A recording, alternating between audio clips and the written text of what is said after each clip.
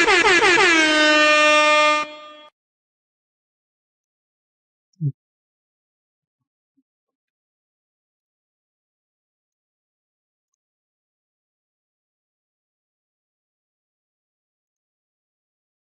guys, welcome back to the channel. Oh, welcome back to the channel. It's your boy Fade. You already know what it is. We got another late night secret international stream for you guys. Hopefully you like what we got cooked up for you. I think this is a three-parter. Depending on how the chat is, we'll see how far we get through it. We did a two-parter earlier, and I really like that. This is a new channel that we're using right now. It's True Crime Stories. They're a smaller channel. They only got about 16,000 subs, so definitely go check them out. I just found them tonight. They have a ton of interrogation footage, and yeah, so definitely going to be a good resource for us over here to check out different cases and whatnot and see what they got over there.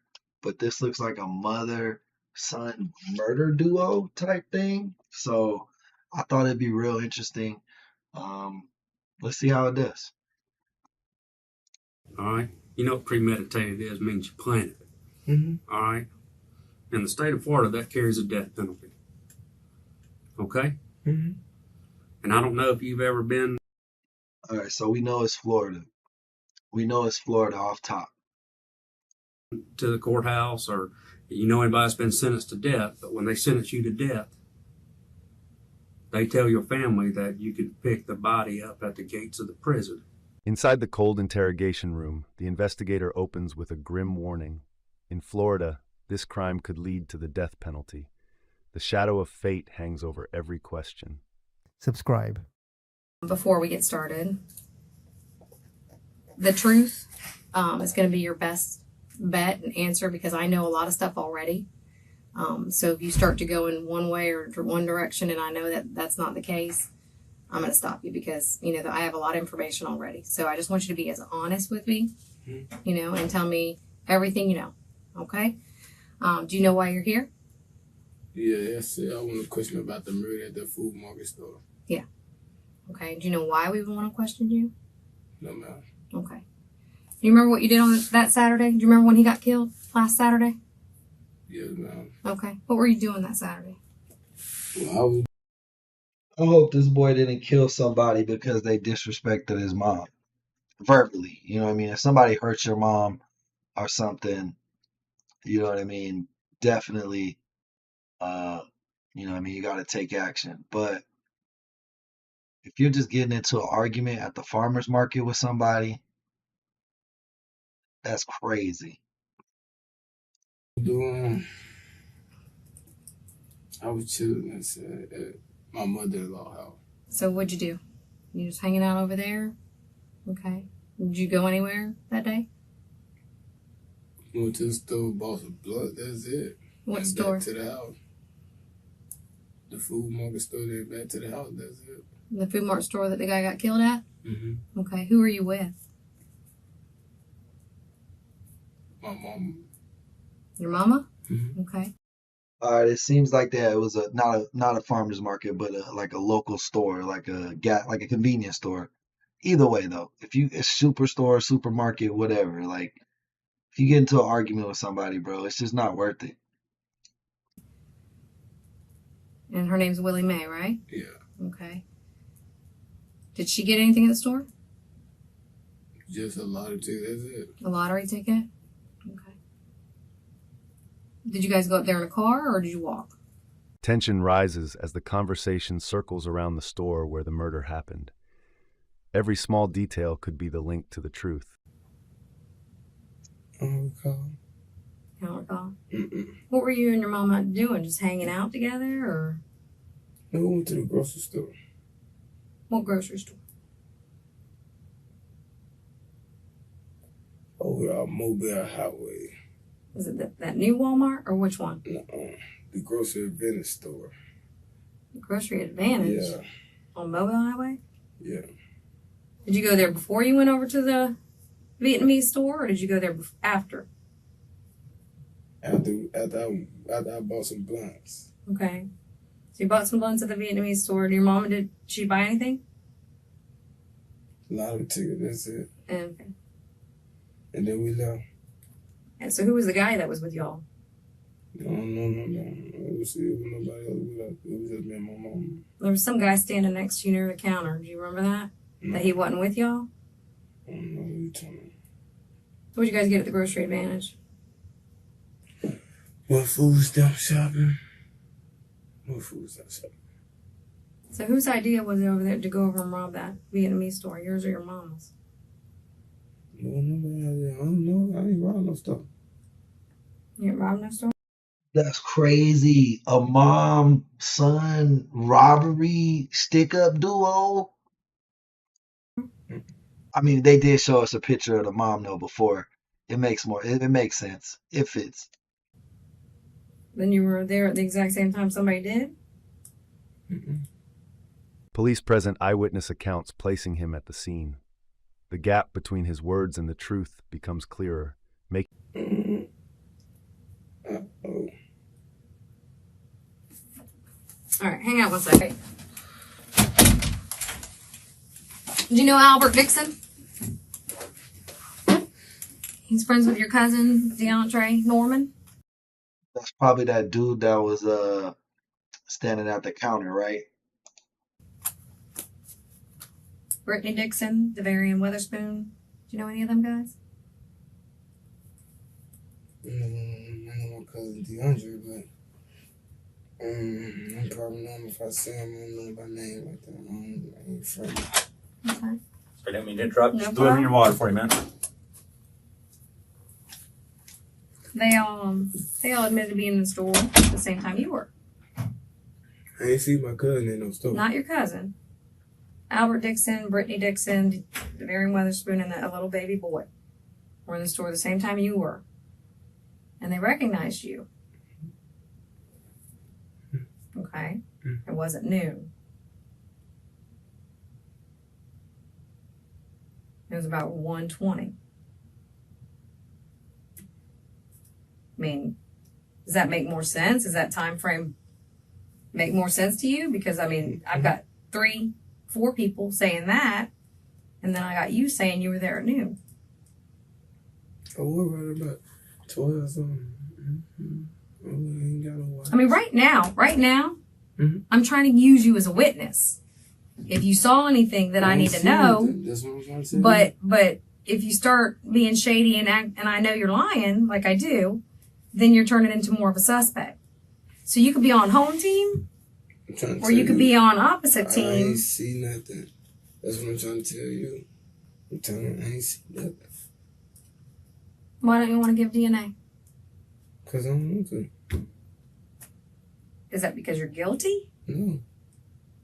Then why wouldn't you want to exclude yourself from I do the if you DNA get we it wrong. have? If you got the it's my right. So I don't want to give away my DNA. Okay, so, I mean, we want to try to exclude you as a suspect, but with you not doing that, we can't do that right now. So we'll be at your house tomorrow for a search warrant, or we'll call you back in here and put you on the news again tomorrow if we have to. So 3 witnesses already put him there during the robbery. Best thing he could do is probably just lawyer up. But just to piggyback off that, this seems like to be the corner store he goes to all the time.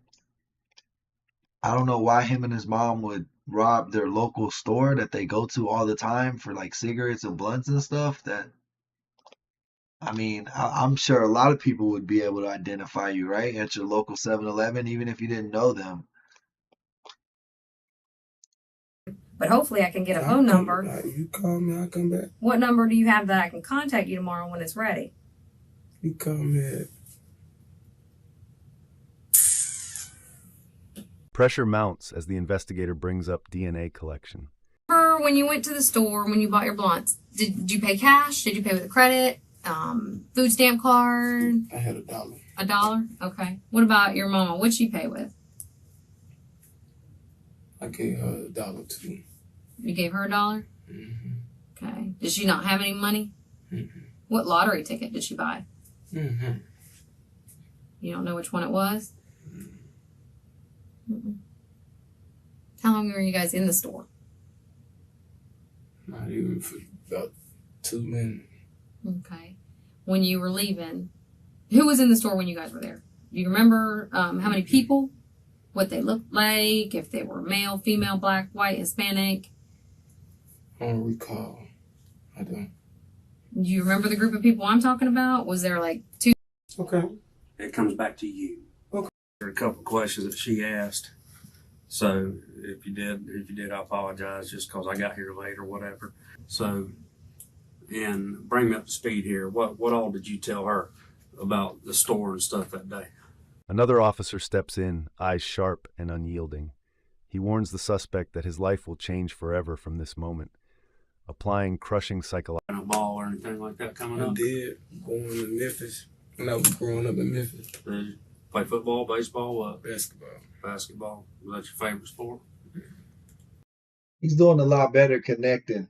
You can already tell he's doing a lot better connecting. He didn't want to really say nothing to that lady cop. And you got a couple cousins that play football, don't you? All my little cousins play basketball and football. Now, how is Albert related to you? Just friends, still friend? Mm-mm. He ain't my friend. No, he's not your friend. He ain't got no friend. You ain't got no friends. You ever been to penitentiary? Mm-mm. Never. How many youngins you Yo, what up, Nick? Welcome to the chat, my boy. Welcome back. got, son? One and one on the way. One, and how was that? Oh, he won. He's one, and this is And by, he two this year. and that's by your baby's mama who works up at McDonald's. All right. And you know what you got coming? Boy or girl? We don't know yet. I don't know, too early. Mm-hmm. And what's the other one that's here? That's gonna be two. That's a boy. Mm-hmm. All right, cool. You love him, huh? Mm-hmm. You spend time with him. Yeah, every day with him. Okay. All right. What was the deal? Tell me about this. You going to the store with your mama and stuff. Ain't no deal.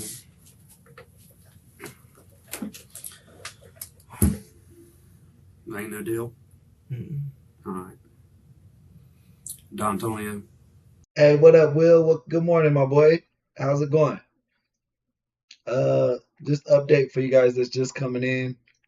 This kid and his mother, I think they stuck up the corner store. There wasn't much of an intro to tell us the case. It's kind of just raw footage over here on this channel. This one's from True Crime Stories. I don't know if they shot anybody or anything yet, though. One thing, son, is I've done this job longer than you've been alive. Hey, Mama, I didn't know you was awake. Okay? Mm-hmm. You ain't the first one that sat right there, and you won't be the last one. Mm-hmm. And you look me in the eye when I tell you this, because I don't play games, son. Starting today, right now, Mm-hmm. your life is going to change forever, son. Mm-hmm. You understand what you picking up what I'm putting down? Yeah. All right. Now, how often would you go to that store?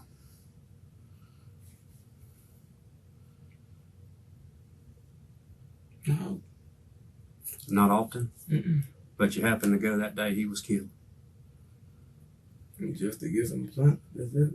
just to get some blunts. Yeah. You love your family. Yeah. You do anything for them. Yeah. They do anything for you. Yeah. Your mama gonna do jail time for you? Mm-hmm. Hmm? Mm-hmm. Not from what your granny told me. What up, Hector? Welcome in. Mm-hmm. You gonna do jail time for your mama? Mm-hmm. It's not a I don't know. It's a yes or a no question, son. Never touching your baby, never touching your old lady ever again. The investigator speaks of the victim, a father of 6, including a 2-year-old boy who cried uncontrollably upon learning his father was gone. The room falls I think him and his mom stuck up the corner store. They might have shot somebody in the store too. Not too sure. There was no intro on this video to really tell you the case.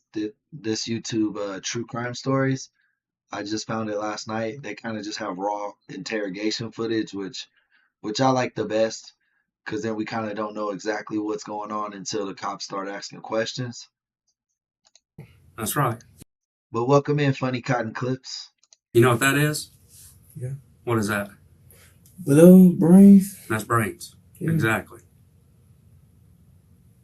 That's exactly what that is. And you know the thing about it is, whether it was this guy that was killed or D'Antonio goes and gets killed tonight, we're going to be working just as hard for you as we would for your mama, your sister Shanique, Melvin. We'd work the same for them. Don't matter who you are, what you are. This man right here had a 2-year-old little boy that come up to the store moments later and couldn't stop crying because his parents had to tell him that his daddy was dead. You feel me? Yeah. Along with 6 other children. He had a total of 6 kids. All right? That's a lot of kids. That is a lot of kids. Yeah. That is a lot of kids. The investigator circles back, reminding him the law can be unforgiving. Each word is weighed, each pause a crack in the wall he's trying to keep. Me. What I What y'all told you. say? What I told you before. We're trying to help you out here. Throw you a bone. If you're not remorseful and throw up your hands like that, like you don't give a shit, that's what's going to look like in court.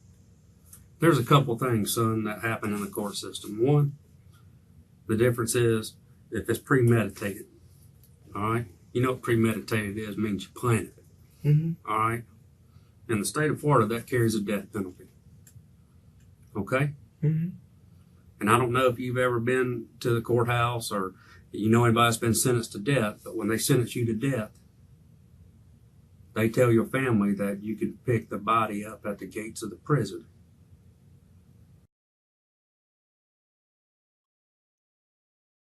Hey, Joseph, welcome to the chat. Yeah, people tend to talk way too much, man. I'll cut to the chase with you.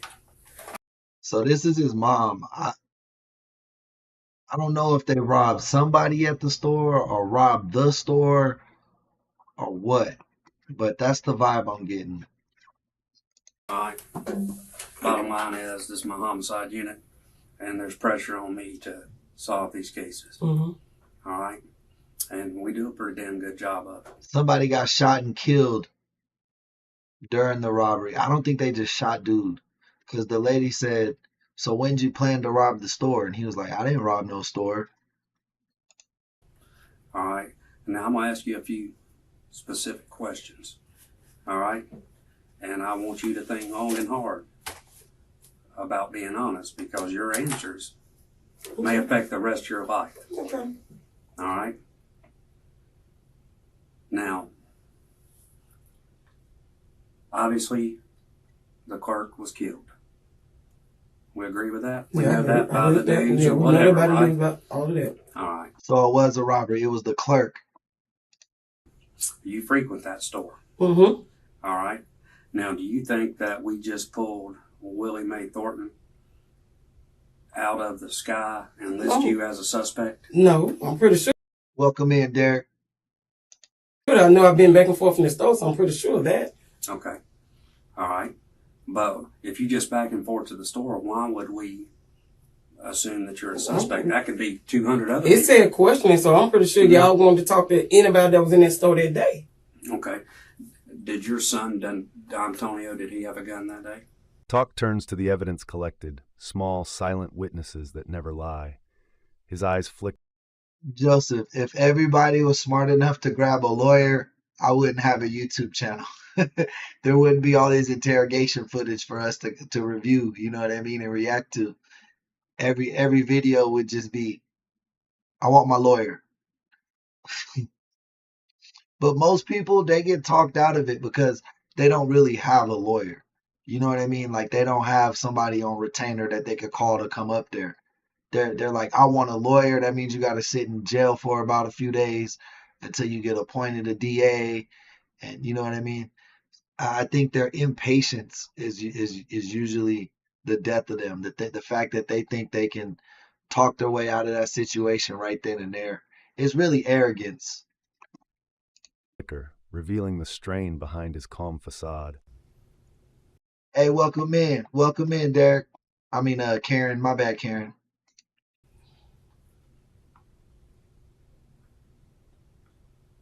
I mean, hey, this is nut cutting time now. Be honest. Because here, like I said, I don't play games. I'm not playing the games with nobody. I'm gonna put it out there simple with you, son. You see that glove right there? Mm-hmm. Huh? All right, you know where those gloves come from? Hey, what about them? Do you know where they come from? I'm saying, what about them? What about them? Well, that glove is left at the homicide scene. Okay? Okay. All right. DNA tests have already been done on that. And guess whose DNA it comes back to? Okay. It comes back to you. Okay. I had a pair of them in the trunk before, so I'm just saying, what about them? What about that? Well, explain to me how 5 feet away from a dead guy with his brains blown out does all I this know is glove, I didn't kill nobody. Okay? Well, let me tell you the obstacle that you have to overcome. Hey, welcome to the chat, Layback. Okay? The obstacle that you have to overcome is that when we sent this to FDLE, Florida Department of Law Enforcement, this is science. This ain't bullshit that we come up with. This is science. All right? So your DNA is already on file because you have a record between Memphis and here. Okay? So the numbers, we get numbers of 1 in 1,000. Yeah, that's his mom. She was there. That's what I said. I think they robbed it together. That's not good numbers because there's 3 billion people in the world. Well, the numbers of your DNA in this glove are what they call in the quintillions, which outweighs the population in the world, which means that can't be anybody else's DNA except Willie Mae Thornton. Okay? Now, you don't work. No. All right? This is an industrial glove. That glove comes from a place where your boyfriend works. Okay. Because he has those gloves. That's what I'm saying. So that's what I'm saying. At the house and we'll be in the truck. But he's working. Well, that sumbitch can't fly. Okay. It can't get up and walk in there. And I know one for a fact that I didn't take it in there. Okay. So it's motherly instinct to try to protect. You understand that? And I understand that. But, this man, he had 7 kids. What up, Mass Amazement, man? Welcome to the chat. Good morning.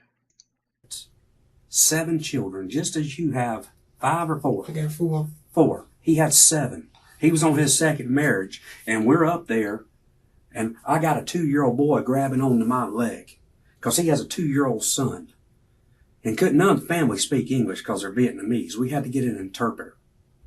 Nobody has the right to take the fucking life but the man up above. You're right. You are so right about that. Nobody. Not us, not anybody else. But you know what? Nobody yet, but they got these two. These are the suspects. I think she's an accomplice. I think her son robbed and shot the clerk at the corner store. But she was there. If it was your son, I don't know if she was robbing it too. She might have robbed it too. She might have had a mask on and stuff. We'll find out though. Your daughter, your mama, your daddy, we're going to be working just as hard to do it because that's what we do. And I can tell you, we put in the time in these last 2 or 3 weeks doing our homework to the point my wife wants to divorce me. I've worked so much. Okay? Now. The detective leans in, pressing for details. Yep. All right. But I told your son. He all in her bubble right now. He trying to put that pressure on her to get her to crack. I wonder if she will. I don't know. I think this is a 3-parter though. So this don't go away. I said I'll have your mama in here this week. I promise. I was coming in on Monday. Hey Zam, welcome in, welcome back. Shout out France. We know we got love for the UK and Europe and all those countries over there. Shout out France, man. I just was gonna celebrate my birthday. I was coming in on Monday. Now. You love your family? Yeah. Are you that cold-hearted of a I'm not. person? No, I'm not. Then you break it down for us about how it went down. That's on. Yeah, that's what it looks. It might have just been that too, Gary Wayne. Welcome to the chat. Tom and Jerry, how's it going? Michelle, I saw you sneak in. The way you can try to save yourself. Because I know I ain't done nothing wrong. But I'm gonna tell you right now, I know what you're saying, but I know I ain't done nothing wrong. I'm not here to play games. I'm not gonna lie to you. I'm not gonna bullshit you. Okay? Because we have done our homework. We know where you went. We have video from the store. Okay. You know, at the Grocery Advantage. Okay. Or whatever the hell it's called. You know, we know you were in there because you signed Darren's credit card. You know, I mean, you know, that's just a little of the stuff that we have. And don't make me pull it out of you. Break it down for us. Why and what went wrong at the store that day. Hey, I know it's your flesh and blood and you love him. And you can cry if you want to. That's natural, baby. I know it is. But you know what? From day one, when you're raised, no matter how much you love your mama and daddy, right's right and wrong is wrong. Right. I told him it's coming back. All right. It's a matter of time. Absolutely. It don't go away. You know, I get put in the middle of something to tell it. Hey, and right now. And you are damn fucking square in the middle of it. So. You're more in the middle of it than anybody else is in the middle of it because your DNA is in there. So you need to start realizing. Okay, so right at this very moment, I need to know. Photographs of the scene are placed before him. The images are cold, but they burn like fire, forcing him to confront the reality he wants to. Hey, Zim, shout you out. I thought you already subbed, man. I didn't know that. Shout you out, though. Thanks for the sub. Stuff. You know, I didn't use my DNA. It can be on it, but I know I didn't use this. My glove. DNA ain't nowhere at your house. I can say how it got in that store, but I know I didn't take it in that store. My DNA ain't nowhere at your house. You know, and I had no idea that it went in that store. So, depending on what we know, and you can verify and quantify. I had no idea of this. I'll get the state attorney's office up here. Okay, do that, because I had no idea. But I can say I know for a fact, because like I said, we ride bikes and these gloves should have been in that truck. These gloves should have been in the truck. This glove should. What that matter? You already said that was at the house, and the cop. What did the cop say? He said, "What's it gonna fly to the store?" Like, come on, man. They got you on camera, lady. You gonna go to jail for your son. Because they don't really got much evidence besides they got an eyewitness that said they saw him at the store. I don't think they found the gun yet. You know what I mean? And he might have been wearing a mask or something. They're telling you they found a glove with your DNA that was used in the robbery.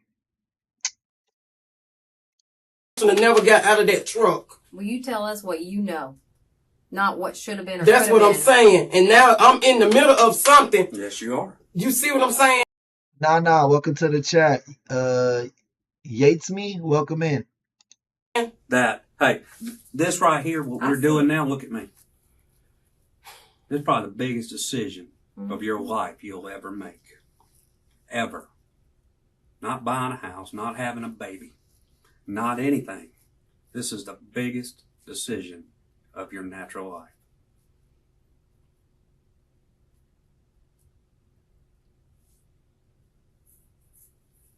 Y'all get the. Good morning, Jane. I believe it's in Florida. State attorney's office, and I'm willing to talk to tell you everything. Well, we gotta hear something before we get them, so that we know what even to get them over here. I need to know. I'm saying what I'm saying is if I'm fixing to hang my child for something. Listen to me, man. And it's killing me for somebody else. But I hate the fact that somebody put me in the middle of something else. But I knew. Every movement, every. She already dry snitching right now, low key. Like, she basically saying he did it. Because she keeps saying he put me in the middle of this. He put me in the middle of this. Like, I think she gonna tell on her son. Listen to me. I've done this a long time. All right? And you know, the person that's responsible for it, they will be back in here. Mm-hmm. Okay? I know. They got to come back in Okay. here. But then you know what we run into sometimes? When they know they cornered and they caught, man, shit, man, that's my mom, man. She did that shit. That ain't none of me, cuz. You know what I'm saying? It's more to this than you found the glove. No, I know there's a lot. And my point being, call somebody. But I'm telling you, this investigation can implicate you. It did what? Hey, what up, my brother from the UK? How's it going, Winston? Hope you had a good day today, brother. Hey, Logan, appreciate the sub, man. We on the quest. We on the road to 10,000 subscriptions. We're approaching 4,000 right now, so appreciate all you guys. Thank you so much. Letitia, welcome to the chat. It can't implicate you. If we call the state attorney's office, it don't implicate me. It don't implicate me. I'm telling you, it's implicating you right now because of that. Because of that. That's because somebody else used that, and I didn't know that. But that don't implicate me. It implicates this, what makes me tell what I know. Because now that somebody's in the middle of it. How about this? Why is she arguing and agreeing with him at the same time? Like, she was arguing and she was like, no, this gonna make me agree. This gonna make me tell you.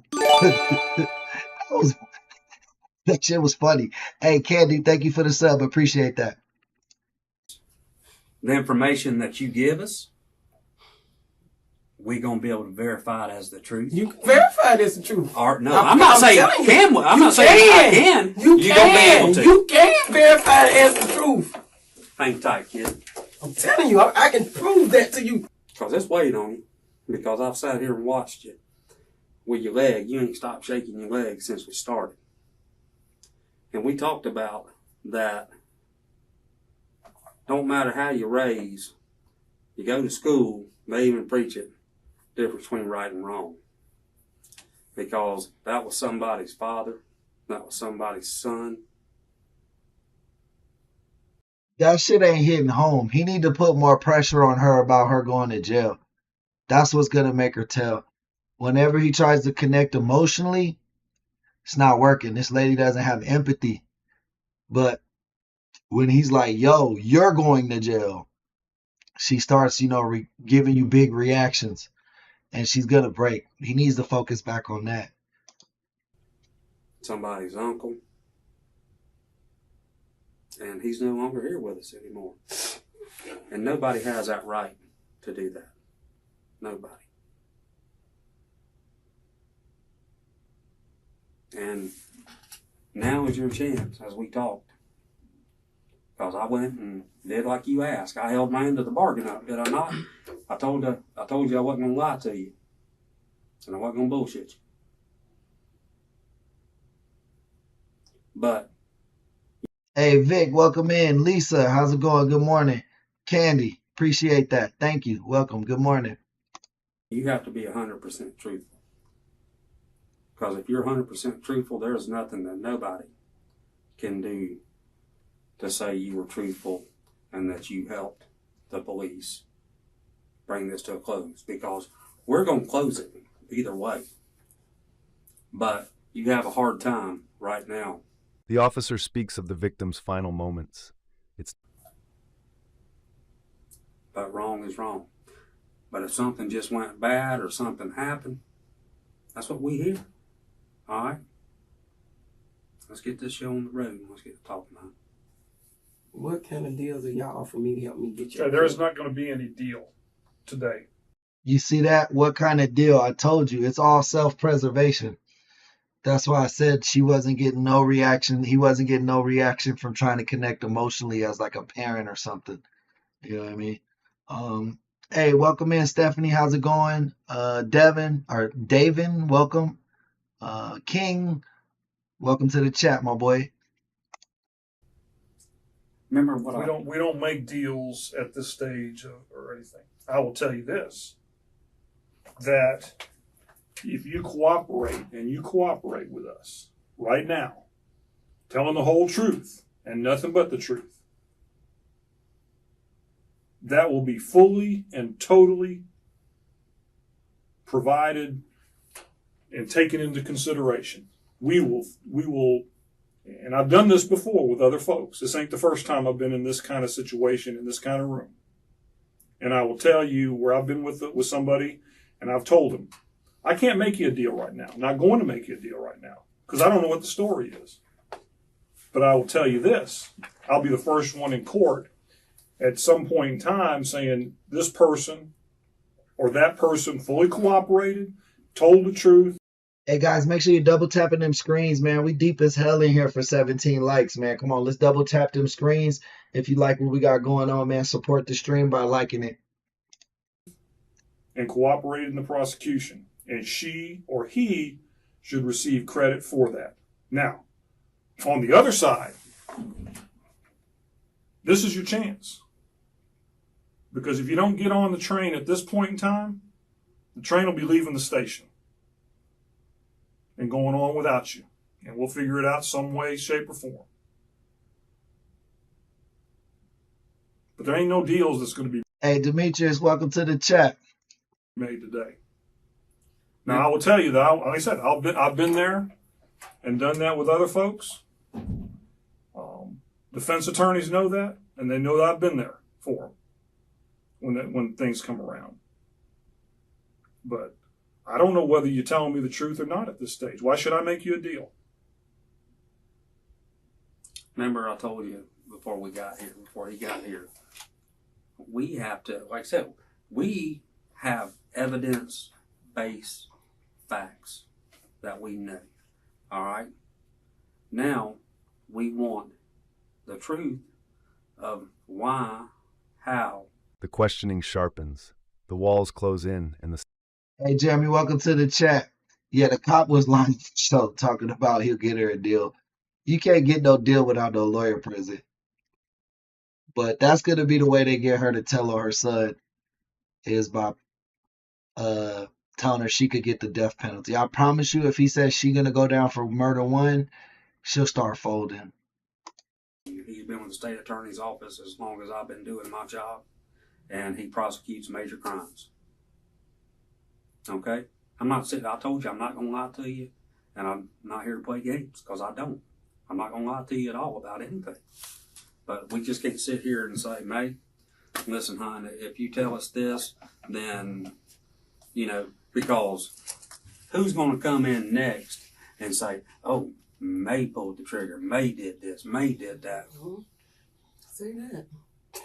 All right? But see, that's what I'm getting at. That's why we got to what you say.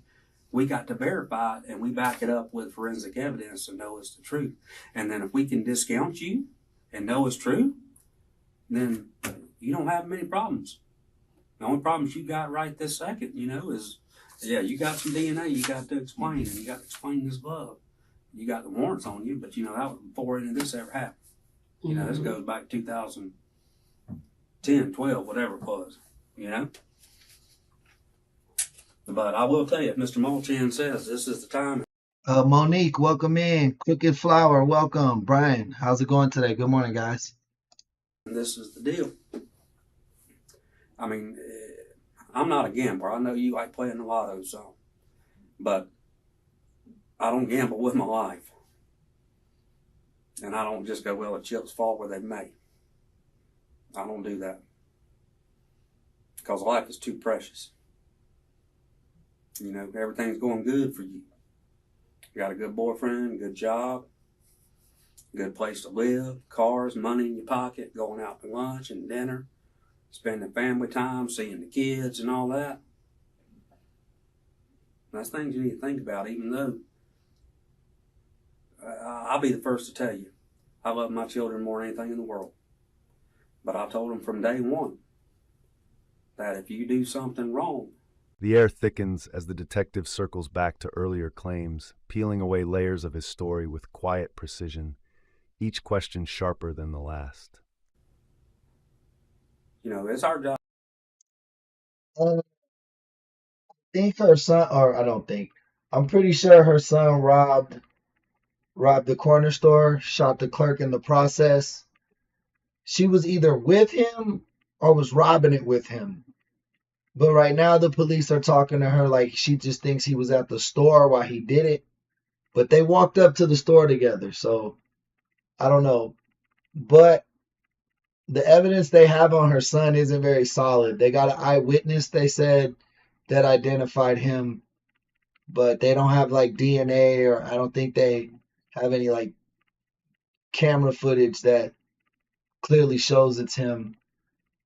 But they do have a glove that they found on the scene that has her DNA in it. Now, it might have just been a glove from the house that he used, and you know what I mean? But we'll see. I think she's gonna tell on her son though. That's my theory. To protect our kids, but we can only do it till it crosses the line. If my son or my daughter had done something, I said, hey, I'll be there for you from day one. I'll come see you. Whatever happens, happens. But I can't sit there and lie for you. Because when they're grown, they're grown. I told him it was gonna come back on. Ma'am, I can't imagine. I mean, I get a feeling where this is going if you're going to talk to us. And I can't imagine your pain, because there ain't nothing worse than having to be put in this position. And I understand that, and I empathize. I certainly am. I'm sympathetic to a mom. The way it's looking right now is if they both just don't snitch, the mom's gonna go down for it. I used the bathroom, not knowing he was coming in.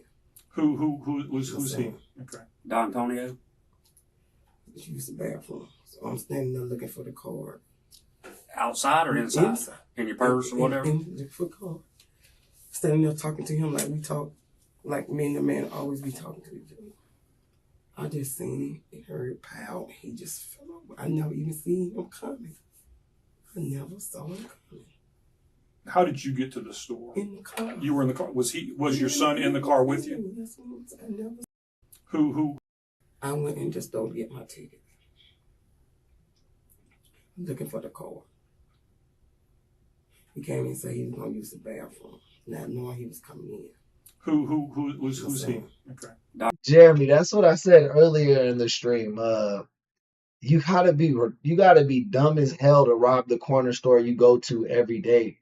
Even if you have a mask on or something, like someone's gonna recognize you. They're gonna be like, yeah, that guy comes here all the time.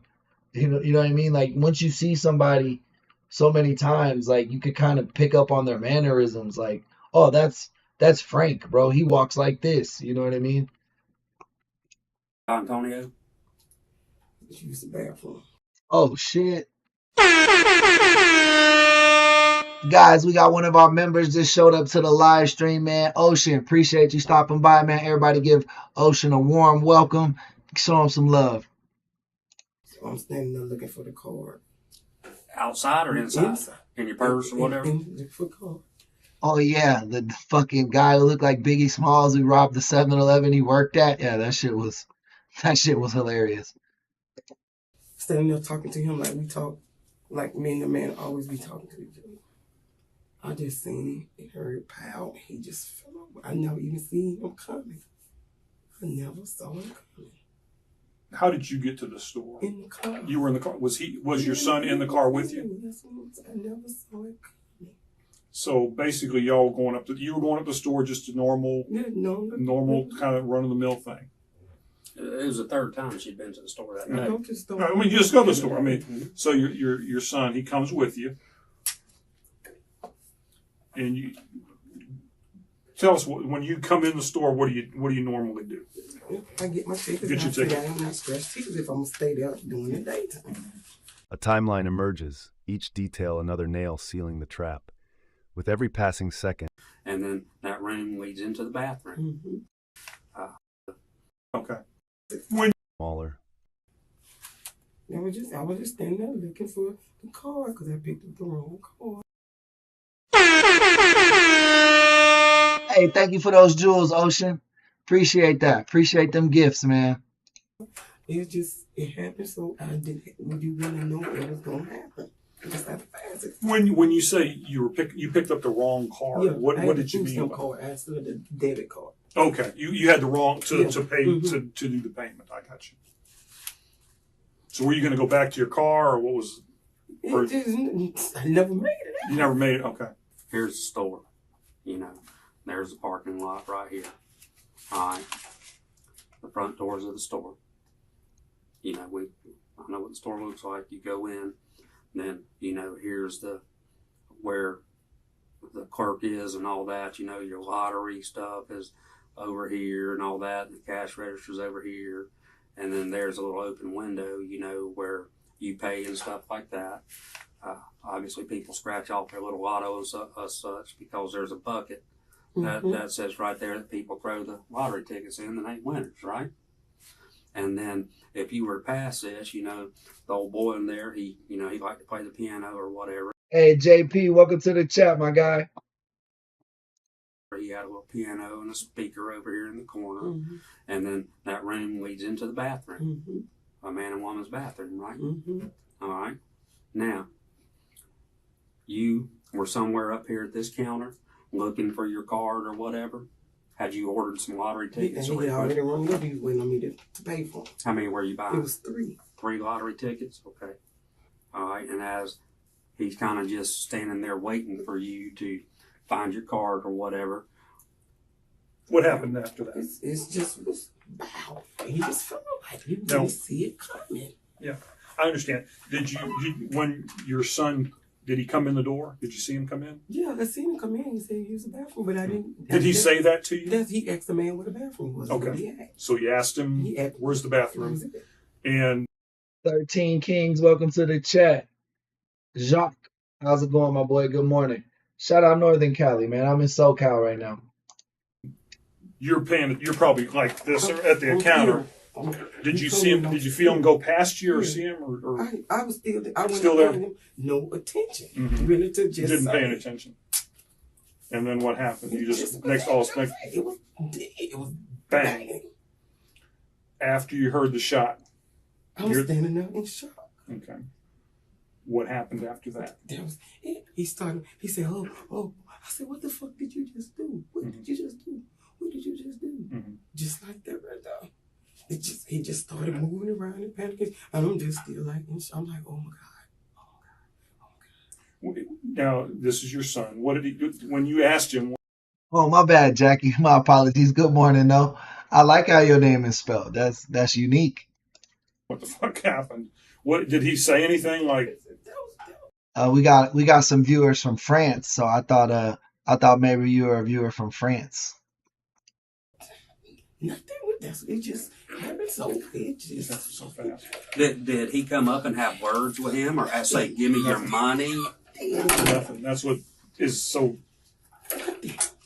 So it doesn't make sense. That's what makes no sense about the whole thing. All right. Then what happened? The detective leans in, voice low. All right. I like how that officer sound when he said, all right. You talking about your son's gun? Yes. It was. Okay. And then what happened? What did your son do while he was in there after that behind the counter? He started just picking up stuff. It was just, I'm just like, oh my God, I can't believe I'm in the car, shit like this. Now, let me ask just before we forget.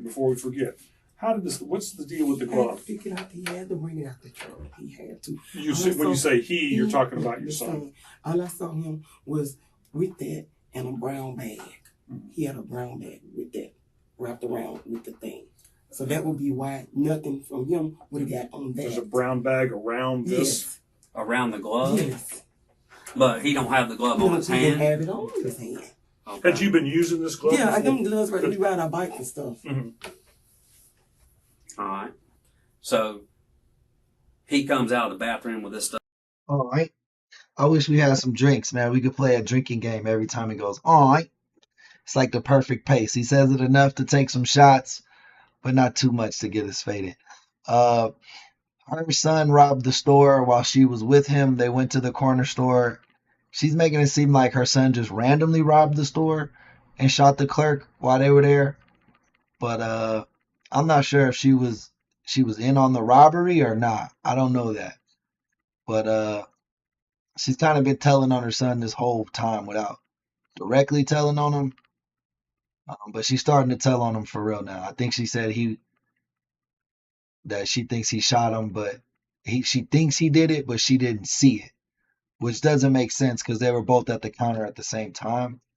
So we'll see how it plays out. Up in his hand. Then you didn't see that until after the fact, is what I'm saying. No, I'm not tired this morning, actually. I'm just chill. Okay. And you didn't know at any time that he had a gun or tucked to his waistband? None of this. What was he wearing that day? That's what I really can't. I remember him having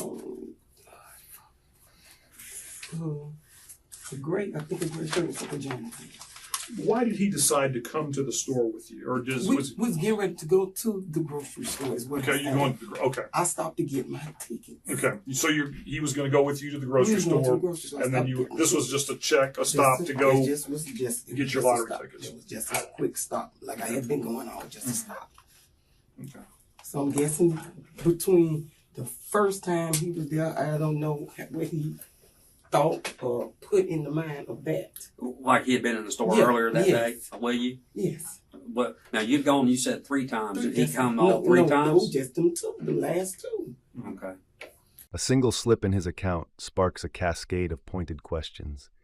Each one digs deeper, stripping away the comfort of his practiced lies. Bunch of groceries. That. Sure. Each one Or on a regular basis? I don't know that. I can't answer that. That's something I can't answer you with that. Okay. I know that store don't get enough business for that. Sure. That much, I know that. I'm going to jump forward just a minute while it's fresh on my mind, and I apologize. But Yeah, Terry, we hacked in to some cameras at the police station, and we're watching like 10-year-old interrogation footage. No, the commentary's live, the chat's live, but over here we like to watch interrogation footage and kind of analyze it, talk about the case, joke around, you know what I mean? And try to learn from other people's mistakes, honestly. all right, you went to the store at the Grocery Advantage and bought a bunch of groceries. Did he, after this happened, did he continue on to the store with you and buy groceries? He went to the store and he told me I had to shut the. Hey, shout out Ben. Is that I can't say your name, Bengt Fakatamark. Shout out Sweden, man. Shout out Sweden. Not to have to say nothing. I had to go on with my day like nothing had happened. And the whole time I'm in the panic mode. Okay. So at this point in time, he got 2 guns. In the car? Yeah. So out of nowhere this happens, y'all leave, go through that. When y'all leave and pull out, which way do you start going, or where do you start going? Go to the right, down Michigan. Okay, to where? To the store. That's what my point. I could think of none of. I got to have somebody see me. I can't be a part of this. When did you see the 2 guns? Was it in the car? After the fact. In the car. So he had one. He must have brought one back out with him. Had you ever knew? Let's see what she said, girl. Like when I tried to say her name, I said some other shit maybe. Did you know anything about a gun before? I knew nothing about a gun. About the guy, That's the store owner? None of that. None of it. Okay. Period. This is the $1 million question.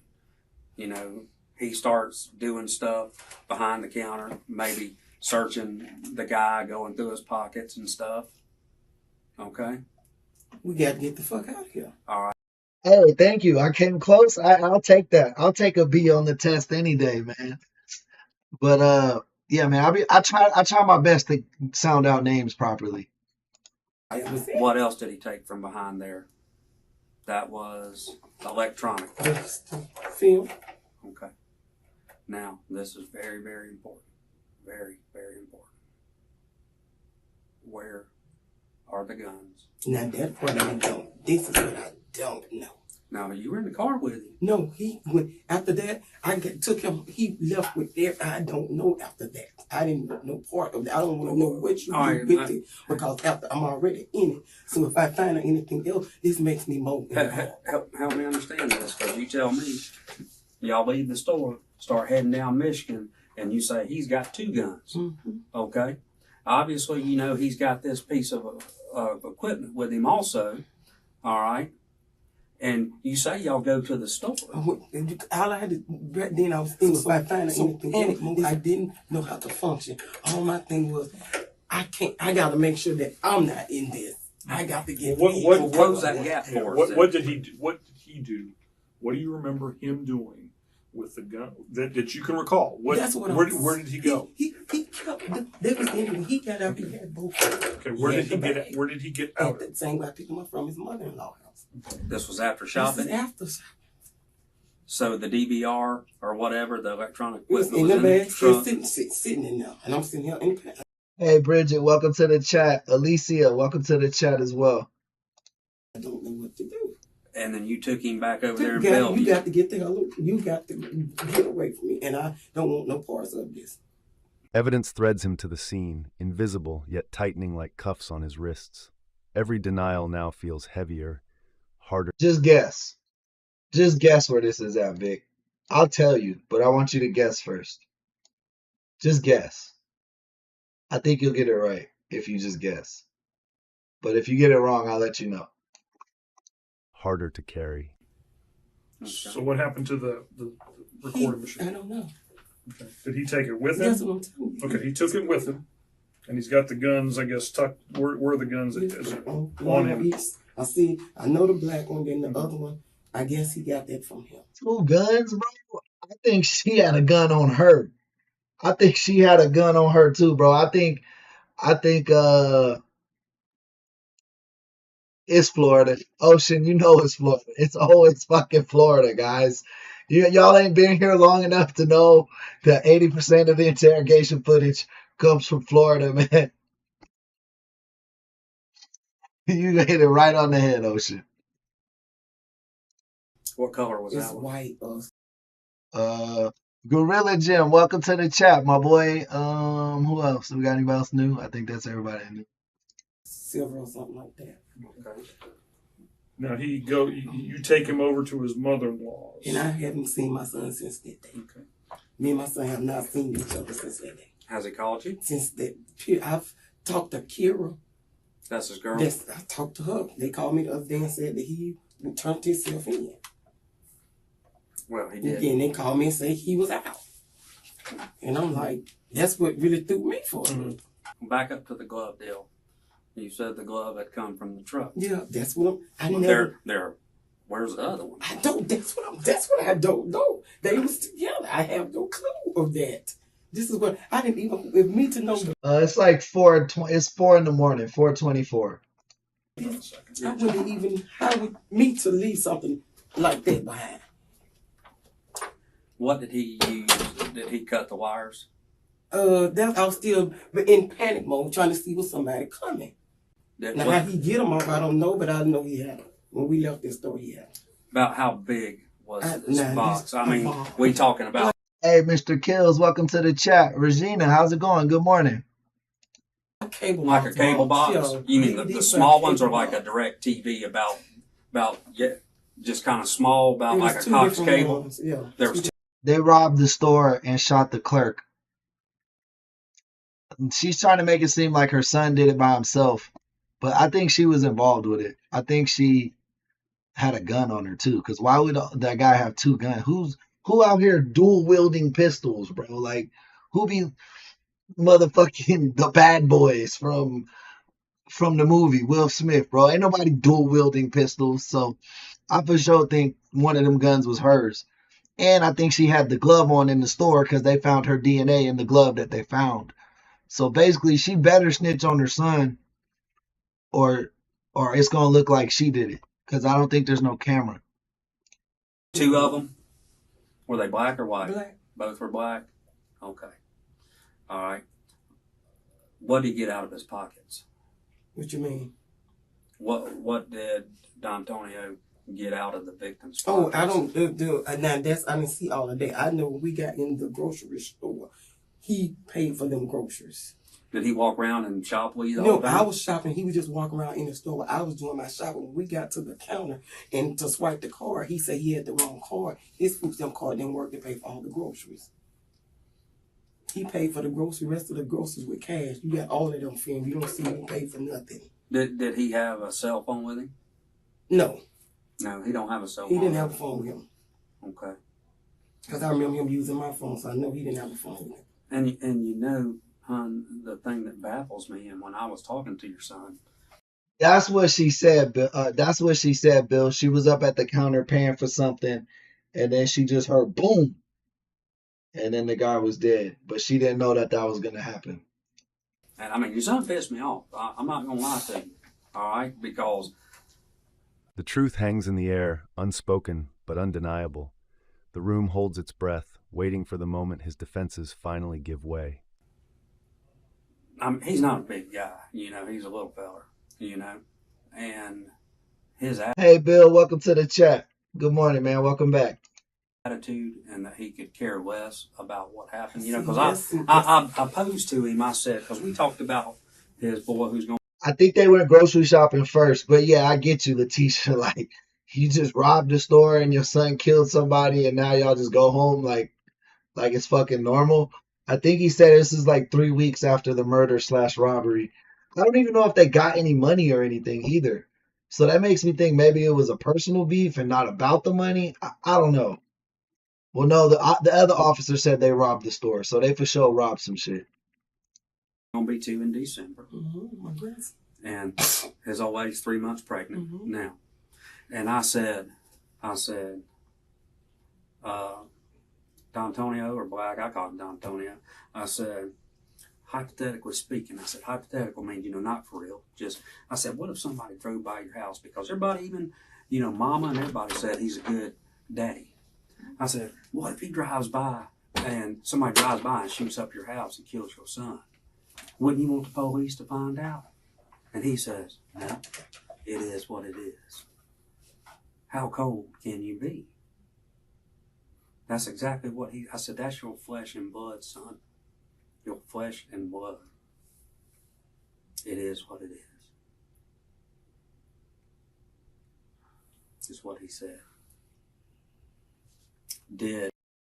You know what she's gonna do? She's gonna come in here and throw him under the bus because she doesn't care about her kids. No. Yeah. She's gonna use him as a scapegoat, and she's gonna get off scot-free. This is the final chapter in the interrogation saga of D'Antonio and Willie Mae Thornton, a gripping case where the truth slowly emerges in the cold, silent room of the police station. Good. Tired. You know how it is. I was up in this room. It's usually freezing. Gosh, I wish we could, you know. Real quick before we get started, I'm Sergeant Barnes. This is investigator work. Hi, how you doing? Good. You had to work today, huh? Yeah, I'm off today. I was off today. Oh, okay. I got you. I know talking to your mom. Yeah. Your mom's like, yeah, you've been, you know, raising youngin' and working and going to school. It's tough, ain't it? It's hard, and then taking care of, trying to raise one and have another one. It's hard. How far along are you, man? 3 months. 3 months? Mm-hmm. Don't know if it's boy or girl yet. No, yeah. I found out October the 2nd. Well, that's about a week or so, a week and a half. You know, and you have a little boy, right? That's B2 coming up in December. December 27th. You want a girl, don't you? Yes, I'm really hoping. Oh, damn.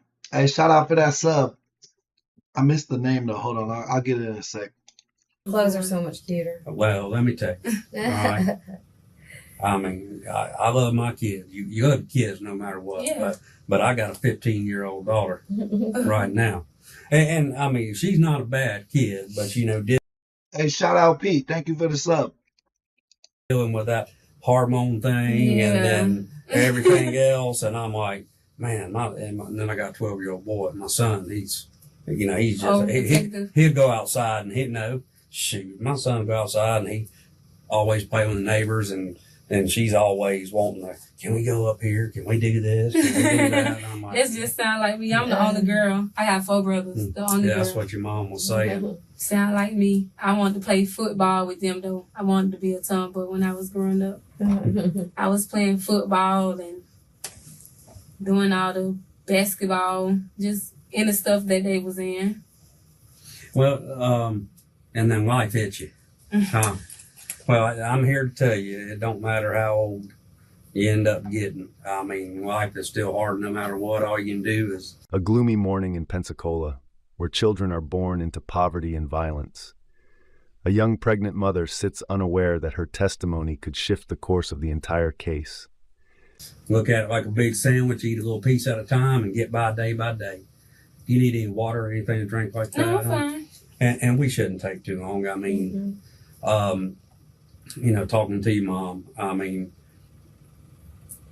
you know, Black, you call him Black, is that what you call him? Uh-huh. I know his name, D'Antonio. Yeah, D'Antonio. But, you know, he's in a little trouble, you know. So, and I know you love him, and I know he's the father of your son, and the father of your unborn child. But,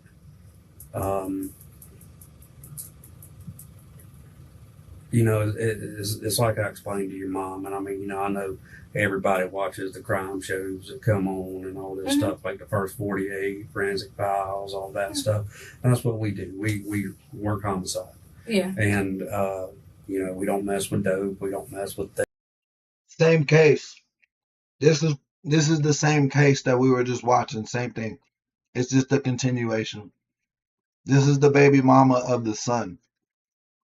I think they're gonna try to see if he told her something, but I don't think he would have told her necessarily.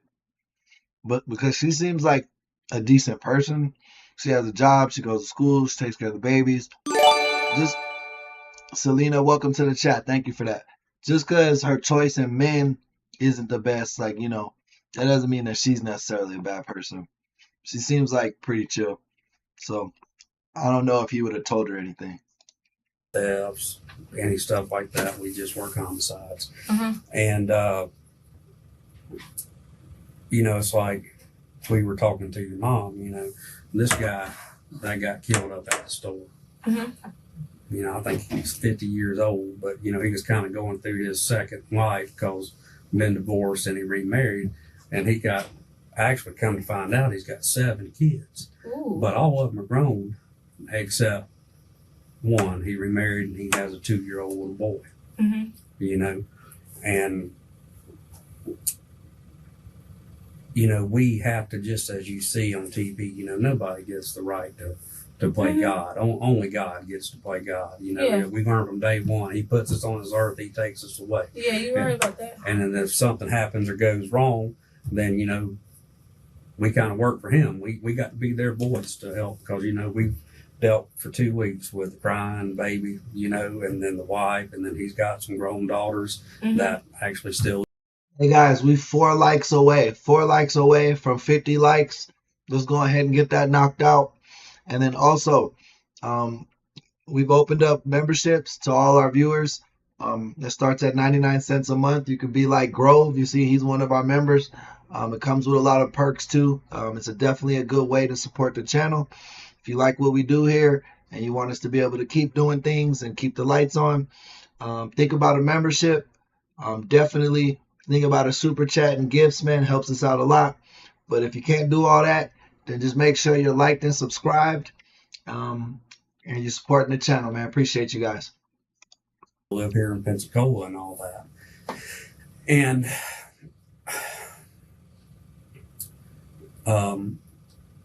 kind of going back to that day, you know, and it's like I was telling Black, I said, son, out of 3 billion people on Shout you out, chat. You got up to 50 likes, you know, appreciate you. You guys working hard out there. Definitely, let's keep that momentum, man. Let's roll it straight into 100. This world, we don't just pick you out of a hat and go, let's bring him in. You know, as you watch TV shows, there's certain things and steps that we do before we get to this point where we're at and where we're getting at now. You know, we dot our I's and we cross our T's, and, you know, there's forensics, there's DNA, there's blood, there's, you know, just like if I just do this, not thinking, I mean, my DNA's on there. You know, that's the theory of forensics, is that no matter where you go or what you do, whether you... Hey, good morning, Slade. Welcome into the chat, my boy. Hope you're having a good day. You can see it with your eye or not, you always leave something behind. Yeah. You know, that's the theory of forensics. And I know that The seasoned detective doesn't speak much of the evidence, but his eyes and movements reveal he knows far more than he's saying. The killer can't outrun. You right about that? you know, I know she does things, you know, she gets out there and she, you know, snorts some dope and she's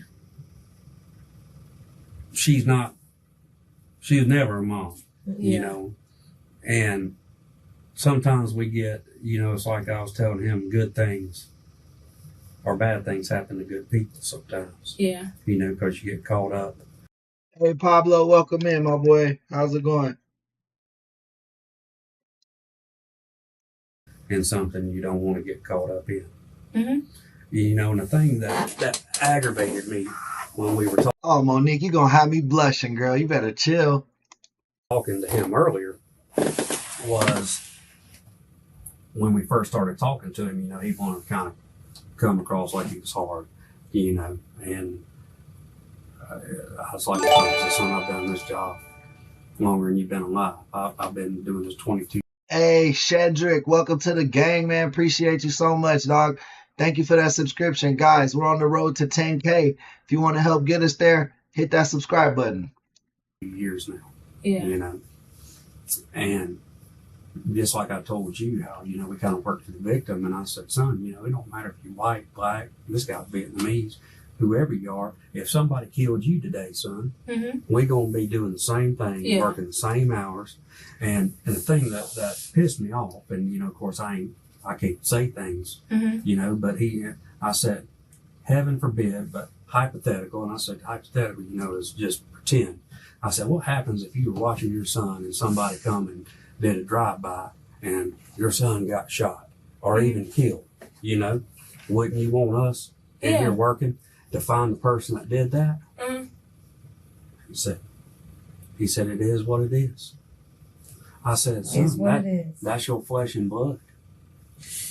I mean, I can tell you right now, and I know you as a mama, I'd die for my children. I will. Right now. I will. I lay low. That's right. I'd do it in a heartbeat because that's what it's our job to get them raised. And when I work for mine any day, and well, and I'll be the first to tell you that we have forensic evidence that puts him and his mama in the store. All right, they have video surveillance in that store. Hey, Wordsmith, thank you for the subscription. Patricia, welcome back. Welcome to the chat. Good morning. Okay. So he was in the store the day that happened? Yes. At the time it happened. At the time it happened. Because he stuck with, at the beginning, he just said, I bought my mom, I bought a blunt, and then my mom wanted to buy something, but she didn't have the money. Welcome to the chat, Hood Logic. Yes, she probably is. She had nothing to do with the crime. Her baby daddy and his mother did the crime. We're just trying to figure out how involved the mother was. So I gave her $1. And then after I gave her $1, then we left and we went to the Grocery Advantage and bought a couple $100 worth of groceries. And then she gave me $100, you know. And first thing, you know, and this is why we're getting into it, you know, talking in the beginning. Yeah. Well, son, she's giving you $100. Well, why in the hell is she bumming a buck off of you in the store? You know, because one of his, and I'm sorry to say that, was it one of his cousins or friends, whatever? I mean, Cousin's friend. Right, because they were coming out of the store when they were going in the store. So they put him in the store. Video surveillance. Pieces of the puzzle begin to lock in. Surveillance footage, DNA traces, and offhand comments slowly Hey, Kayla, good morning, man. backed Antonio and his mother into Institutes a trial for a death penalty. Yeah. Versus if shit just goes bad and it's an accident, I pulled the trigger by accident or whatever, you know, or I didn't know how the gun worked or I got scared and I was trying. Now, hypothetical, I feel like is a word that people use to sound smart. Like it sounds like a really big word, but I feel like it's pretty common here in America. Like even for people that aren't like super intelligent, like it's just a common word. To run or whatever. Or he you know. grabbed it and it forced me to. Yeah. And that's the difference in being premeditated and going in there and planning this whole thing out. And I know he didn't. No, when I switched from cigarettes to vaping, I felt like it was easier on my lungs. But I feel like I just quit because of the smell, to be honest with you. I switched to vaping because like people don't like when you smell like cigarettes, you know? But I didn't know that. My parents always smoked, so I always smelled like cigarettes until I was an adult. And then someone was like, "Why don't you vape?" And then I just started vaping. Planning this whole thing by himself. I know his mama was behind. That's why she's on TV. And I told him tonight, I said, I can't tell you if it'll be tonight, but I said, May be in here this week. I promise you. I mark my word that, I mean, we have all kind of weird shit out there that we can do. And I promise you, we'll find her. I pretty much got a pretty good idea where she is right now. It's just like playing a poker game. You know, you don't show you. Just be the job, honey. Shit, Hood Logic, you lucky you can still buy Newports. Newports are illegal in California, bro. You can't buy no menthol cigarettes except Montegos. I don't know why Montego gets away with it, but all other menthol cigarettes are banned. You know what she's gonna do? She's gonna come in here and throw him under the bus because she doesn't care about her kids. No. Yeah. She's gonna use him as a scapegoat. She's gonna get off scot free. Cause see, my next question is now, you know, as a supervisor in this unit, do I wait and get an answer from his mama and see what she has to say, or do I contact the stuff? Because the whole state attorney, I probably saw the crap on TV. They were out there and all that. Do I call them and we go ahead and file charges? Because he's already admitted to being there. He's admitted to being with his mama, and he's admitted to the robbery going down. All right. So my question now is, do I arrest him tonight? Or if I don't arrest him, does he take off running and hauls ass? And because they ain't, you know, I used to tell some of my guys or friends that were going through a divorce, and I mean, when you have a kid with a woman, whether you're married or not, that's a strong bond. Yeah. All right. Whether I don't think they arrested him yet, no. you feel he's the right person for you or not, I understand you have some. Yeah, I don't think she knew, bro. Like I said, she's not, like she might be from the hood, but she don't seem hood. You know what I mean? Like she goes to work at McDonald's, she goes to college, you know what I mean? And just because she dates a hood dude, he might have been smart enough to know my chick's not like that. I'm not gonna tell her that type of stuff because then she'll look at me differently knowing that I'm the father of her kids. You know what I mean? She might have been telling him like, you need to get out the streets or something. That's why I was saying I don't really think she was gonna give a lot to this case, just from her demeanor, her attitude, like not that it was rude, just that she seems like a normal person, like somebody who's just trying to make it in life, not somebody who's trying to take it. You know what I mean? Loyalty to him because he's. The detective realizes the key isn't in the gun, but in blind loyalty. The young woman before him sits at a crossroads between love and conscience, forced to make a choice. The father of your children. Yeah, but I mean, wrong is wrong and right is right. And I mean, honestly, to tell y'all, I didn't know nothing. I mean, I'm lost to it. And I mean, I haven't talked to his mama, haven't talked to anyone. Like, I don't. You know his mama's number? No, ma'am. To be real with you, no, ma'am. Because we speak with her whenever we speak with her. And the number she was calling from, I think she called my mama's house phone like twice. But I don't know the number. Shout out Sheena sending in them jewels. Show her some love in the chat, y'all. Glad to see you here this morning, Sheena. If you're not a teenager, McDonald's as a job is pretty hood. Yeah, but she was a teenage mom. You know what I mean? Was she in her early 20s? Bro, I would work at McDonald's right now. These motherfuckers at McDonald's make like 21 an hour out here. You gonna pay me 21 an hour to flip some burgers, bro? That's no longer a teenage job. If it is, it's programmed into my mama's house phone. But that's when she was Shout out Ocean, man. Thank you for them jewels. calling about the food stamps that morning. Okay. Who's this new man she's with now? You know him? On Massachusetts Avenue, tangled lives unfold. The speaker distances herself from chaotic family dynamics, retreating into work and rare conversations with her mother, who drives her to her job. So she was dating Glenn. What's Tony. it? Tony Glenn or whatever. Used to live right there in Massachusetts, you know? I think his name's Terry.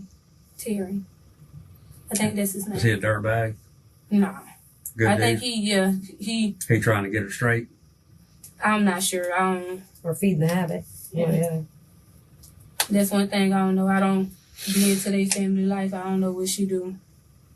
I go to work and I come home, talk to my mama every once in a while because she be my ride to work and back. But other than that, I don't even speak. I don't talk to his grandma. I don't speak with none of them like that, really. No, it's a different lady. It was... It's DeAndre's. Yeah, she don't live with them or nothing. I think for the most part, her boyfriend just goes over to her house, like to see his kids and see her. Like they don't live together. They don't even have to see each other day to day at that point. You know what I mean? Mama. Damn, what's her name? Norman. DeAndre's mama. Yeah, something. I can't To remember. Carissa or Teresa? Oh, yeah. Catharisa. Yeah, that's it. Catharisa. Miss Treese. Yeah, Probably. that's probably. Yeah. Yeah. That's Dre Norman. Yeah, that's Miss Treese. But I didn't know. Yeah. I didn't even know she had a warrant out for her arrest. Yeah, she does. Well, your mama even said, she goes, I went to school with her and she was nasty in school. Oh, yeah, that's You what. know? Yeah, that's the thing. My mama, she been told me way before I went to school with her. She ain't nothing, you know. We know, but I haven't, honestly, we don't even, before I had my baby, the day that I had my baby, I saw her in Walmart. We walked right past. Bro, I think they both do the same shit. Honestly, if you had to make me choose, I would say cigarettes are safer than vaping, just because people have been smoking tobacco and cigarettes for centuries, and vaping's like a really new invention. So we don't really know like the actual effects of it yet. We haven't studied it long enough. I would also like to know, it's hard to read on the stats that come out of China though, but China, I think like 60 or 70% of their population smokes cigarettes, and they don't get lung cancer at like the same rate as American smokers. So I don't know. But you know, China could just be lying, bro. It's a communist country. They could just tell you whatever their stats are and be like, that's our stats. Each other. She wasn't in the hospital. I mean, the reason we speaking to each other because I go around his grandma's house and she'll come and she'll be there and she'll talk with the baby. However, So she wouldn't care otherwise. If we never went around, she wouldn't even care. She won't care. Is that old truck that she was driving, is that Terry's or is that hers? I think that's Terry's truck. The truck that she drives, she don't have a car. What color is it, truck? I'm not sure. That's one thing I don't know. Okay. I don't know what color the truck Green or is. something. Yeah, see, I don't know. Is Terry about her age? Nah, China got their own brands. China got their own brand of everything. They, for the most part, they just backwards engineer all our shit. That's why, like, as much as we like to make fun of America being dumb and shit, like, when you're talking about, like, at the elite level of, like, military minds, bro, like, I think the technology we see is, like, 20 years behind. You know what I mean? Oh, I'm not sure. I don't even know. I just know his name. Like, we got like the planes and shit that we got, bro, like, they know us. Like, Terry, and that's just because of them. The investigation threads through grocery stores, food stamps, and faulty recollections. Mistrust grows as suspects claim ignorance, while timelines and minor details subtly... No, that's all right. I'm trying to think if he was older. So you never saw his mama on that Saturday? Roger, I can't even tell you that. You can't say that with confidence. Like, you can't say that with confidence because we don't know what's true and what's not true when it comes out of China. Like, there's no press, there's no freedom of speech, there's none of that. You know what I mean? And anytime that anyone's ever tried to get out of line over there, they seem to get put back in line. They have a Chinese saying, a head that sticks out, a nail that pokes out gets hammered. You know what I mean? Like, for that to be your country's motto tells you a lot about how their government is ran. Well, to me at least. That this homicide happened. You didn't see her that day at your house, okay? Because your mama said that she was in the driveway of the house. Yeah, she probably because I was at work that day. I went to work at 6:30 that morning, so no, I didn't see her none that day. Do you remember what Black was wearing that day by chance? No, ma'am. The morning Black, he was asleep when I left for work. And when I got off work, and I don't remember what he had on. I mean, I wouldn't be able to remember that far back either, but. Is he still, I mean, I know he cuts little yards and stuff, but does he ever get out? Like I said, we ain't the dope police by any means, but he's still out there hustling a little bit. Yeah, he be getting out. He do. He went, TV going out to his grandma's house. We go to my mama's house. He's still regular. I mean, I don't see it at all. I got you. So if y'all got back at 1:30 and you said he was home then at 1:30, right? Yeah, he was home. He was in the house home watching TV when I got home from work. All right. Did you go to bed then or take a nap or? Yeah.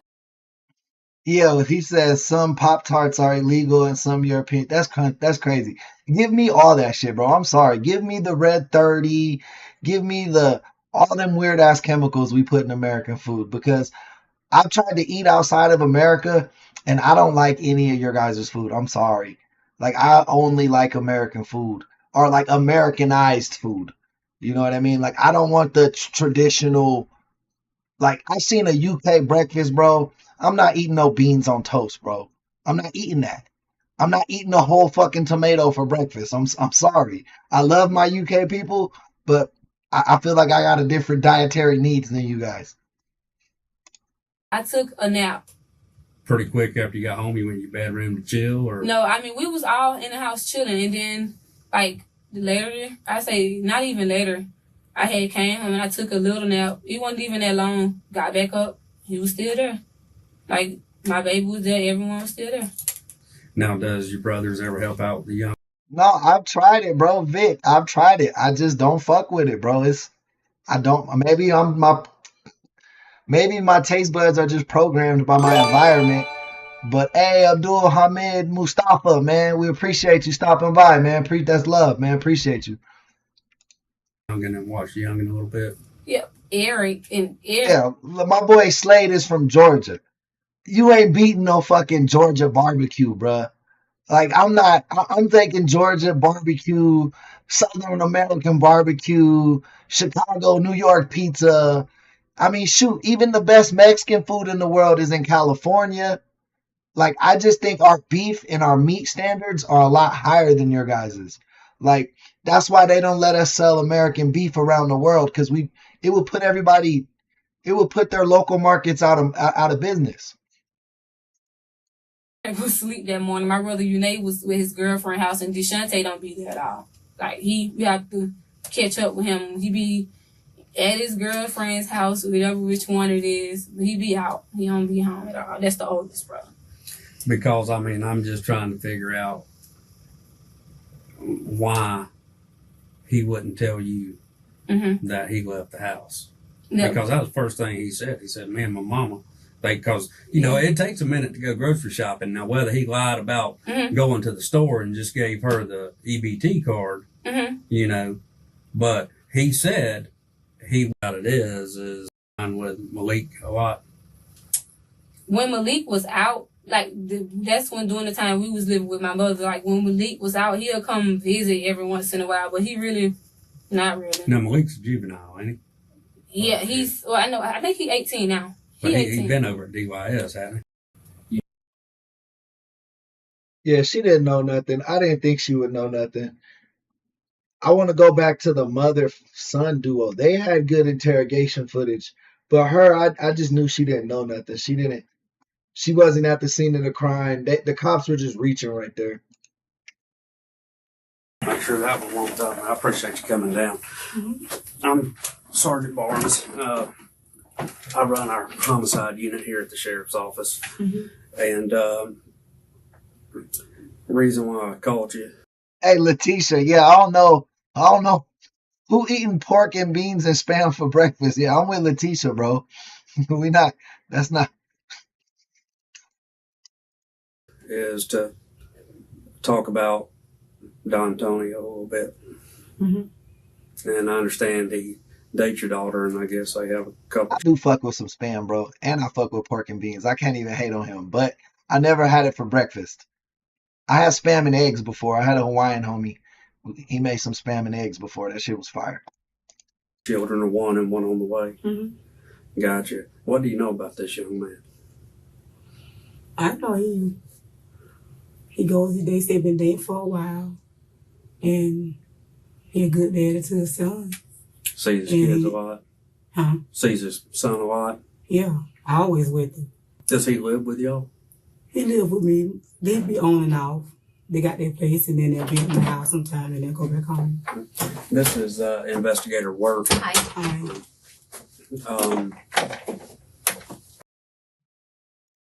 And No, I fuck with a fried spam. You fry up some spam, I'm gonna eat it, bro. did you know Don? Is it, what do y'all call him? D, or y'all just call him Don Tonio or Tonio, or yeah? What do y'all call him? I call him Black. Huh? That Don Tonio? Black. No, Black. Black. That would have been the 13th. Do you know where he was that day? Was he at your house, or? They was at my house for that weekend. Well, I think that whole week. Then they came up for that weekend. They don't live with you? They be on now. They got their own place, and then they'll stay with me. They'll go back and forth. Where's their own place? It's I think it's Pigler Palace. Pigler Plaza? Yeah. And they go back and forth. And then this weekend, they was there. He was there when I got that morning to take my daughter to work.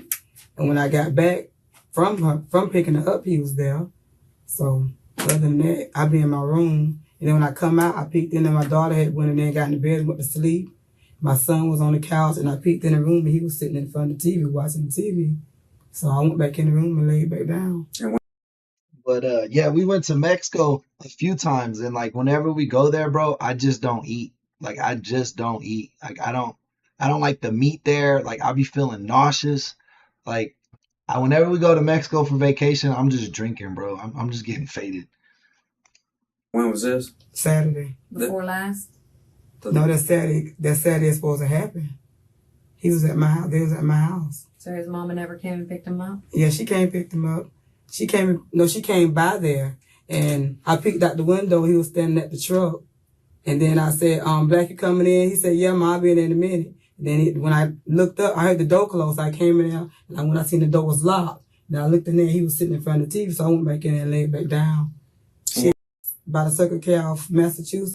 This lady not gonna know nothing neither. She's just the All right. You know what premeditated is? It means you planned it. All right. I don't mess with her. I don't conversate with her. I don't what the speak fuck? to her. It says there's 3 of them. You got a phone number? His brother done been to the house when they stayed at my house. His brother done been over there with us for a minute, so he'll go get it from his grandma's house and bring him to the house with us. So, I got but you. I don't see her. I got you. Anything else you can think of that we hadn't covered? All right. You know what premeditated is? It means you planned it. We're going Yeah, we seen that at one. all about anything. But we just can't sit here and say, mate. Part 2. The cold interrogation room was thick with tension. All eyes were fixed on the young man, as evidence and accusations from his own family began to crack the walls of his silence. So we talked the other day, correct? And you didn't talk about much about what you did that day. Okay. Is there anything else you want to tell us today that you didn't tell us the other day? Did you remember anything that you might not have said to us or told us? Is your ride waiting on you? Mm-mm. Okay. And you don't have nothing else to say. Nothing else, because I know I'm not the one. I don't know what y'all talking about. Well, we know you are. All right. If you say I am, then I know I'm not. You're being charged with murder and robbery. All right. Man, you say it's more natural in Mexico, but you realize that Mexican boxers are allowed to have more, is it Ostarine? I forget what steroid it is, but they're allowed to have more like a certain like it's like a steroid that they give all the beef out there. Like and you would at first you would think it was like, oh, this dude was just cheating and he was lying. But like multiple boxers from Mexico always have this higher. I don't want to say it's Ostarine, but I think it's a C one, like chloroformin or something like that. But because their meat source is like it has a lot more steroids in it. It's the propaganda. I'll tell you one thing, bro. I love my country. I love it worldwide. You know what I mean? I'm a very international person. I try to respect everyone's culture. But I think the propaganda on America like is very heavy. You know what I mean? I'll just say it's heavy. I mean, there's a reason we're the fattest country in the world, like, right? And that's because we got the best food in the world. And, like, to me, it's just whatever's the easiest dot to connect. That's what I'm going to connect. America has the most fat people. Well, damn, they must really love eating because they must really have good food, right? You have no bond. All right. Okay? All right. You want us to call your lady for you? Who? Your lady? Yeah, I call her and tell her. Yeah, I can call her and tell her. Let me call her. That don't matter to us. Yeah, no, I call her. So, did you think when we were in here the other day that we were playing or it was a game? Okay. I know I ain't do it. I'd much rather you tell the story than let us tell it for you. Yeah, I can tell it for you. Got it. That part is what it is. It sucks. Mm-hmm. But I think it was an accident. But once again, here we are. We only got one story. One.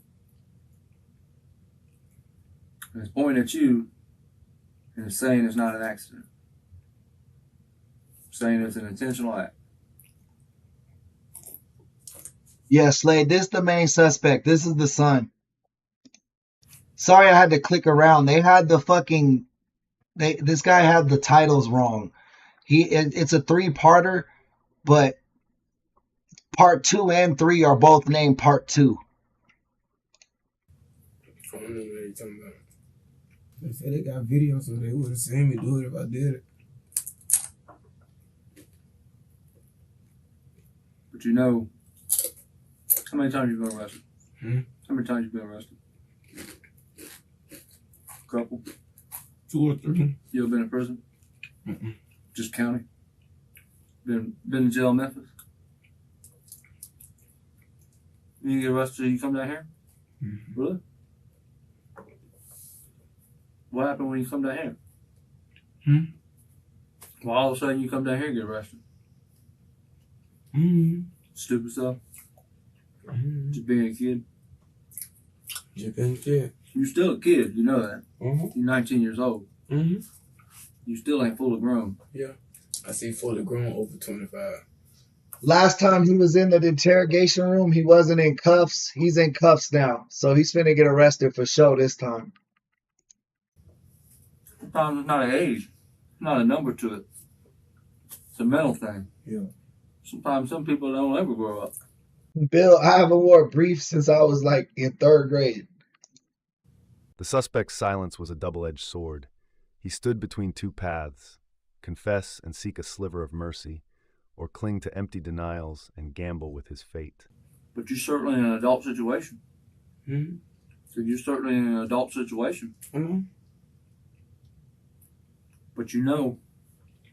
Hey, he fucking them chips up though. I ain't gonna lie, he fucking them chips up. He smacking them bitches. That whole, I don't know nothing about nothing. It just don't work anymore. It just don't. What's the way they do it now? They either tell the truth and hope for some leniency, for honesty, or they don't. And they roll dice. What my mom tell you? What do you think she told us? You in handcuffs, ain't you? You going to jail tonight. And we told you what you're being charged with. Premeditated first-degree murder. What's premeditated mean? Means you planned it. Means it's an intentional act. That what you did, That means the death penalty. You in Florida. you meant to do. There ain't no accident. It's not some robbery that just went way the fuck south. It means that the cards that are laying on the ground are exactly the cards you wanted to be laying on the ground. He's 19. I look at it, I see it in your eyes, man. You didn't want that. You didn't. You ain't cold-blooded. Are you? I think you're scared, though. Go what?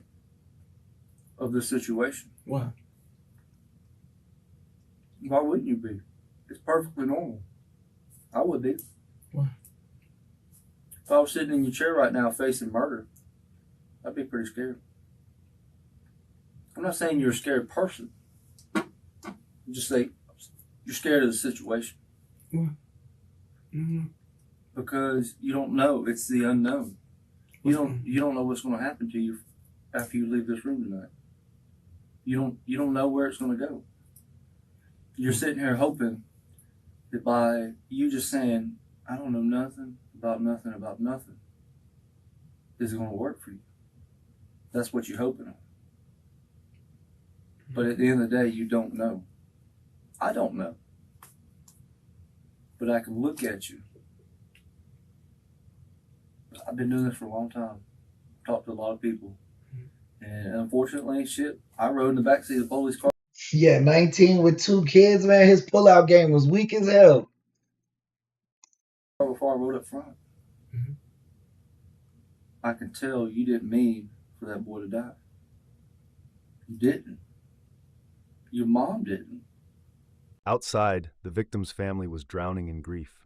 The wife, unable to understand the language, saw only a blocked doorway and her husband lying motionless inside. Pain turned into a shadow that consumed her. But it is what it is. And I'm telling you, in my 15 years, buddy, the dice that you're trying to roll ain't going to work. It's not going to work for you. And that's why, you're scared. You're scared of the unknown. I don't think you're fear of any man in this world. That's not what I mean. I'm not saying that you're a weak person. Oh yeah, I think he's there mentally.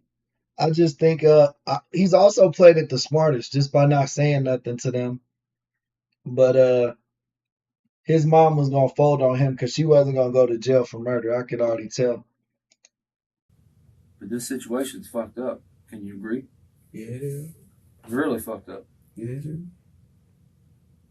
But we are where we are, and it is what it is. And you can only pick 2 paths from here on out. And those are the ones that I told you.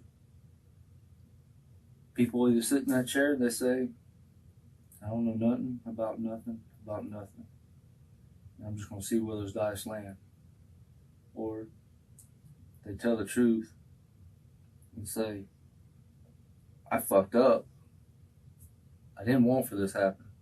I didn't mean for this to happen. I was down on my luck, needed some fucking cash, whatever. But I'm not a killer. They stole $12 worth of snacks, I think they said, right? His life. A sorry would start. An apology.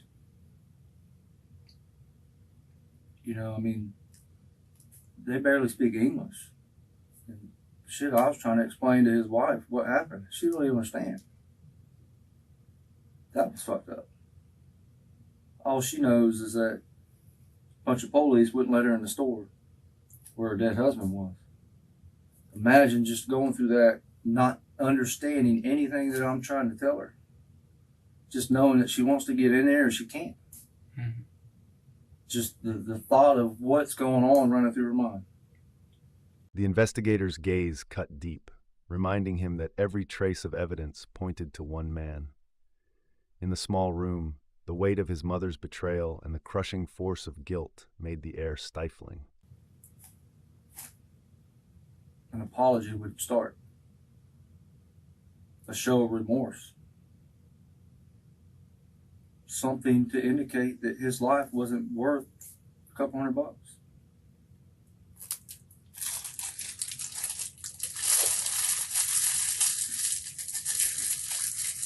What do they call you on the street? Tony? Huh? D'Antonio? D'Antonio, I can't say enough. You ain't a killer. But you fucked up. How are we gonna fix it? How are we gonna try? Why y'all say my mama point the finger at me? What's that? I said, why y'all say my mama point the finger at me? I'm not saying she pointed the finger at you. What you said? She pointed the finger at you. By just, I'm not just talking shit. It ain't just words. She pointed the finger at you. That's why you're sitting where you're sitting. That's why you're under arrest. That's why you're in handcuffs. That's why when you leave this room, you're going across the street to county. That's why you don't have a bond. Mm-hmm. She pointed the finger solely on you. My plan and everything? You're an out. You're the out. Save your own ass time when she was in here. I said it was save your own ass time when she was sitting in here. Depends on you. Why is it up? If you sit here. Hey y'all, we just had another member enter the chat. Everybody show Ingrid a warm welcome. You know we got to show out for our members, man. Appreciate you stopping by, and good morning, Ingrid. And you stick with I don't know nothing about nothing, she gonna win. Because you ain't gonna win with that. It's just two options from here on out. I told you. It's either I don't know nothing about nothing and see where that gets me. Or the truth, and let's pray for some leniency and forgiveness. I said, I can't believe it though. Which part? So my mama blaming it on me. You know, I deal with a lot of guys a lot. I handle guns and gangs. And these boys around here, you know, they claim to be in gangs and stuff, and the number one thing that I see tattooed on them or something like that is stop snitching. Right? Mm-hmm. The room was thick with betrayal. The mother's statement cut deep into fragile trust, leaving her son isolated. And people don't believe me when they sit down. This 19-year-old man robbed and killed the corner store him and his mom go to while he was with his mom, and she told the police what happened after they brought her in for questioning as a suspect. Once they told her she was going to go to jail for life because they found a glove with her DNA there, she told on her son. When you ain't got nothing on them, they might tell you go pack sand. It's either half or half. You know, half of them, like, they'll go tell on this other dude. Why? Because they're just stepping in on his territory. So they'll tell me he got a gun or some dope or whatever, or warrant. That way I go take care of him. And he might get a little free ride for a couple of days over here and nobody's bothering him. But then I just go right back and pop him and put him in the seat and he'll tell me more. The main ones that say stop snitching are the snitch. I mean, you see it. Yeah. Now, for the mom to come in here, few and far between. But I understand why she did that. What she do? Save her own ass. Why you say that? She don't want to go down for murder. So what she was told with? Just her warrants. My son did this. He planned that. I didn't know the fuck he was doing. He had the glove. Fucked up. And she said she was there with me. She said she was there to simply buy lottery tickets. I believe you. I believe there's more to that. What you doing? What she said? She said you run in and tried to rob that man and shot him in his head. She told y'all I had Hey, Damien, thank you for the sub. We appreciate that. gloves. I don't know. I don't know anything about no DNA. Yeah, if they got video, they'll see. Tell me something that contradicts what your mom's saying. Mm-hmm. You do know. Is she y'all witnessing it like that? Mm-hmm. See, he knew that store didn't have videotape security because he said if they had cameras, you would see it wasn't me. Nothing about that. They ain't got me like that. Ain't none of that. She is a witness. All right. She's not a suspect. Who's as a witness then? I don't know nothing about that. Well, what do you know about? None. I know I bought me some blunt that day when everybody was in the store knocked out and went to groceries and back to the house. Okay. The cold charges echoed, each accusation striking like a hammer. Ahead lay only two bleak paths, accept the truth or Hey, thank you for the jewels, Ingrid. I appreciate you. Thank you so much. sink completely into the shadows. Shout her out, chat. To everybody, give her warm love, man. Give her a lot of love for them jewels. I mean, I don't need to talk to you about where you went, who you were with, or whatever. I'm just here to tell you that you got two options. And the one you're choosing is the wrong one. They can't stick me with no murder ain't do. Okay. They can use my own mama as a witness. They can't stick me with no murder. Are you willing to take that chance? Yeah. 19, man, that's a long time. That's a long time. I ain't do no murder, I'm telling you. I know she ain't told y'all I did no murder. I ain't do no murder, man. You know y'all know that now. Antonio, What up? I'm telling you, she said you shot that guy. Can't be. That's what I'm telling you. I ain't got no reason to bullshit you. What a warrant for my arrest. They ain't even show me no warrant. We don't have to show you a warrant. You'll see it whenever you get processed in the jail. But if you want to see the warrant, and that makes you feel better that I'm not bullshitting you, I don't want to see it. I imagine this is the warrant coming in the door right here.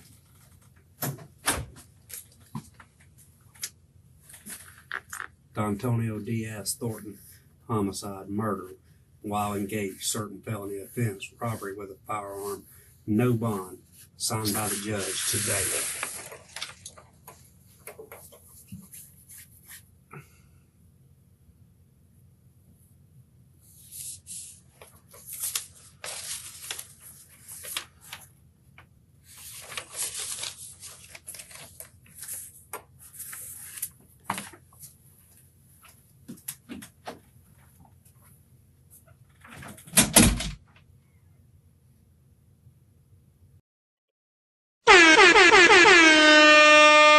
Shout out Sheena with the jewels. Appreciate you guys. You believe me now? Fucking right. If you guys like what we do here and you really appreciate the community that we're building, think about joining our membership program. It starts at 99 cents a month. Comes with a lot of cool perks, including special emojis, super shout outs every time you come in and out the chat, and you're first to receive all our new content. There's new stuff coming on the horizon as well. Definitely good bang for your buck if you want to donate to the channel. And also, we also got super chats and gifts. If you guys like what we do, man, it's really what keeps the lights on. Appreciate you guys. Make sure you're subbing and liking too. Appreciate you. Yeah. Yeah. And what else?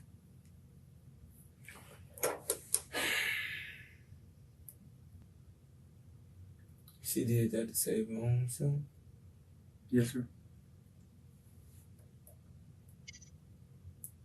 Shout out Jimmy Colbert, man. Welcome to the chat. Or it might be Colbert, but I feel like Colbert is more swaggy. You should. I would use the French pronunciation.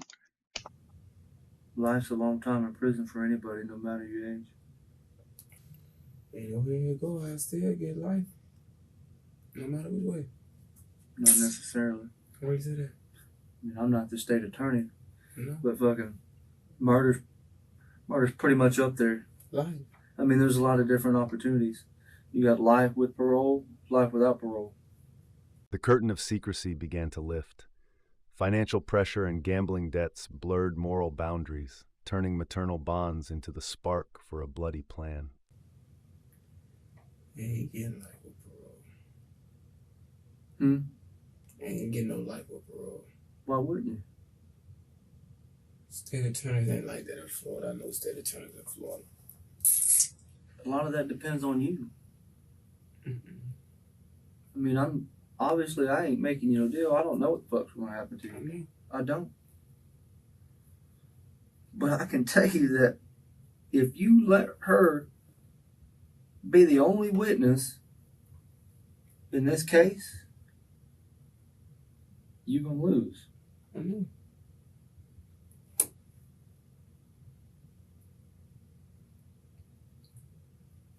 And I see it right now. I saw it when you walked in this door. I've never met you before. Have I not? I don't remember you. Mm-hmm. I saw it when you walked in the door downstairs. You are sorry. I'm sorry. For what happened. Yeah, I'm sorry for what happened.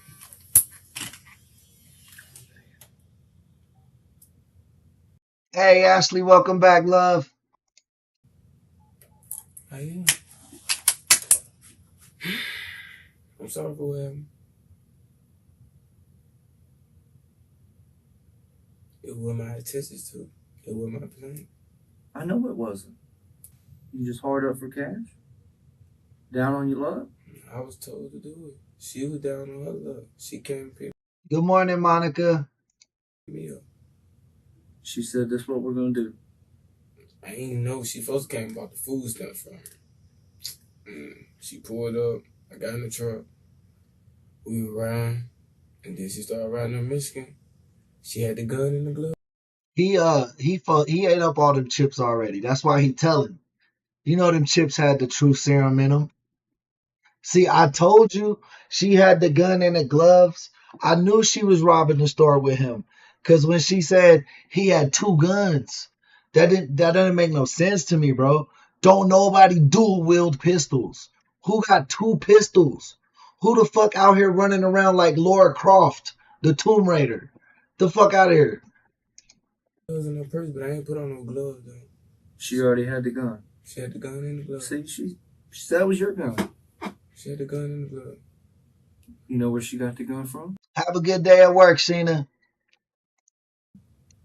We'll be on live when you get off. I just know it was an all black gun. I don't even know what type. Big gun, little gun? Big. Like a 45 or a 40? Yeah. 45? Tina Marie Brown, that's a pretty name. Welcome to the chat. Thank you for subscribing. Guys, we're on the road to 10K. So do as Tina just did and hit that subscribe button. She says, she came and got me. She was like, she fucked up. She need to get Mr. Terry money back.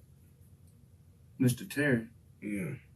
Her boyfriend, she went to casino and lost his money. Lost his money? Yeah. She came to me, we were riding.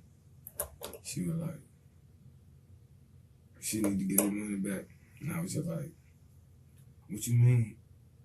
And when she showed me the gun, she was like, she was been planning on it this morning. The story twisted as chilling details emerged. The gun, the gloves, and a ruthless command. In the whirlpool of blind loyalty, a life was lost. And I was like, you really want to do it? And it was my mom. I was just feeling like, But she told me, pull about the stuff, she was just like, put it in your pants, go in the bathroom, and I did what she said to do. She said to shoot him? Mm-hmm. She said kill him? Yeah. Wow. She said it was either his life or her life.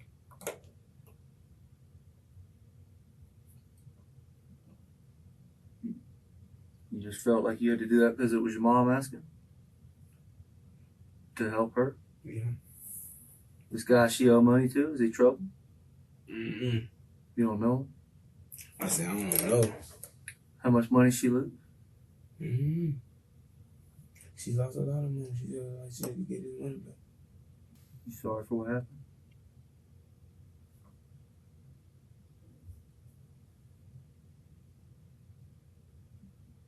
I see that. I don't think you're a bad person. I didn't know it fucked up my mama. It is fucked up. And I'm sorry. She started it. It is what it is, though. Yeah, at the end of the day, all she think about saving her own ass. All the way around. So she just said, go in, just kill the guy. Yeah, she was. She didn't want to lose her little boyfriend because she spent up his money. And then she had her son rob a store to get it back. She probably thought, oh, they don't got no cameras. You got to shoot him, though, because he'll be able to tell who we was. But ain't nobody going to snitch on us in this neighborhood. Like, bro, they going to snitch on you. They probably fuck with that Vietnamese clerk dude. That's his store. He owned that shit, right? It's either y'all or him. Mm-hmm. Why is it? She know he carried a gun? She said he got a gun behind the counter. She like she know he got a gun. What happened to his gun? She grabbed it or you did? Because I know he reached for it. I took his gun. What about the video equipment? You took the DVRs, but there's one camera that stands alone. And it's an independent camera. It doesn't go to that DVR equipment. Oh, damn. They was on their fucking how to be a menace shit. Damn. Y'all throw it in the dump? Garbage? The woods? Yeah, no video camera.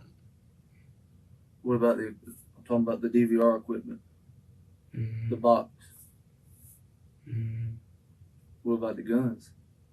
I gave it back to her. Both of them? Mm-hmm. What'd you do with his gun? It's gone. You sell it? Mm-hmm. Who'd you sell it to? Yeah, menace to society. Yeah, that's what I was thinking. Mm-hmm. I mean, buddy, we're this far into it. I mean, you tell me where that gun went ain't gonna, make no difference. I sold it to some random dude on the street. You don't know his name? Mm-mm. I sold it to somebody. I ain't know the dude. Where were you at? Like, down about East Street. In the city? Yeah. Like about Sis Brothers or something? No, down by the Ferguson. Oh, okay. Way down there. Pieces of the robbery began to fit together. Money, weapons, and evidence vanished, leaving questions hanging in the interrogation room as every gaze fell on the suspect. Arrested your son. Okay. Has there anything come up that since then that you can remember or you want to talk about? No? Do you recall how much money was in that bank bag? Mm-mm. You don't know? Was there any money in there? Hey, shout out Slade, man. Thank you for the gift. I appreciate that. Like I said, when I got in the store, all I know, he pulled out some money. I'm not sure. He pulled out some money from the bank bag? No, he pulled out money from his Hey, JD, welcome to the chat, my boy. pockets. I'm not sure what. Some money in the victim's pockets. You know what I'm saying? I don't know. Okay. He pulled out money in the store. I don't know how much money was in the bag. Okay. All right. What about the keys? He had given us something about the keys. What did he do with those keys? I don't know what he did with the keys. You didn't know but that he had the keys. Threw them out the window when he was going over grocery I didn't see him advantage? throwing out the window. Okay. Because that's what he told us, that he threw them But out. I don't. Now that's a good. All I told you, my mind mode was still on what the fuck had just happened. Mm-hmm. Okay. He gave us a story. Okay. And he said that, he did shoot the clerk. He pretty much told us his whole role in the robbery. But he also gave us a little bit about what you might have done in the robbery. Okay, I don't know what that could have been. The planning of,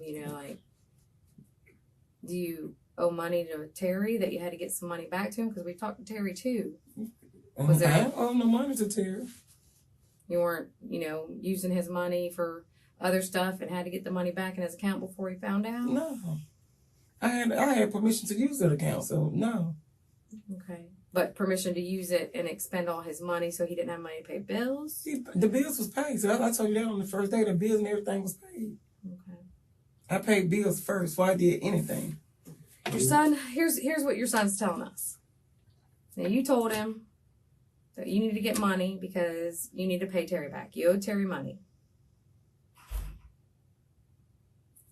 You been gambling any time recently? I play tickets every weekend. That's it. I don't go to casino. I just scratch lottery tickets. Lottery tickets? That's it. We talked about that before, how you might be like a little bit addicted to that. But not to the point that I pay my bills first and that's that on that. Mm-hmm. He could tell you, talk to Terry will tell you that. I pay my bills. The mother faced the investigator, trying to distance herself from guilt. Her denials were cold, yet the shadow of truth seeped through every crack in her story. And what about telling your son that, the guy has a gun in the store? Letting him know there was a gun in the store? I've never seen a gun in that store. But you do frequent it like 3 times a day? I've never been behind the counter nowhere. You can't even say you could see a gun behind the store. I've never seen that man with a gun. That man never had a gun on his side, in his hand, or nothing. The man was always sitting at the piano when you come in. Mm-hmm. You can't even see behind Restaurant store. 30 chairs, non-squeak. But nobody could say they ever told me that. I've never heard nobody say the man had a gun. Your son had said that you had told him you're going to have to shoot that man because he has a gun. No. And it's either him or us. I'm not falling for that. No, ma'am. I'm not saying what you ain't. I ain't falling for that. But, you're believing that I'm telling you this is what he told me. Same thing y'all said, he didn't give a care on Friday until he heard I was talking. I'm not falling for that. I didn't shoot nobody. No, he admitted to and shooting. I didn't shoot nobody. He admitted, like I said, he admitted to shooting. I told you that shot that man, and I did not know. All I saw was that man fall over. No, I'm not going for that. But you also He's took killing him me away out there. from the scene. I did do That's my part. That's my part. I did do that. I accept that. I told you that. Yeah. I told you that. I accept that part. I did. What's good, Coy boy? Welcome in. Welcome back. Yeah, that mom is diabolical, bro. This the grimiest mom I've ever seen, bro.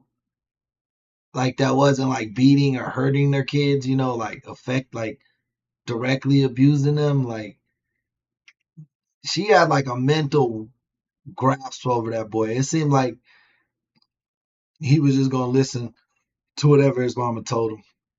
Not saying he was a good dude, like, you know what I mean? Obviously, he jumped off the porch a long time ago, but it's still sad. He never really had a chance. You know what I mean? If this your mom, bro, he never had a chance. Did that. I didn't know what else to do at that moment. I did that. And what about the next a week, 2 weeks? I didn't know what to do. I didn't know. I'm already in trouble. It's more trouble. Then I still got to say, I saw you shoot somebody. This is a lie. We want to know what happened to the bag. I don't know. To the video surveillance, because you know where it's at. The guns, you know where it's at. You telling me, you trying to make me tell you something.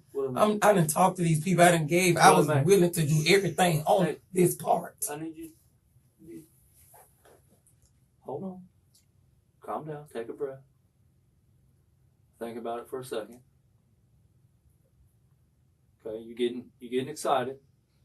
Just calm down for us, okay? I mean, we all know why we're here. We all know what happened, right? Now it's a question of why. Why did this happen? I'm telling you. Oh, listen. Just listen to me. Obviously, you got your side of the story, and your son's got his side. Now, we sat there and we talked to your son for a while the other day, and we watched him cry his eyes out. And one of the biggest things that he cried about, he was sorry because of what happened. He's sorry that he killed that guy. But I think what hurt him the most... The account revealed deep cracks in the blood bond.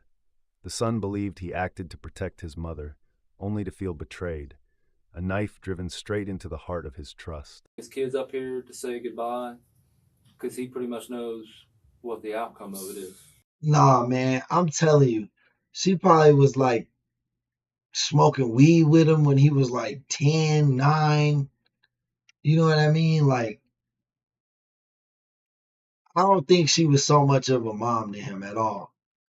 I'm not saying that justifies anything he did.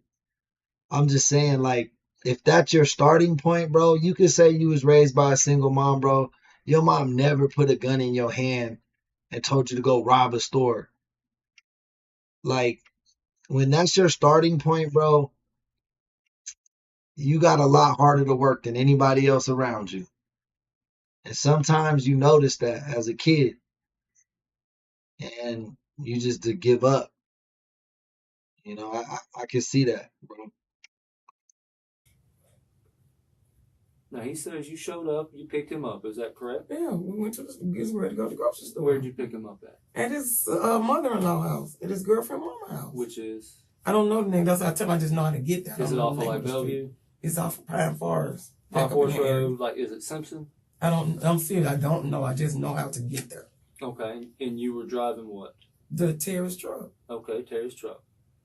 And you picked him up for what? To go to the grocery store. Okay.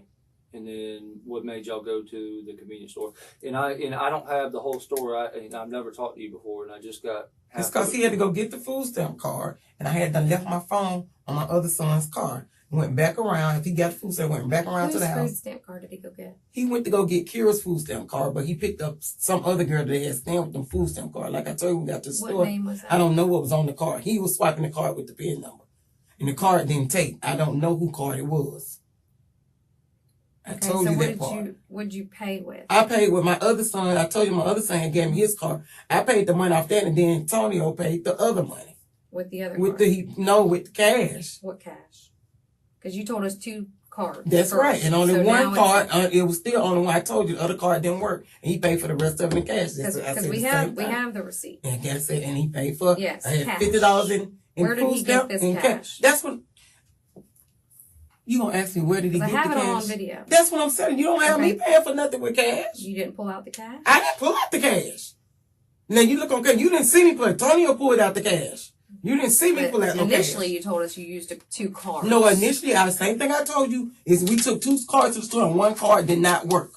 And I say paid for the food stamps with one card and he paid the rest in cash. I told you that on Friday. That story has not changed. Well, you did say 2 cards. It's 2 cards still involved. Mm-hmm. But you never mentioned. Did not work. Okay, we're gonna say it's cash now.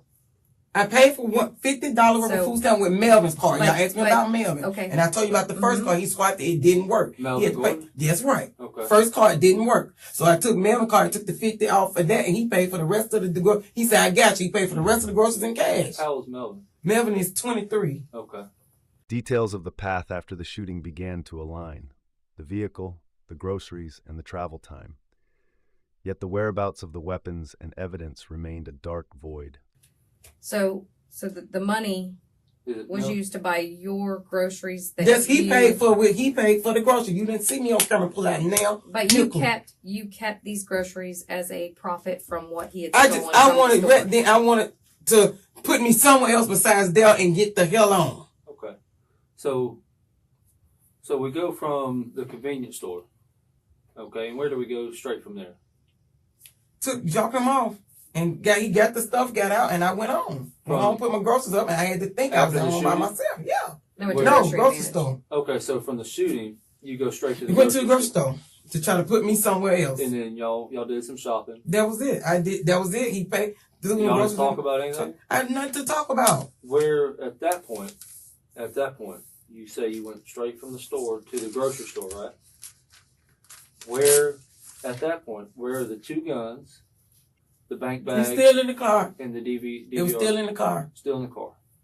Okay. I'm in the grocery, like, really have to put it back, so he came out with cash. Okay. He pulled it out of his pocket? Whatever he came off of him. You got it on camera. Pajama pants pocket? I didn't put it out. Where did you go from Grocery Advantage? Dropped him off. On? The back, where the same way I picked him up at. So, at his girlfriend's house? Yeah. Okay. And then where did you go straight from there? Back to the house. You didn't stop anywhere? No, I went to the house. Nowhere else? I went to the house. Okay. Yeah, they got $12 in snacks, but they did get. I think they got the till, which was like $200. I think I heard it was like $184 or some shit. Go to the Family Dollar after that? That was after I went home. That was later. Yeah, that's what he's asking. Later, nothing else. Later on that day. Okay, so in between dropping. That was before I even picked. That was right before I picked Terry up. Dollar? That was right before I picked Terry up. That was shit. On W Street. That's right before I picked up W Street. W Street? Okay. So from dropping off D'Antonio, you went straight back to Terry's house. Didn't talk to nobody? No, I had to think, get myself together. I didn't know which way to go from there. Call who? I'm just asking. No. You sure? Who am I supposed to call? I don't know. You tell me. No. You tell me who you called. I didn't call nobody. I don't know about that. I don't know. I talked to people on the phone, but I didn't call nobody as far as you talking about is anything else. I'm just asking. I don't remember all this. Who did you I talked call? to a lot of people that day. Who? The investigator stressed the brutal truth. Without full disclosure, the young man could face the death penalty. All eyes turned to the mother, holding the key to altering her son's fate. Because, see, here's the thing. Other people, since they've heard that basically you're trying to make D'Antonio ride this bus by himself. I'm not trying to make him ride the bus. I got a part because I helped him after the fact. Okay. I'm not riding the bus. How can I ride the free pass? Willie Mae, you got to listen to me, dear. Come down to me. Come down. Since people have heard that D'Antonio is basically riding this murder charge by himself, that by his own words was a pre-planned event. Hold on, you got to listen to me. I'm laying it out for you. Other people have come forward and said, you know what, that's not right. It sucks that they got caught because we love them, but it's not right that he's riding that bus by himself. Is he riding by himself? Other people knew about this event. No, they got $12 in snacks. But I think they stole $184 out the till. That's why they keep talking about the bank bag. But it's still not anywhere near something that'd be worth to risk this shit or hurt someone. And now they're starting to talk because they don't want D'Antonio to go down by himself. I'm not going. He can't go down by himself because I still helped him after the fact. Okay. I'm still involved no matter where you put it at. Here's the main thing is that you run the risk without telling the whole truth here, that he could possibly face a death sentence. Because by his own admission, it was a pre-planned event. Mm-hmm. A pre-planned murder. You can help him in this situation. And he says the only reason he pulled the trigger and participated was for you.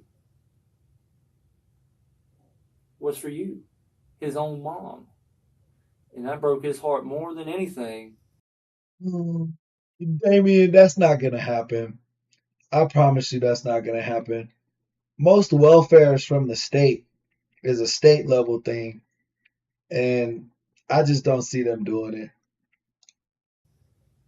To hear what his own mom had to say about him.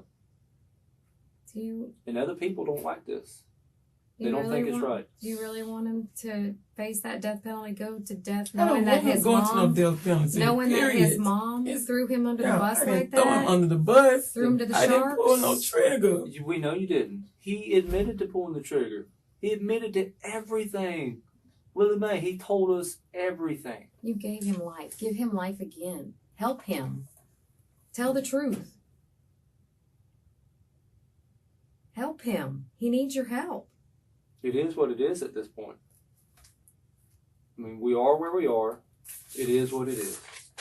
At the end of our conversation, I gave him the opportunity to say something to that family.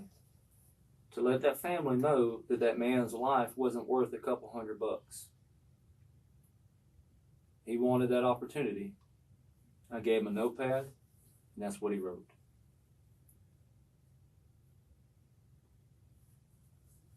Save this man. Mm-hmm. Give him the chance of getting some parole instead of that chair. The air was thick with despair. The image of the young man holding his child, bitterly saying his mother betrayed him, became a wound that could drown them both in the grip of the law. Hey, thanks for stopping by, Letitia. Have a good day. I hope to see you next time. He is your baby. He is my baby. Don't let him Then save him. die. Don't let him die knowing that you. Right now, she's thinking, well, if I just let him get the electric chair, I'll probably be able to get out. But if I tell them this was my plan, I'm probably going to get life. Right now, she probably facing, what, accomplice? Which would probably be less, right? Let him take this all by himself. He's not taking this by his. Hey, Antonio, right? The narrator on this video keep trying to drop some like spoken word and shit. Like, He is. He is all Willie by Mae. himself. Willie All Mae, by look at himself. me. How he taking it all by himself? Willie Mae, look at me, dear. He's going to ride this by himself. Mm-hmm. What you are looking at ain't nothing compared to what that young boy, he is 19 years old. Mm-hmm. 19 years old. He's got a You will baby be- on the way. I know everything. Y'all You'll tell me probably something that I be know everything. out of jail. You'll probably be out of jail. And he'll sit there and you know what he's facing. He's going to ride it by himself. At least heal his heart. I mean, we'll bring him over here right now. Same room with you. Put his heart back together before he goes away. He's hurting. Knowing that that's the last thing. Everybody's hurting. Everybody's But you hurting. can heal him. Well, man, you're going to get out of jail one day. He won't. He's going to die in there. Michelle, welcome to the chat.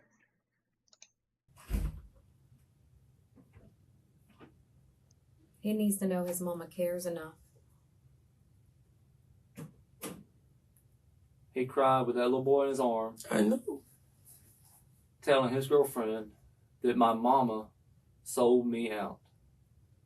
His words, not mine. I didn't sell him out. That's what he says. That's what he thinks. That's what he feels. And with the story he gave us is that it was for you. He said you needed some money to pay I didn't back make to Tonio do nothing. I didn't make him do nothing. You didn't twist his arm. What but did you're you his ask mom. him to do? I What didn't did make you him. I ask? didn't ask nothing. It was a conversation. I didn't ask nothing. I didn't ask nothing. Did you tell him you were down and out on money? That he did it on his own to help you get out of that trouble? That's why I didn't tell him to do nothing. But did you we tell had him a you had- conversation, but I didn't tell him to do nothing. What'd you have a conversation about? Let us know why he did this for you. Let us know what you said to him to make him do this. I didn't know that he would take it that far. Well, you didn't know, but what did you tell him to make him think of something like that? He said he was broke. I said, well, mama broke too. I said, I lost all my money playing lottery tickets. Just plain and simple as that. I said, well, I don't know what I'm going to tell Terry for the rest of the week because I don't have no extra money. When I'm out of money, he don't give me extra money. Mm-hmm. That's how the conversation went. I didn't know. Oh, how did it lead up to this?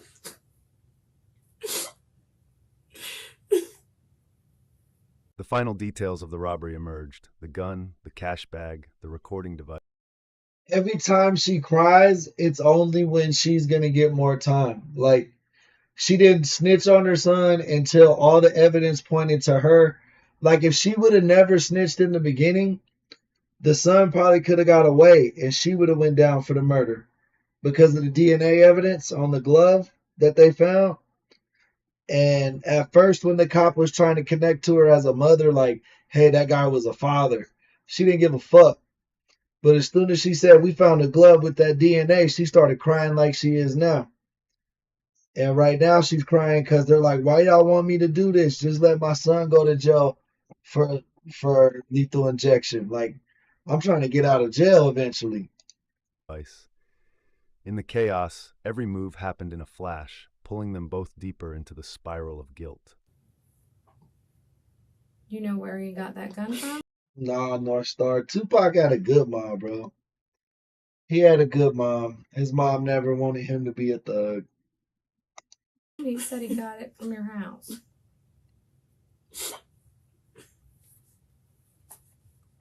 Help your boy. That's all it is now. I mean, because we have enough to put you both away. We just want to know that he... I didn't know he was going to do that.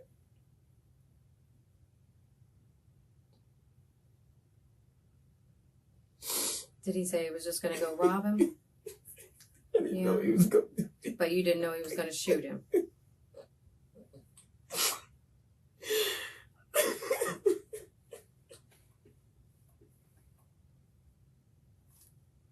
Did he shoot him because he saw the guy going for his gun? I don't know about that part. I couldn't see back behind where I was standing. I never knew it was a gun in the store or everything. I don't know if he seen the gun when he went there and he just panicked. I don't know. All I know, it was a gun on the counter just laying in front of the man. So the man don't have a chance to even reach for the gun.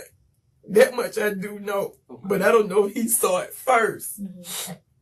And knew it changed. I saw the gun and panic. Mm-hmm. That's what I'm saying. I don't know. So is this supposed to be a straight up robbery, not a murder? Even then, that's a reach, Candy. That's a reach. Just because someone's on drugs, man, doesn't mean they're gonna do some shit like this. Tupac's mom never told him to go rob a store, bro. What the fuck?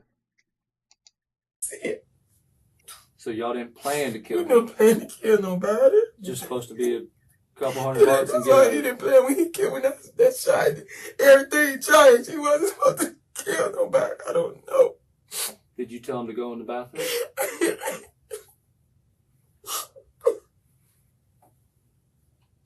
Did you guys talk about how you were going to do it? Like, if you were going to distract him a little bit? No, he just said, he said, just go in the store and buy your tickets. He said, I got the rest. I said, what are you finna do, Tonja? He said, I just buy your tickets like you was gonna do. I got the rest of it. He came and said he needed to use a bathroom.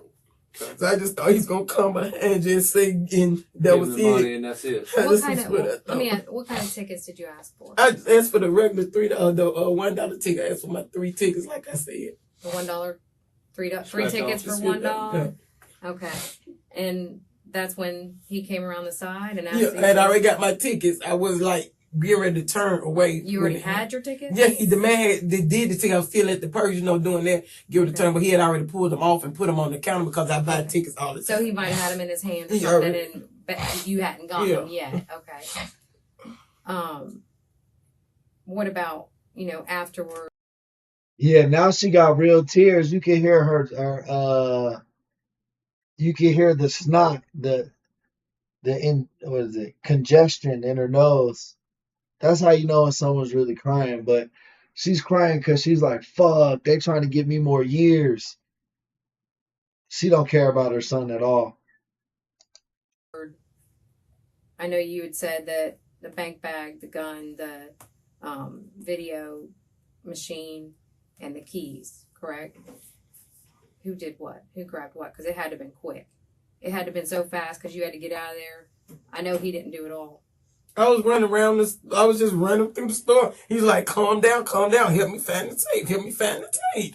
Okay, so you went over to the tape machine? I went over to he said, I found it.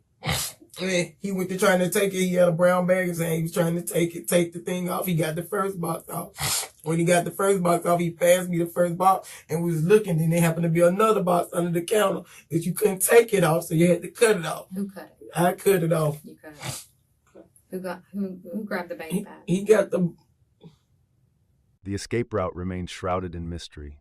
Evidence vanished before they even got home, leaving a dangerous gap in the account. Suspicion hung heavy as the crime's puzzle began to take shape. He said he grabbed the guy's gun. You grabbed the bank bag. If the gun was laying by the bag, I didn't touch the gun. He said he took it was a bag. It was a bag right there. Yes, I didn't look in the bag, grab the bag. Tony, you're the one that opened the bag up and saw what was in the bag once it was in the truck. What was Right. that? It was money in the bag, but he You don't know counted how the money. much? Yeah. Okay. So What about the guns? I know he carried both the guns out of the store. What happened to each of those guns? Because he told us he kept one and sold it, and you kept the other. He sold the gun. That's what he said. the guy's gun. What about you? You right, Vic. That's exactly what I was trying. Yeah, couldn't have said it better myself. What'd you do with the 45?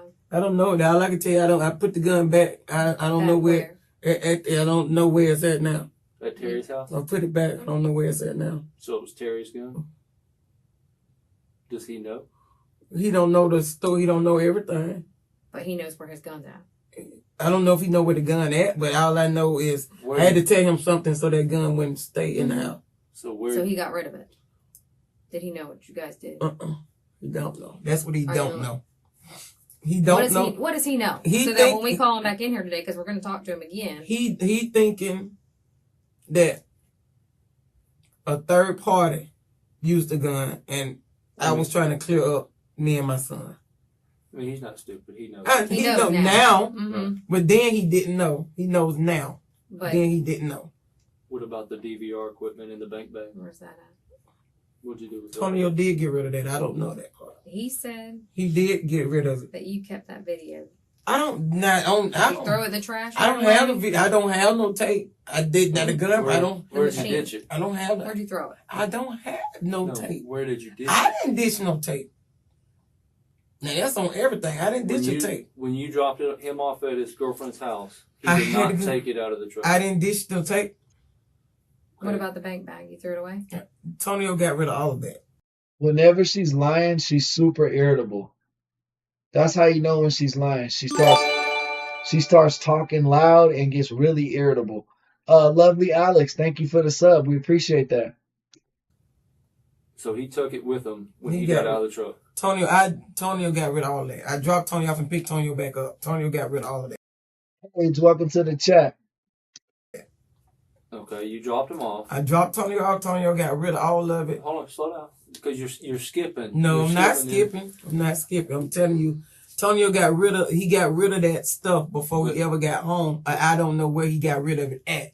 I was just supposed to drop him off, come back and pick him So up. you made a stop between the grocery store and home. The investigator pressed on remorse, stressing the blood bond and the last chance to save her son.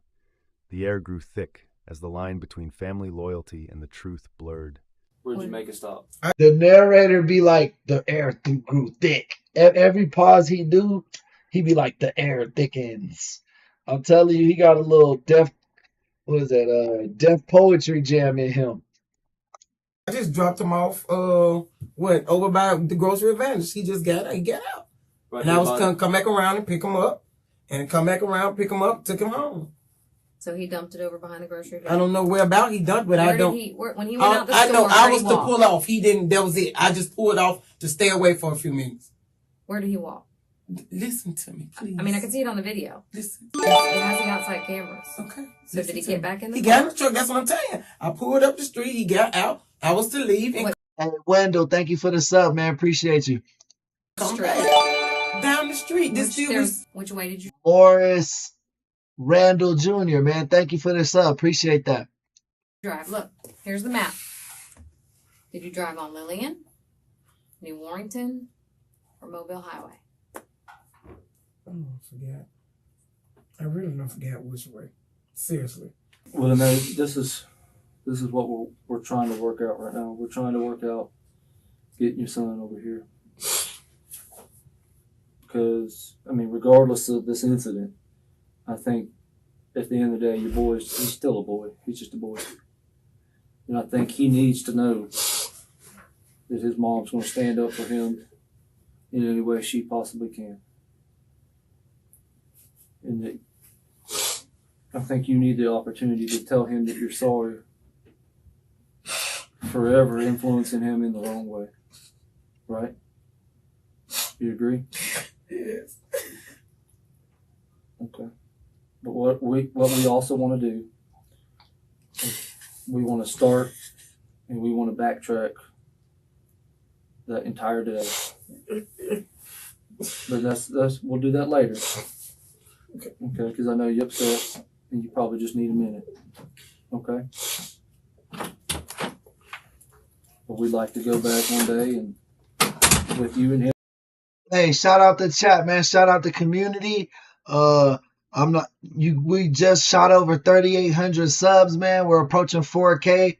So let's keep that momentum up. Remember, we're on the road to 10K, guys. Let's get there.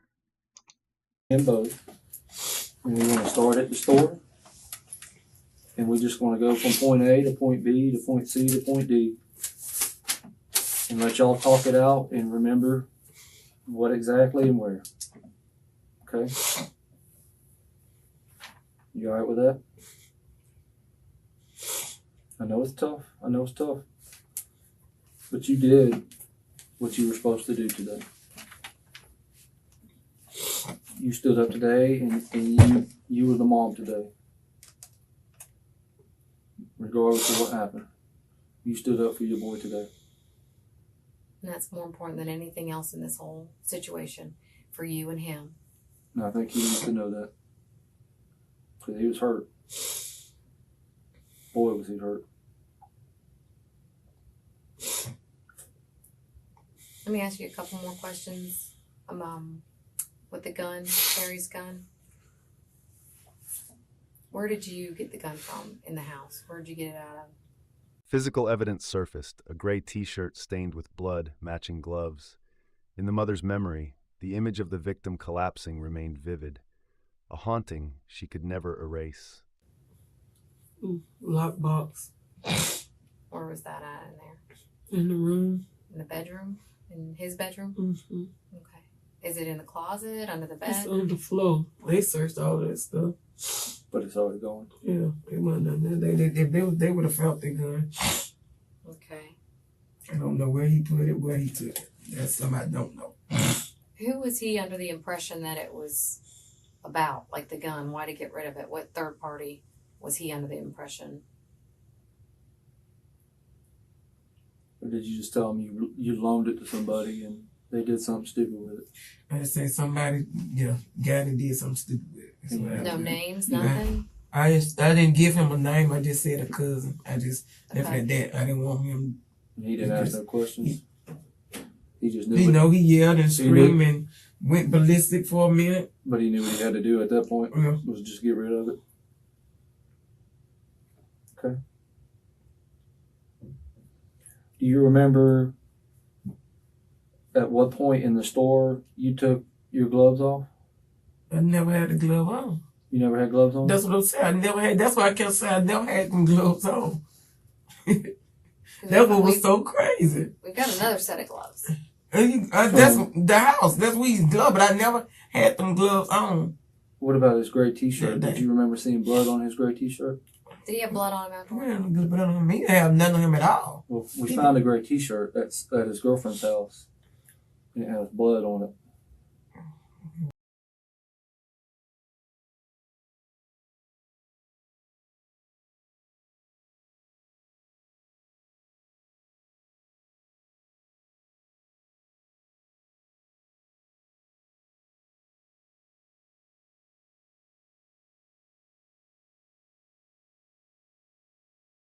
And it was found next to a pair of the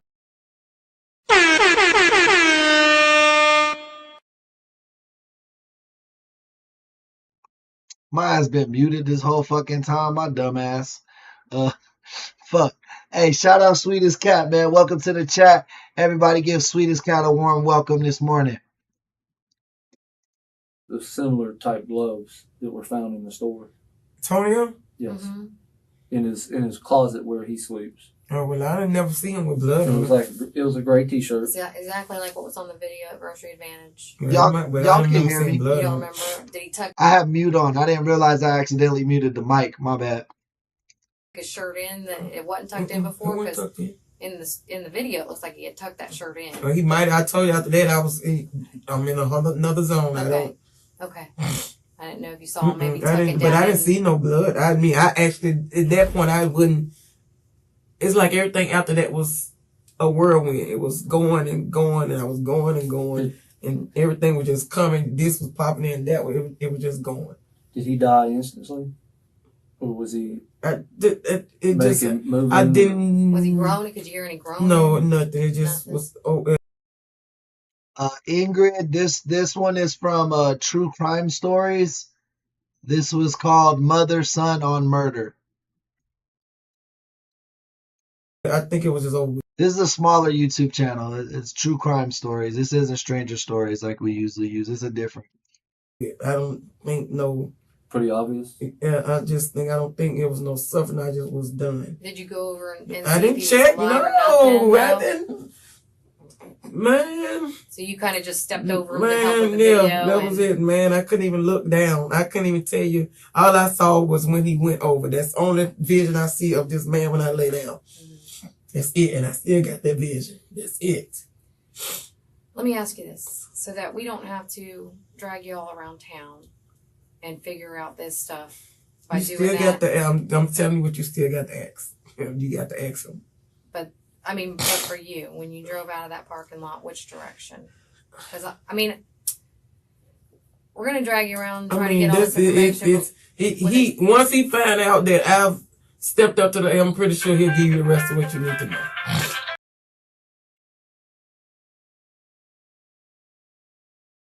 That's how it ended, bro? Ah, man. I wish they would have gave us sentencing or something. Like,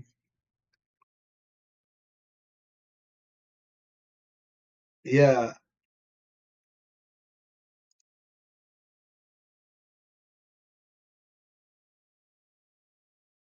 Man, I don't like the way they cut up the videos on that channel. Because we don't get to figure out what.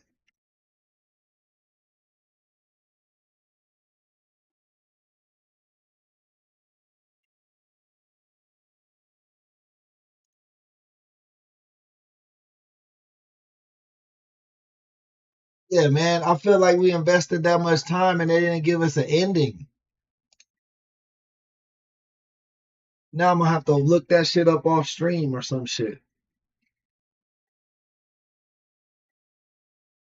But yeah, man, hopefully the kid didn't. I mean, I don't know.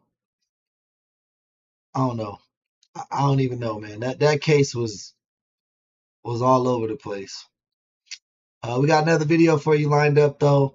The next one is called "The Worst Serial Killer in Utah's History." Never heard before that he left kill kits or caches buried in several.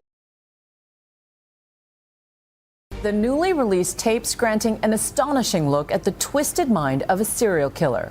Back when I was smart, I would let them come to me. And he told agents something they'd never heard before, that he left kill kits or caches buried in several states, filled with everything he'd need to commit a murder. You cannot be that organized and deliberate. Keyes may not have been caught if he hadn't avoided him. Unlike Keyes' destructive nature could be including burglary, bank robbery. 2001 to February 2012, Israel Keyes committed several felonies, including burglary, bank robbery, arson, and assault. He was also responsible for at least 11 murders and may have more victims unaccounted for. Keyes' destructive nature could be traced to his childhood. He became known for robbing houses and torturing animals. People became unnerved by his presence and often avoided him. Unlike many serial killers, Keyes did not seek out a particular type of victim, instead choosing them randomly. He would carefully plan for months before acting and tried to ensure that he didn't form any patterns that could be traced. Keyes may not have been caught if he hadn't used the credit card of his last known victim. He did so multiple times, which allowed the police to trace his location. How can you go from being so meticulous and so planned to saying, fuck it, I need some gas. I'm just going to use this person's card. Like, even at that point, why would you use the person's card who you killed? Why not just, like, rob somebody or do something else, like a side mission for some money, instead of, like, connecting it to your serial killer plot? This is going to be a good one, man. I feel like this is going to be a good one. He was pulled over for a routine traffic stop, and in the car, they discovered ink-stained money from a bank robbery. Didn't sleep much last night. No, not that. I had muscles sore this morning. I didn't even know I had. Really? Which muscles? Gee, that's a good thing you didn't get a full on. This reminds me of like those late night infomercials we used to sell those machines that shock your abs and stuff. Oh. It's like that one. You have one? You bought one of them? No, Kimberly did. Oh. But I tried it once. You get ripped from it? No. So, you weren't too taken with the machine, basically? No, all the ab shocker things, you know, those things are like fingernail or shock. I consider Okay, well, Israel, we're run through this same stuff that we do every time. We're running tape here so we make sure we get all the facts straight. So, all right. And I just want to confirm we didn't interrupt you with your attorney. No. Right? Was you I'm sorry. No. Okay. And you're here voluntarily, right? Yes. You understand that we can't talk about anything to do with the case involving Samantha Koenig. If you do start talking about that stuff, then we'll have to stop the interview and we'll have to take you to the jail. Do you understand? Yes. Okay. Going to run through your Miranda rights here and we. Bro, the audio on this one is shit. Texira, welcome to the chat. Been through it before, but we'll run through it one more time. Before we ask any questions, you must understand your rights. You have the right to remain silent. Anything you say can be used against you in court. You have the right to talk to a lawyer for advice before we ask you questions. You have the right to have a lawyer with you during a question. If you cannot afford a lawyer, then Hey, Paige. We just started this one. It's about the worst serial killer in Utah's history. They say he's got at least 11 victims, but they think he might have more. be appointed for you for any questioning if you wish. If you decide to answer questions now without a lawyer present, you have the right to stop answering at any time. Do you understand his rights as an extended? Yes. And with that explanation in mind, are you willing to waive your rights and speak with us? Yes. One other thing, you've got standby counsel appointed in this particular matter. I believe it's Rich Kurtner. Yes. And it may also be Jacqueline Walsh. I'm not 100% sure of that, but be that as it may, do you want either of those attorneys present today? No. Are you on any medications or any other substances that we should know about? No. And are you having any difficulty understanding where you're at or what's going on? No. Okay. I didn't think so. All right, now that we're done with that, I apologize. We're going to jump in here. Hey, Zach, good morning, my friend. And the first thing I got to tell you, Israel, we talked about a little bit earlier, that stunt yesterday in the courtroom did not go over well. So, well, with a lot of... There's some sort of obvious communication breakdown over the entirety of this whole situation, and it's easy to sit there and say on the recording, we're not here to talk about the Koenig case, but the fact of the matter is that they're the same people that I talked to about that originally, so you understand my position on that. So I understand I'm not allowed to talk to that, and I respected their wishes about not talking to them about that either, without my attorney present, but I have some serious frustrations right now regarding matters related to that. So that's as far as that's concerned, what And I don't think it's something that can't be worked out. I've been trying to work it out from my end, but apparently there's only so much I can do. So that's what I wanted to speak to them about, and not in a matter of any specifics regarding any other case, just like general topics. You know, like I say, it's topics that were discussed in open court yesterday. So it's, that's a frustration to me right now. They won't talk to me about those topics, but it's okay to talk about it in open court. That's, you know, I'm not buying that, so that's okay. Well, there are different rules for what can be done in open court because your attorneys are present. Right. There's a different set of rules. Right, because I understand that.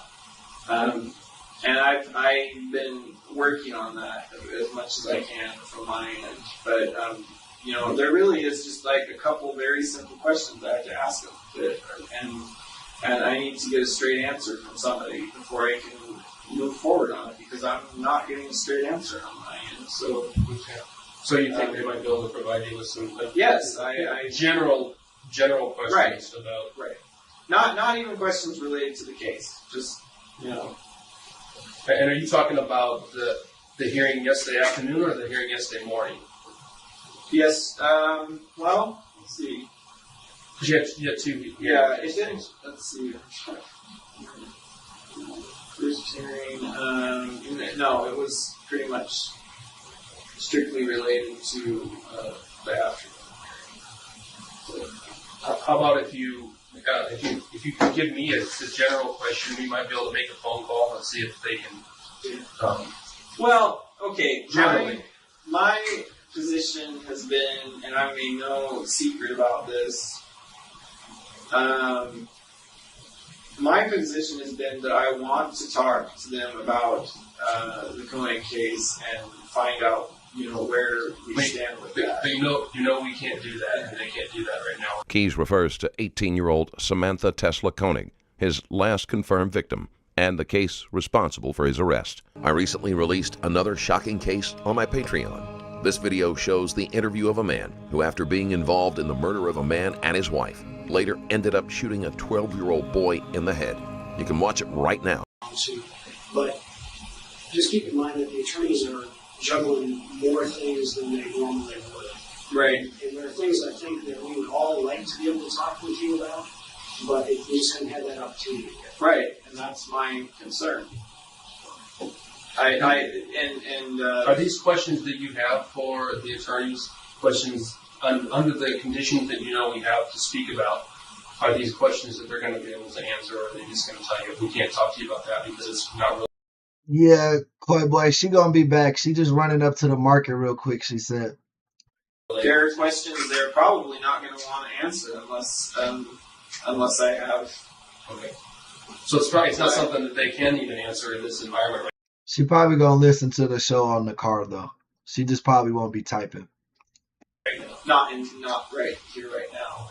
But I would like reconfirmation on the previous statement that Feldes had told me. I mean, he gave me that statement in an interview that was, you know, with just me, and I don't know if he was saying it as an official response or if he was just saying it to placate me, but he did say he was willing to do that, to have a meeting with me and whoever, you know, whatever counsel was required so that we could discuss things openly, and it hasn't happened. Well, and you think that and you think we're on this side stalling that? I don't know who's stalling. Somebody's stalling it. That's all I can say for sure. And it's not me. One thing we can say is neither Kevin nor Frank are the kind of guys that can tell you something just to shine. I mean, how do you think serial killers are treated in jail? Are they PC'd up? Like, do they go... Are they, like, in their own wing? Are they, like, with the general population? Like, I wonder how does that work? So I haven't got that impression. No. They're not. And so if they've told you something, it is something that they believe can be done. And I don't always understand all the reasons why things work exactly the way they do in the legal system, but they're not going to bullshit you. It's just not. Well, right. I mean, I agree with you. And I believe you up to a point. I mean, I'm not. It's not like I'm here expecting special treatment. I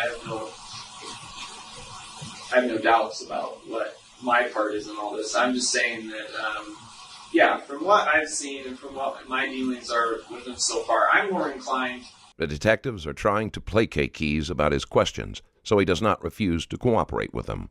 To put my faith in the things I've heard from them than from certain other people. So you know that they have gone through what they're trying to work out, and what I think they have worked out with Vermont is unheard of too. I think. Right. Well, I mean, and we were very. How's it going, Brett? Hey, you ever think of that? Like, you think we've ever walked past a serial killer and not known it? Like, you just pass them in fucking Walmart or whatever. You know what I mean? I was going to talk to you about that today, and I just the lawyers. Hey, Brett, shout out Canada, man. Appreciate you tuning in. They're just, they're just not sure where we stand now because of yesterday. They want some assurance that we're still kind of going. Well, that is a good point. I hadn't even thought of it in that way. That now that it's on the news, people there are going to read it too. So. Well, and that's the difficulty that they're having. They've been on conference calls talking to them, saying, "I thought this guy was, I thought he's on board," and so frankly, that's why we went through this trouble today to meet with you today, to just kind of. So we could give them a feel for how things are and where we stand and what we can tell them where we stand. And this was just, Yeah, well, I mean, I know it's going to be hard for anybody to accept, but especially them, I would imagine. That didn't really have anything to do with our arrangement. And from my perspective, so. Okay, but I mean, I don't think it's something that they can't work past. They've worked through some pretty miracle stuff right now, so I think this is something they can probably. They want some assurance that we're going to be able to go back down that same road that we were on. And we've made a major turn. I don't imagine this will stay strictly between you and me and people in this room, but I believe the people in this room know me well enough now to know that.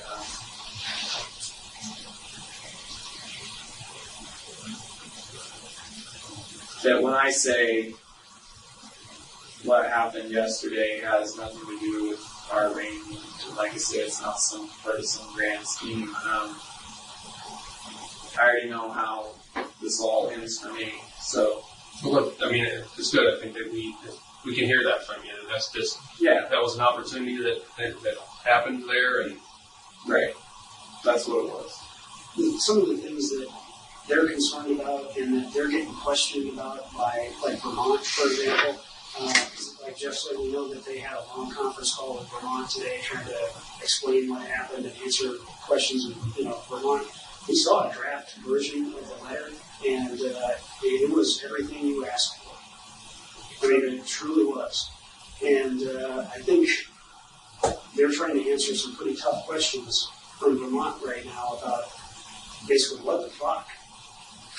Right, but I mean, even still, from their perspective, come on, let's face it. Yeah, what happened yesterday? Ooh, I'm a bad guy. I tried to escape, but let's be honest. Nobody really thought I was a good guy before that, so it's not like being escaping suddenly makes me untrustworthy. I was kind of untrustworthy. Keys finds it amusing that everyone is worried about his escape attempt. In his opinion, the fact that he is a murderer means they should expect such behavior from him. Before that, so what was his plan?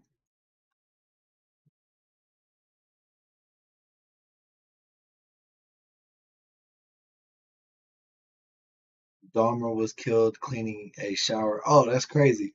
What was I gonna say? No worries, Ingrid. You have a great one. Thanks for stopping by. What was I say? My boy tried to escape.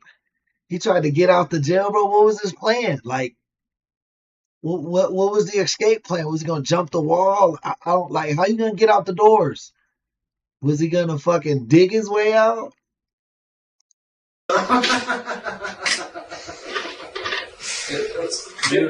least you have the perspective of, have an unrealistic perspective. Yeah, I'm not. And obviously, I think you probably especially know that I'm not going to get another opportunity like that, at least not within my lifetime. So, I mean, I don't know. I don't know what to tell them. You know, all I can say is that, I mean, nothing's changed as far as my day-to-day and my reality. You know, it's still the same. You still envision a way where we can get to meet both of our goals, where we can get what we want out of this? I think so, but like I say, after yesterday, I had some frustrations of my own. So that was kind of the catalyst that, you know.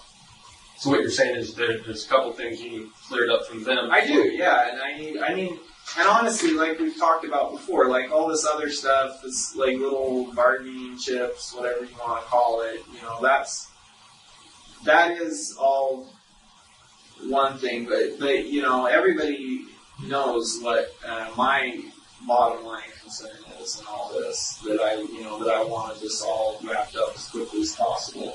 And like I said, I was in open court yesterday, and it's obviously not healthy. So that's, you know, and I'm.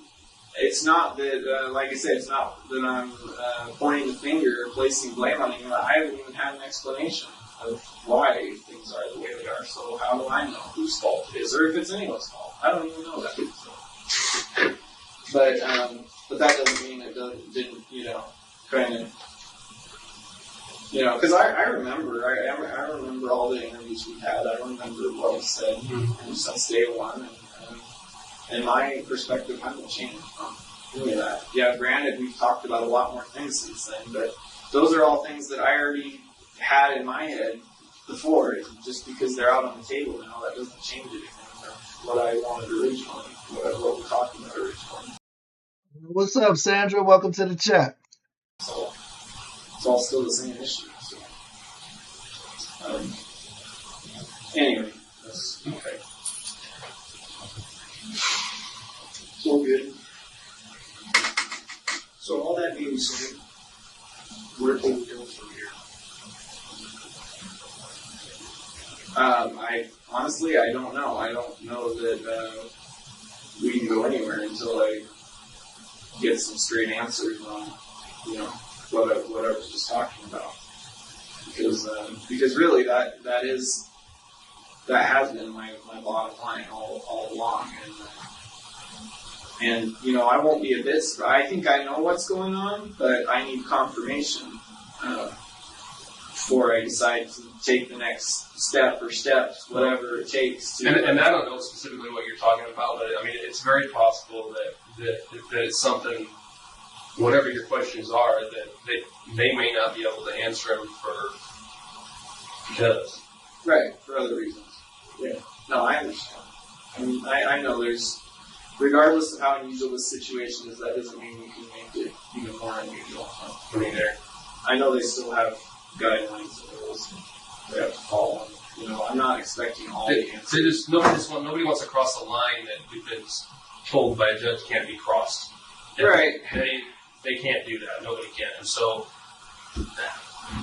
Yeah. No. I know. I mean, all I can tell you is you're going to have to use your judgment on the information that you're getting and see if you can do it. Yeah, that's what I'm trying to do, but it's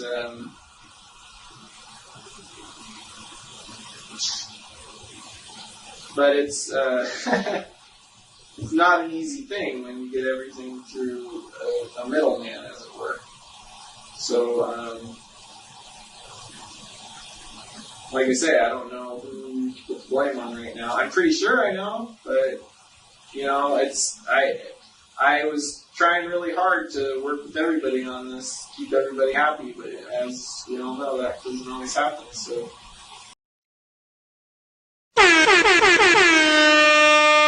Hey, shout out Melinda. Welcome to the chat. Everybody's give our member Melinda a big warm welcome. This is the worst serial killer in Utah's history.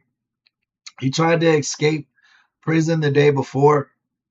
And I think they're just trying to get some more information about like his crimes so that they could tell his victims' families like what happened.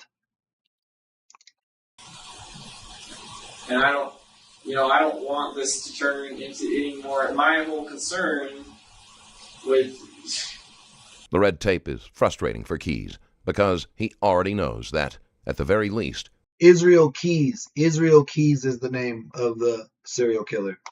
he is looking at a sentence of life in prison.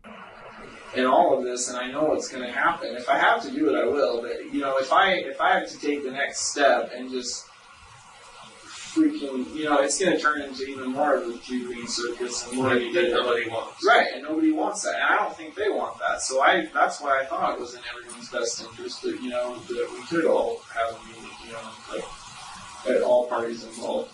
But once again, sit down and have a meeting, just like in the beginning. Like when there was no question about the legality or whether this was proper or improper. You know what? There was nothing weird or unusual about that. It was a standard interview, and there was no objections or court orders or paperwork or petitions. All this stuff that's happened since then, it seems like it's done nothing. It hasn't changed anything. I still come over here and talk to you about stuff.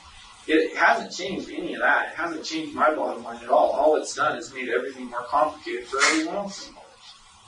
And at the bottom of that, I don't get a straight answer on anything. Well, I mean, maybe I have been. I hope I have been, at least on a few things, but definitely not on everything. Because I'm not there. I don't know. I don't see all the emails. I don't see all the paperwork. I don't hear what's said. And it's not even that I want to hear or know all that stuff, but I'd at least like to hear and know about the stuff that pertains to me and what my interest in it is. So. I think one of their concerns, and I think we all share it, is that yesterday's actions, regardless of why you took them. Really, Melinda? I never heard about it until just right now. Are just going to create new hurdles for them. From the standpoint of, literally, they had something. I really think it was just about agreed to. It may have even been agreed to, and I just don't know it. But like I said, we saw a draft version of the letter that had, I think, everything that you discussed or wanted. So they had achieved that, and then that stuff yesterday has now endangered that. In addition, I think they're concerned now that maybe you have a different agenda than what you've told us because you were very specific. I don't want any media attention. This has created a bit of a frenzy. I gotta believe that your next court appearance is going to be standing. There's going to be a lot. There's probably going to be a lot of vigilantes guarding the door on that one. I'm afraid there's going to be, there was only a couple of meet and greet people there yesterday. I'm afraid tomorrow's just going to have a fair amount more media people, unfortunately. Hey, welcome in, Shelley. Arguably, one of the probably biggest potential hurdles now is, we know you've indicated that you want to represent yourself on things for which you're not charged, and this could be a huge hurdle now that didn't previously exist. Right. I get that, yeah. These are all things that all of us are thinking about, but to be honest, they're probably more focused on it than the rest of us. And you may not have thought about those things, but that's what they're mulling over. Right. No, I get that. I get what you're saying. And honestly, I really hadn't thought of it at all until you mentioned it. I was concerned about the media coverage, not really thinking about the effect it would have on the things we've discussed, thinking more about, that is my bottom line. I didn't want a bunch of press and didn't want a bunch of drama. And honestly, I could have lived with the drama as long as I had been successful in escaping. But since I didn't, now I'm like, man, I really wish I hadn't created all this drama.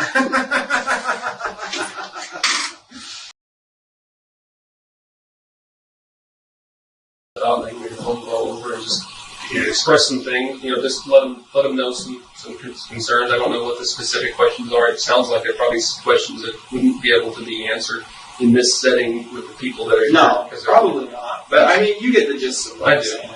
And I'm not. I appreciate that, your honesty. And then, I have no problem with other people speaking for me. You know, the bottom line is I get to make all the decisions in the end. I'm not going to be coerced or tricked into something that I don't know I'm getting into at this point. So, yeah, I mean, if you need to pass on, in your own words, whatever you think is going on, go for it, you know, and the more communication we have on the issue, the quicker it can get resolved, and I can get to the bottom of whatever's going on in my end, so. Keyes has addressed his issues and is now mildly regretting the escape attempt. He had hoped to have limited coverage in the media in an effort to shield his daughter, but this has drawn unwanted attention. All right, well, let us step out for a minute and we'll be back. All right.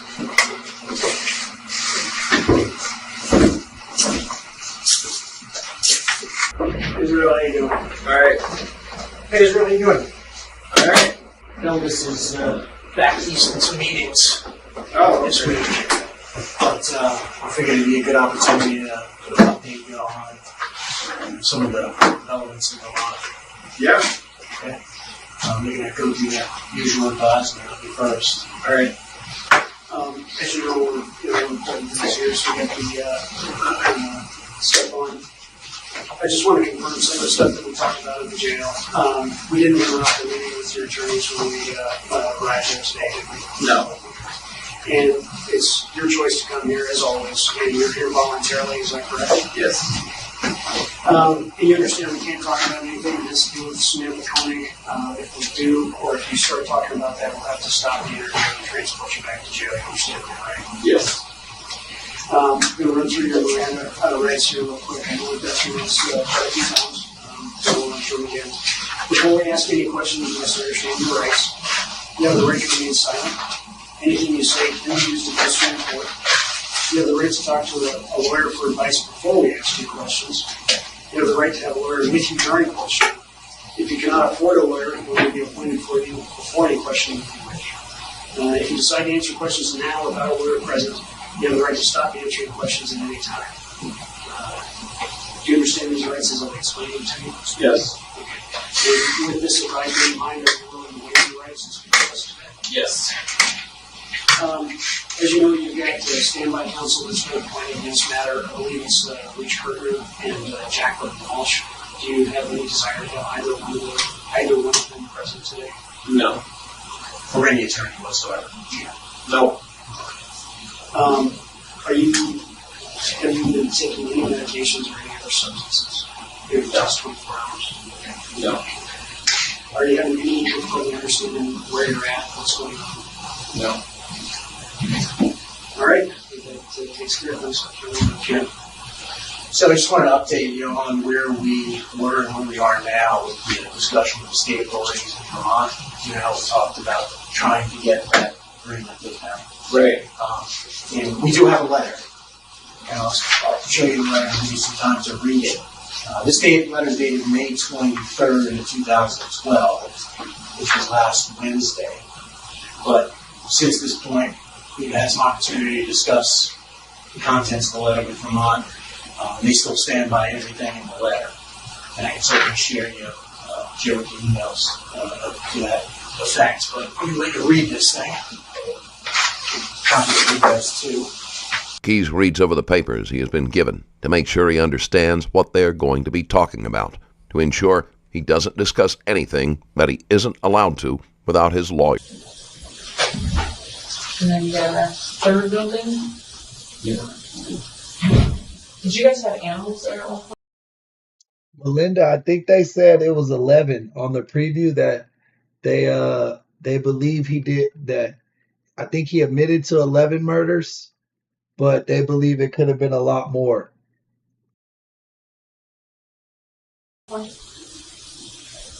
Not like dogs and cats, but like animals in one of these. That's what they said. It looked like it because there's some hay or straw and stuff still around.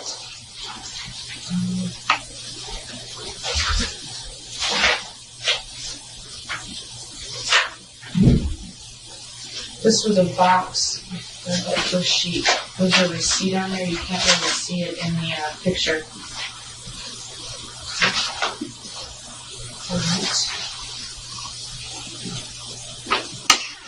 There was an invoice for some guns and ammo back in 1994. On top. Do you remember what that was for? I recognize my own books vaguely, but it's been a while since I've been carrying that stuff. Did you have a place up there that you could buy guns? No, not in New York. I never bought guns officially. I was always under the table. Okay. We'll get the invoice, because they said the invoice was in your name in March of 94.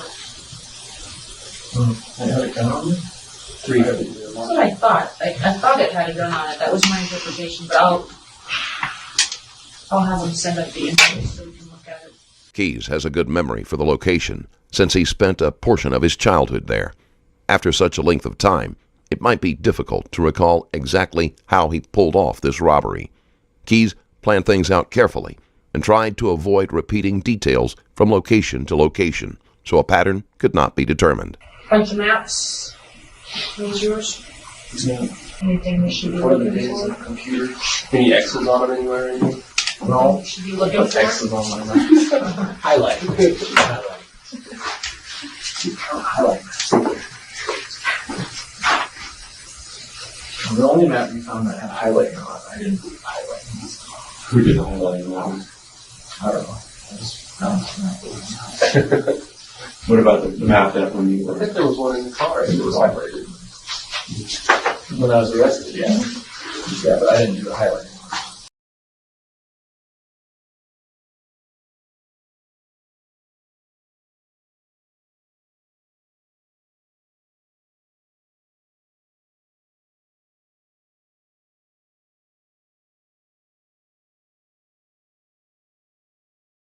The audio is just too bad on this one. I can't hear half the shit they're saying.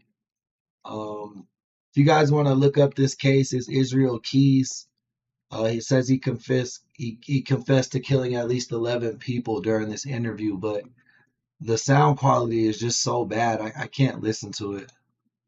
I guess they got. So again, do you know why you're here? So again, do you know why you're here? In today's video, we're going to see how when someone believes they will be able to easily fool the police, they end up telling unbelievable stories. These stories are so poorly thought out that sometimes they even have difficulty keeping track of the details. On July 12, 2020, a 911 call was made by Candace Jimdar saying that she had just run away from her husband after he had beaten her. Responders found her with various wounds all over her body, and Jimdar said that at one point she had lost. Man, he was on that show, what was it? It was on Fox, Lucius Lyon. It was about the family who owned a record label. They were like a music family. Damn. Terrence Howard was the main actor. Fuck, what was the name of that show, guys? It's on the tip of my tongue.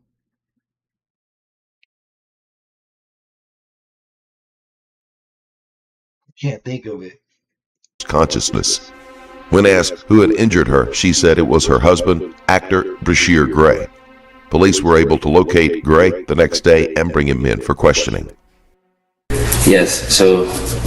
No, not Big Brother. It was, fuck. It used to come on Fox. Candace is my best friend. She lives with me. She goes through things, some mental issues. Hey, Timothy, welcome to the chat. Right away, Gray tries to set up an altered reality. Jimdar is Empire. That's right. Say V. Thank you, bro. That is it. Empire. That was it. Just a friend. She is his wife. While some married couples choose not to use such terms, Jimdar very specifically refers to him as her husband. So this is a little odd. The second point of interest is that he is trying to establish that she is mentally ill. By doing this, he's hoping to invalidate. Bro, who is he proving is mentally ill? Look at his face right now. Was this during COVID or something? Why he got his face covered up? Oh, it was 7/13/2020. Yep. This was in the middle of COVID. As well, so I allow her to have like a boyfriend because I'm validate anything favorite emotional favorite tactic of abusers. It only makes him more suspicious when coupled with her physical injuries. Emotional issues that I look over. Sometimes I'd say she can stay in the house. Sometimes she goes to her friend Laura's house that she stays in Phoenix. So she's been staying with me for a while. She tried to commit suicide twice, and we have an open relationship as well. So I allow her to have like a boyfriend because I'm really busy. So Mark, the guy that I allow her to talk to because she allows me to talk to other girls. The open relationship is also a lie. Evidence was found on his phone that he was seeing other women, which Jimdar had confronted him with, causing their fight. In an open relationship, she would have known about the other women, and it wouldn't have been an issue. I guess they got into an argument or whatever. I was at my friend's house playing football, and then I get a call that there's cops outside of my house, and I'm like, this is not going to work. This open relationship can't work then. It's a couple days prior, she was trying to kill herself. A girl texted my phone, and she's like, I thought you wasn't going to text me with girls and blah, blah, blah. And I videotaped her. She had sharp scissors, and she was about to kill herself.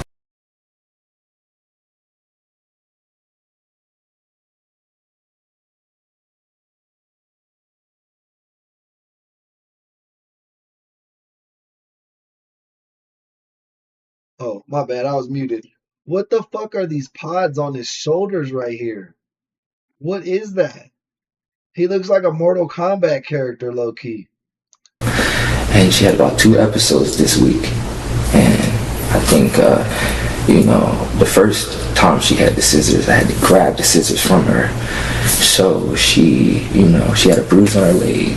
That's all that, from the situation when I took the scissors. That's all she had was a bruise. She might have bit her lip. Her lip was busted, and that was it. So she had injuries for she had old injuries for about like 2 to 3 days. Here you go, sir. So today she's been with Mark, and I've been with my friends. I don't know what they got into. When I got back, it was... Okay, I'm trying to... I don't know. I don't know. But I'm trying to understand because... you gave him a different bottle? Yeah. You didn't open this? No. Oh, okay. I'm trying to understand the big picture here, and like I said, I don't know who all are involved, but you're mentioning some other folks. Yeah. You're mentioning Mark. Yeah. So let me see if I understand this. Yeah. What's the young lady's name? Candace. Spell that. CANDIC. So let me see if and just to bring my partner up to speed. So you're saying Candace is your friend? Best friend. Your best friend. Mm-hmm. Are you married? Yeah. In a way. Lawfully married? Like we didn't go down we didn't go down the aisle. We just got legally married in Miami. So you're married? Legally married, yeah. You're legally married. Okay. So it's your wife? Yeah. Okay. Like marriage certificate? Well, we don't say that. We young. We like, that's my girl. Right. Yeah. But you have a marriage certificate with her? I don't have it. When pressed, Gray admits that she is her wife, but he still prefers to call her things like my girl. Doing so makes the relationship seem less serious and probably makes it easier for him to justify cheating on her. A little bit black, more so black. I've never met you before. You have never met me before. No. But one of the things I give credit to individuals who are honest. Yes, sir. And I'm not trying to judge you in any way, but then if I had to make judgment of who you are, it's going to be based on my interactions with you. Okay. Right? But I haven't ate either. So my body, my head connected to the body. Right. This is only one head. I'm trying to have a baby. There's a lot going on in terms. This boy needs the mental institution, man. I think that Hollywood, ain't this like right after the show ended, right? 2020, that sounds about right. Yeah, man, Hollywood getting to my boy. He beating his chick. Mm, have a little manic episode right now.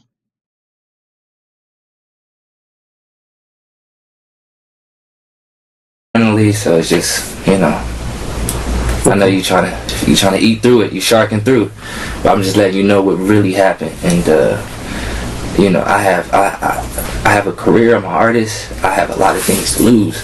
To be putting myself in situations like that, I would separate myself before we fight. We have plenty of arguments, verbal. And I talked to her mom on the phone. Her mom. This guy, Jimmy, he's a celebrity. He was on that show Empire. This is his interrogation after his wife called the police on him for DV, domestic violence. And he just seems really manic in this interrogation. I think he needs to sit down in the mental hospital for a little bit. Was saying, just talk to the cops. I was like, well, George Floyd, and what's going on. I don't know if I want to go back to the house because what if they put a knee and arrest me? But it wasn't like that. Right. So, that's good. Her mom was like, she loves you. Whatever she's going through, I just need to fix it, stop the arguments, and that's it. But I believe whatever happened that night with Mark. Yeah, Damien, exactly. That's what I mean when I say Hollywood. You're gonna get a lot of money, a lot of power, and you're gonna be able to do a whole bunch of cocaine, which will make you go manic. She needed to get treatment. She didn't want to tell me. She didn't want to talk to me about it. She just went somewhere. Exactly, Be Wise. You got what I was going for there. I appreciate you. And she's from Trinidad, so she really don't speak clear English. So you really don't understand her sometimes. So it's like, she could say something, you be like, huh? Hospital? Okay, hospital. You take her to the hospital, and then she's like, who did this? Who did this? Somebody screaming at her, who did this? And I don't know what she said because she doesn't want to get in trouble. So she feel like I can save her. Just so I understand. Which I will. Just so I understand. Which I know I missed some, so forgive me. No, you was here the whole time. Okay. So this thing with Mark happened what night? Last night. Last night, okay. And I'm to understand that you were involved in any incident, situation she got into last night. No. We were all good. She cooked. Let me tell you, she cooked chicken, rice, and mashed potatoes. I ate 2 plates of that. Okay, what time was this ish? This was about 2 o'clock. 4, and then around 4, she like, let's have sex. So around what time? 4 o'clock. In the evening? Evening. She's like, I'm in the pool. She's like, let's have sex. I'm like, okay. Let me. Who else was at the house? Let me get in the shower. Blah blah blah. I gotta take a poop. Okay. And we had sex. Went to my friend's house. Then she called Mark over. He didn't see something he liked. That's why I got that F1 Savannah cat in there. But he's still a kitten. And I don't know what happened. Okay. So I want to make sure I understand you. Because in your mind it's lining. It's. Oh, he coked up right fucking now. He can't sit still. And he's sweating like a fucking dog. Making sense. I wasn't there, so I just want to make sure I'm clear. I don't want to misunderstand you. Right. So you guys, around 2 or 4, ate dinner. She wanted to have sex. Okay. Who else was at the house with you two? Just us two, maybe. But a friend popped in just to give me some CBD. Left right up. One of your friends or her friends? My friends. Okay, just like he showed up for a second and left? Yeah. What time was this ish? Right before I left, like 4:35. Okay. And then you left the house. Mm-hmm. You guys had sex. Mm-hmm. You left the house. Yeah. And you went to a friend's house. Yeah. With did you walk to a friend's house? I walked like to the park where the theater, the school right there, around there. Okay. Yeah. Okay. I don't want to disclose his location, but that's okay. Yeah. Okay. And then you were there with your friend. Did you guys go anywhere, or did you stay at his house? I kind of just passed out at his house, and then once like 5 o'clock, my phone was dead. We would start working out. 5 o'clock yesterday evening? Morning. 5 o'clock this morning? 5 o'clock this morning. My phone was dead. And I was just, what was I doing? We started playing football. Okay. We started playing catch, running around. And my phone turned on. They like, cops at your house, cops at your house. What happened? What happened? I'm like, who was that from? Neighbors. Okay. And I'm like, oh my gosh. I didn't call anybody. You guys, I didn't call my mom, nobody. Okay. I just handled it on my own and say, whatever it is, I need to stop the relationship like that. Okay, so you left around, I think you said it, probably around 4:30 or something from your house, where we were. Mm-hmm. That same house, okay. 4:30 p.m. Oh, 4:30 p.m. And you left to your friend's house. And then you said you took your phone because you were getting text messages. How many phones do you have? One. And she has one, but she left that phone, I guess. Okay, so you took your phone. Is that the one that the officer, when you walked up to the house, you had and that we have, you said? This interrogation was during COVID, so I think that's why all their faces are covered up. Both the cops have like the pull up, and he just has his shirt around his face. But yeah, when we first started the video too, I was like, what the fuck, bro? He looks like Sub-Zero. Why is he doing that? And then I looked at the tape. It's from 7/13/2020. Yeah. Okay. Where I had a video of her like this in the living room. She got scissors. She's just like this. I'm like, don't do it. It's not that serious. We love each other. Okay. She dropped it once I had to tussle with her. But okay. So I want to clear the air so you understand. Gray's claimed that he was out playing football with a friend for that long, and the text message from a neighbor don't really add up. Why would someone text him that the police were at his house? Why wouldn't they assume he was there too? And Gray can't resist bringing up the supposed precarious state of Jimdar's mental health.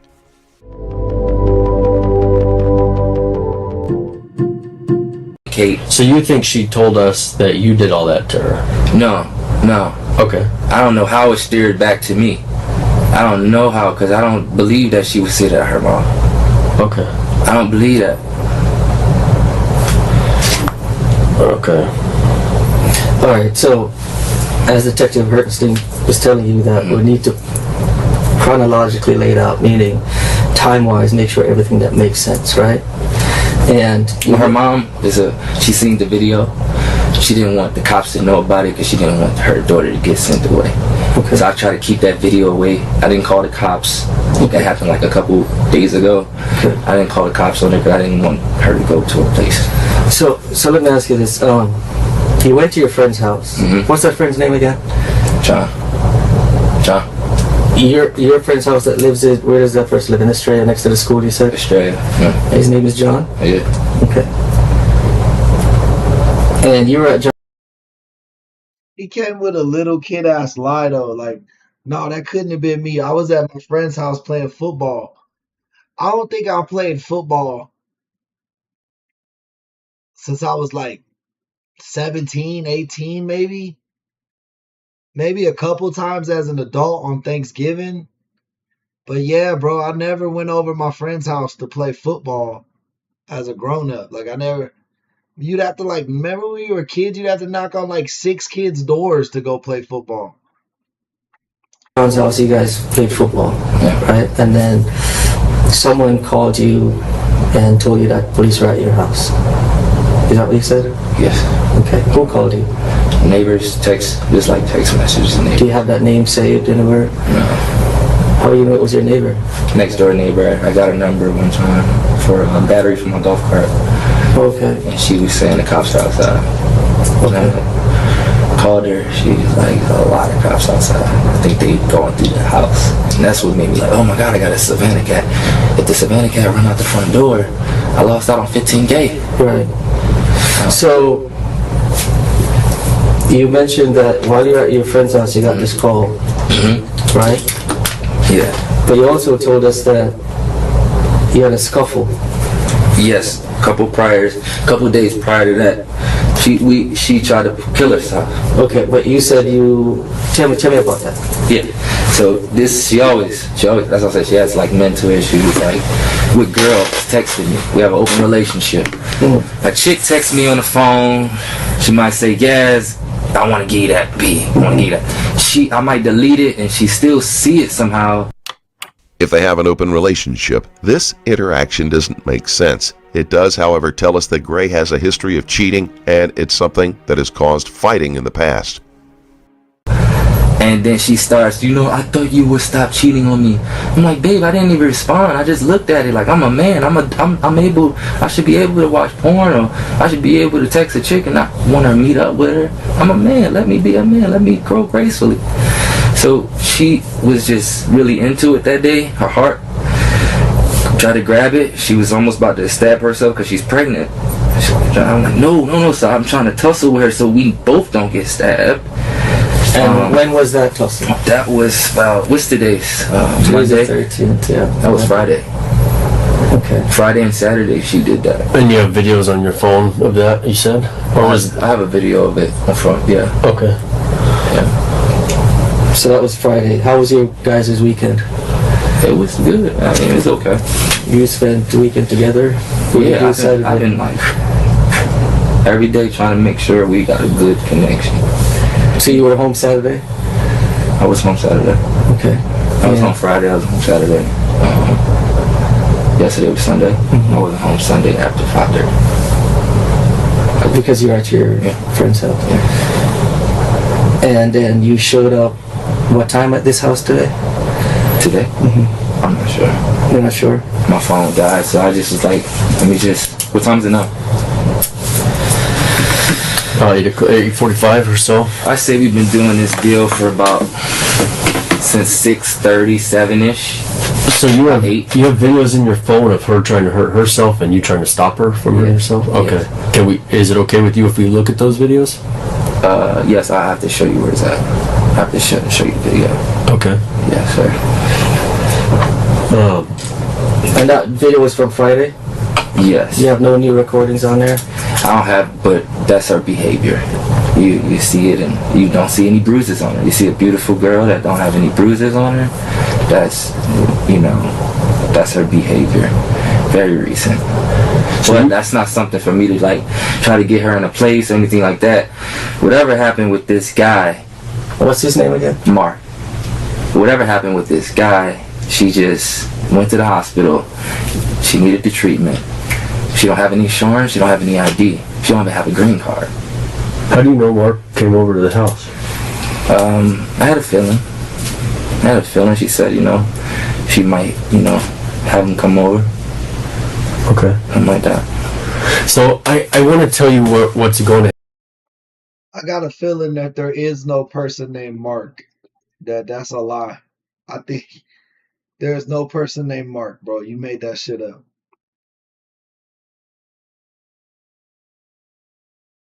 Happen on our side. What we're going to do is we can listen to everyone talk, but we have to confirm for ourselves. We have to take steps to make sure that we're getting truthful information. Yeah. Right? So, well, I videotaped it to make sure you guys, if anything, that's why I videotaped her. I was like, this is behavior not from a girl that I said I do. I need to videotape you what's going on in the world.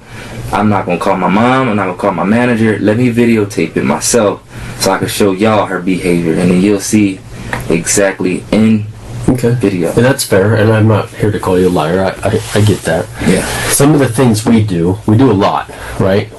This usually takes time for us to do this, but one, cell phone information. Okay, so we have your cell phone, but one of the things we do is we go through, where was this cell phone at this time? Where did it go from there? Yeah, they about to download his whole fucking phone, bro. Right, because cell phones nowadays, you could see where they went. Yeah. Right? Yeah. So in that case, we should see your phone go from your house to your friend's house, pretty much there until whatever time this morning, back over to your house, right? Sure. Yeah, but we have two phones. The second phone was left in the house. Well, I'm just talking about the phone you had. Oh, the phone I had, yeah. Okay. That's even if it's dead. Yeah, absolutely. But you were also getting text messages this morning from your neighbors. He was about to be like, "Oh no, I wasn't at my house. It was dead. It died before I went to John's house.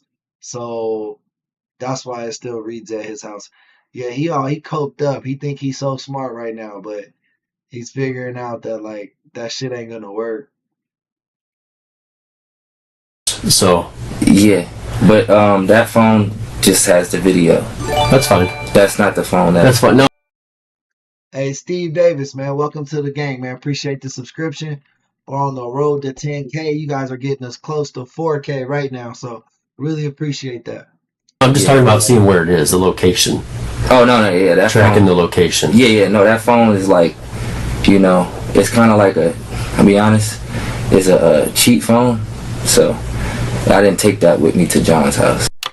You can hear the concern in his voice when the detectives mention tracking the phone's location, as well as the hesitant way he speaks as he's rebuilding his story. It's not a very good one, and it only gets worse from here. Oh, which phone did you take? I hide this phone under the mailbox, like under the neighborhood. So you didn't take it to John's house? No, did you take any phone? No. How did you get text message from your neighbor while you're at John's house? She texted John. Listen to me. We can have a good conversation. Maybe there's an explanation for things. Listen, hold on. Just listen for a moment. Just listen. You never said what phone it was. Okay, just listen. You just said text message. I hear you. To your brain. I know. Just listen. I'm not disrespecting. I know, and I won't disrespect you either. You have a career. We have a career too. I know. You're good at what you do, whatever you do. And we're also capable. Okay, we're also very capable of doing what we do too. Okay. I'm trying to have a baby. And I'm going to treat you with respect also. You've given me no reason to disrespect you, and I'm not going to. Yes, sir. But I can tell you that the truth will be known. It's not the first day the two of us have been here. I'm telling you right now. I understand that. I'm telling you. But I'm trying to have a baby, sir. Okay. I don't think that way. Okay. I don't process things. I process my food. I'm nice to my wife. I guess I don't understand what you mean. What I mean by that is that I don't live in that regular world. I don't live in that regular world. I'm an artist. I have to do what I feel.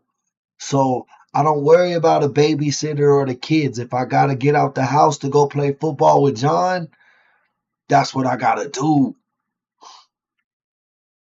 World space. You know what I mean? Me and my wife, we pray together. We don't even use a phone.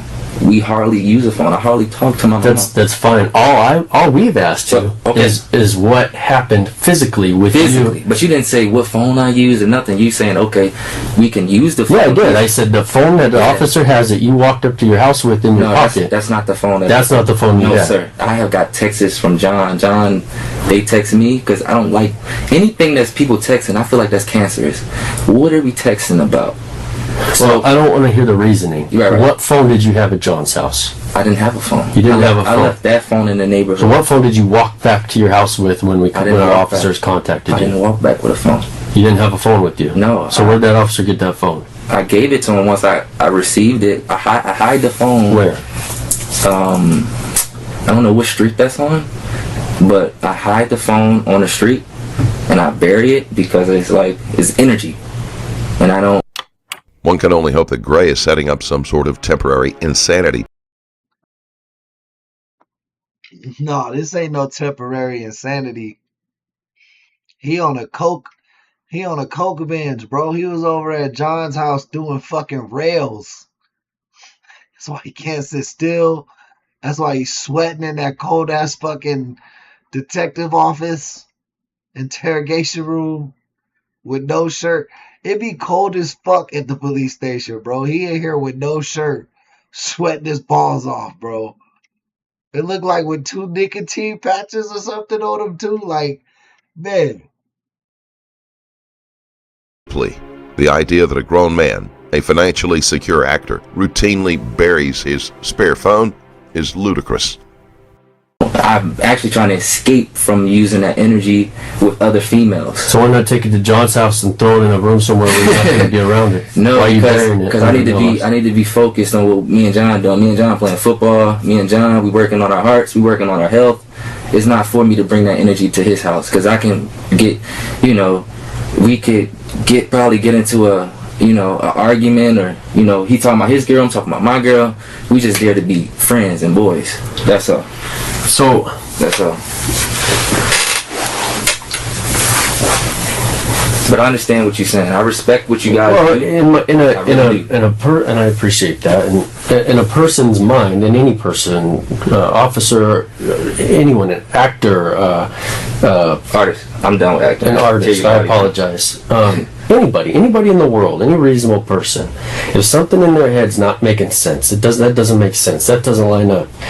Well, you just told me that. You just told me this. Okay, there's an explanation. Yeah. Things just don't line up. I just wanted you. It just means it don't line up, man. Well, I just really wanted you to know about our open relationship. I get it. I was not there, and that's not my business. Yeah, I was not there from about from 5:30. We have an open relationship. I'm able to talk to other girls. She's able to talk to other guys. And this guy Mark came over, and like I said, the phone was.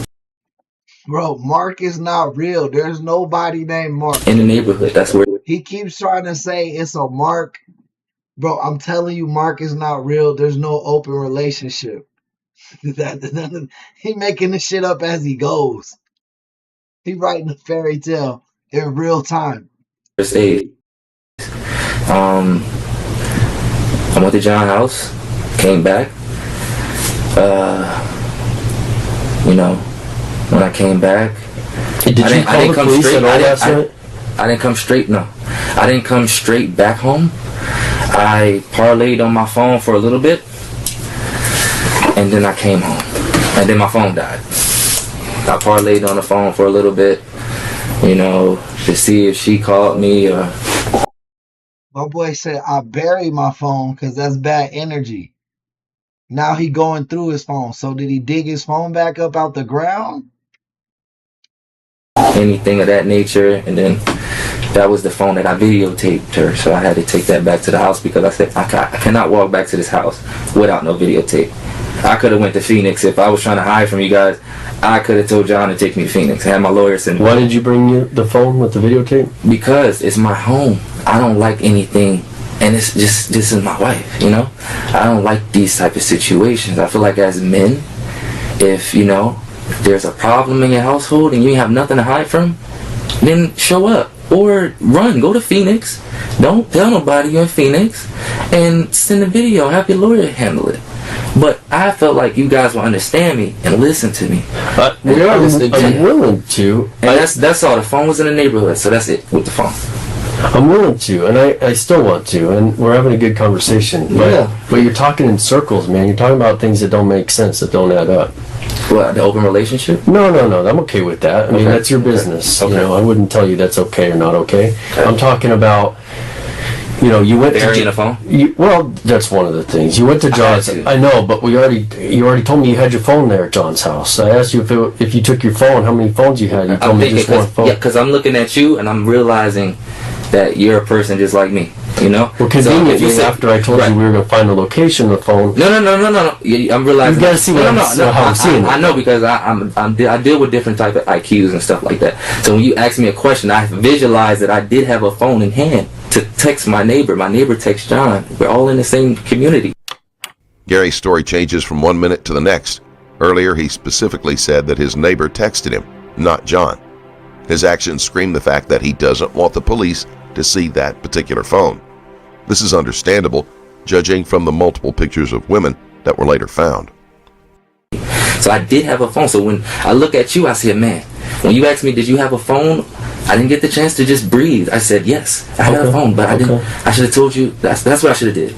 I should have just broke it up, but you was asking so many questions.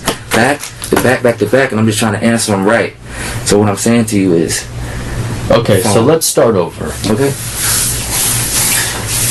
I know, I could feel you want to be honest. Are you a bit nervous at all right now? I got asthma. You got asthma? That's all. Okay. And I'm thinking, trying to process food. So unprocessed food as well. Yeah. Again, we're just trying to clarify the information here. Yeah, I think our boy did some lines and smacked this chick up, and then she called the police on him. Now he trying to make up some lie that it's not him.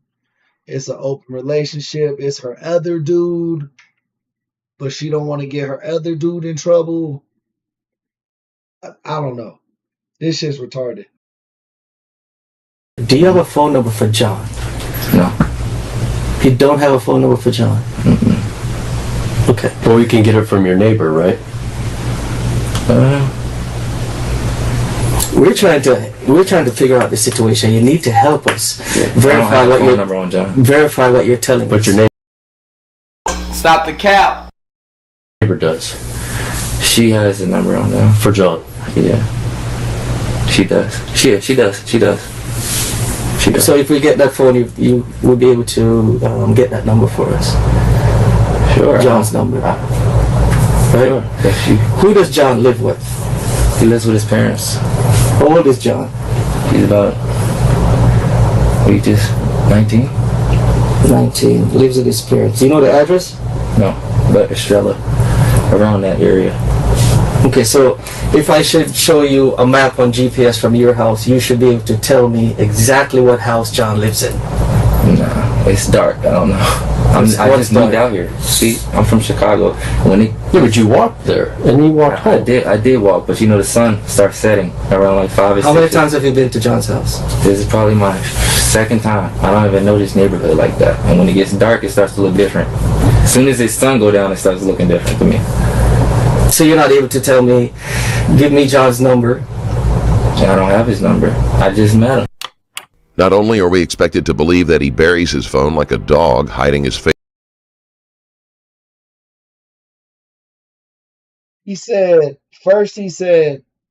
he didn't bring his phone and that his girl texted John's phone.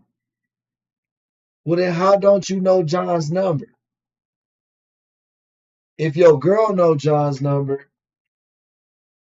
then you would think if it's your friend, you would have his number, right? I'm not saying your girl won't have your friend's phone number sometimes, but how your girl gonna have your friend's phone number and you don't even have his phone number? Is what I'm trying to say. Monday. It's like just me. A week ago? Yeah. Because today's Monday. Yeah, like a week ago. And today was the second time you went? Yeah, it's been a long time since I've been back over there. What was the first experience like when you went to John's house last Monday? What did you guys do? We smoked some CBD, we had a beer. Some of the ASU kids came over to play football. We played football, we worked out. And that was it. That was really it. You consider him you trust him?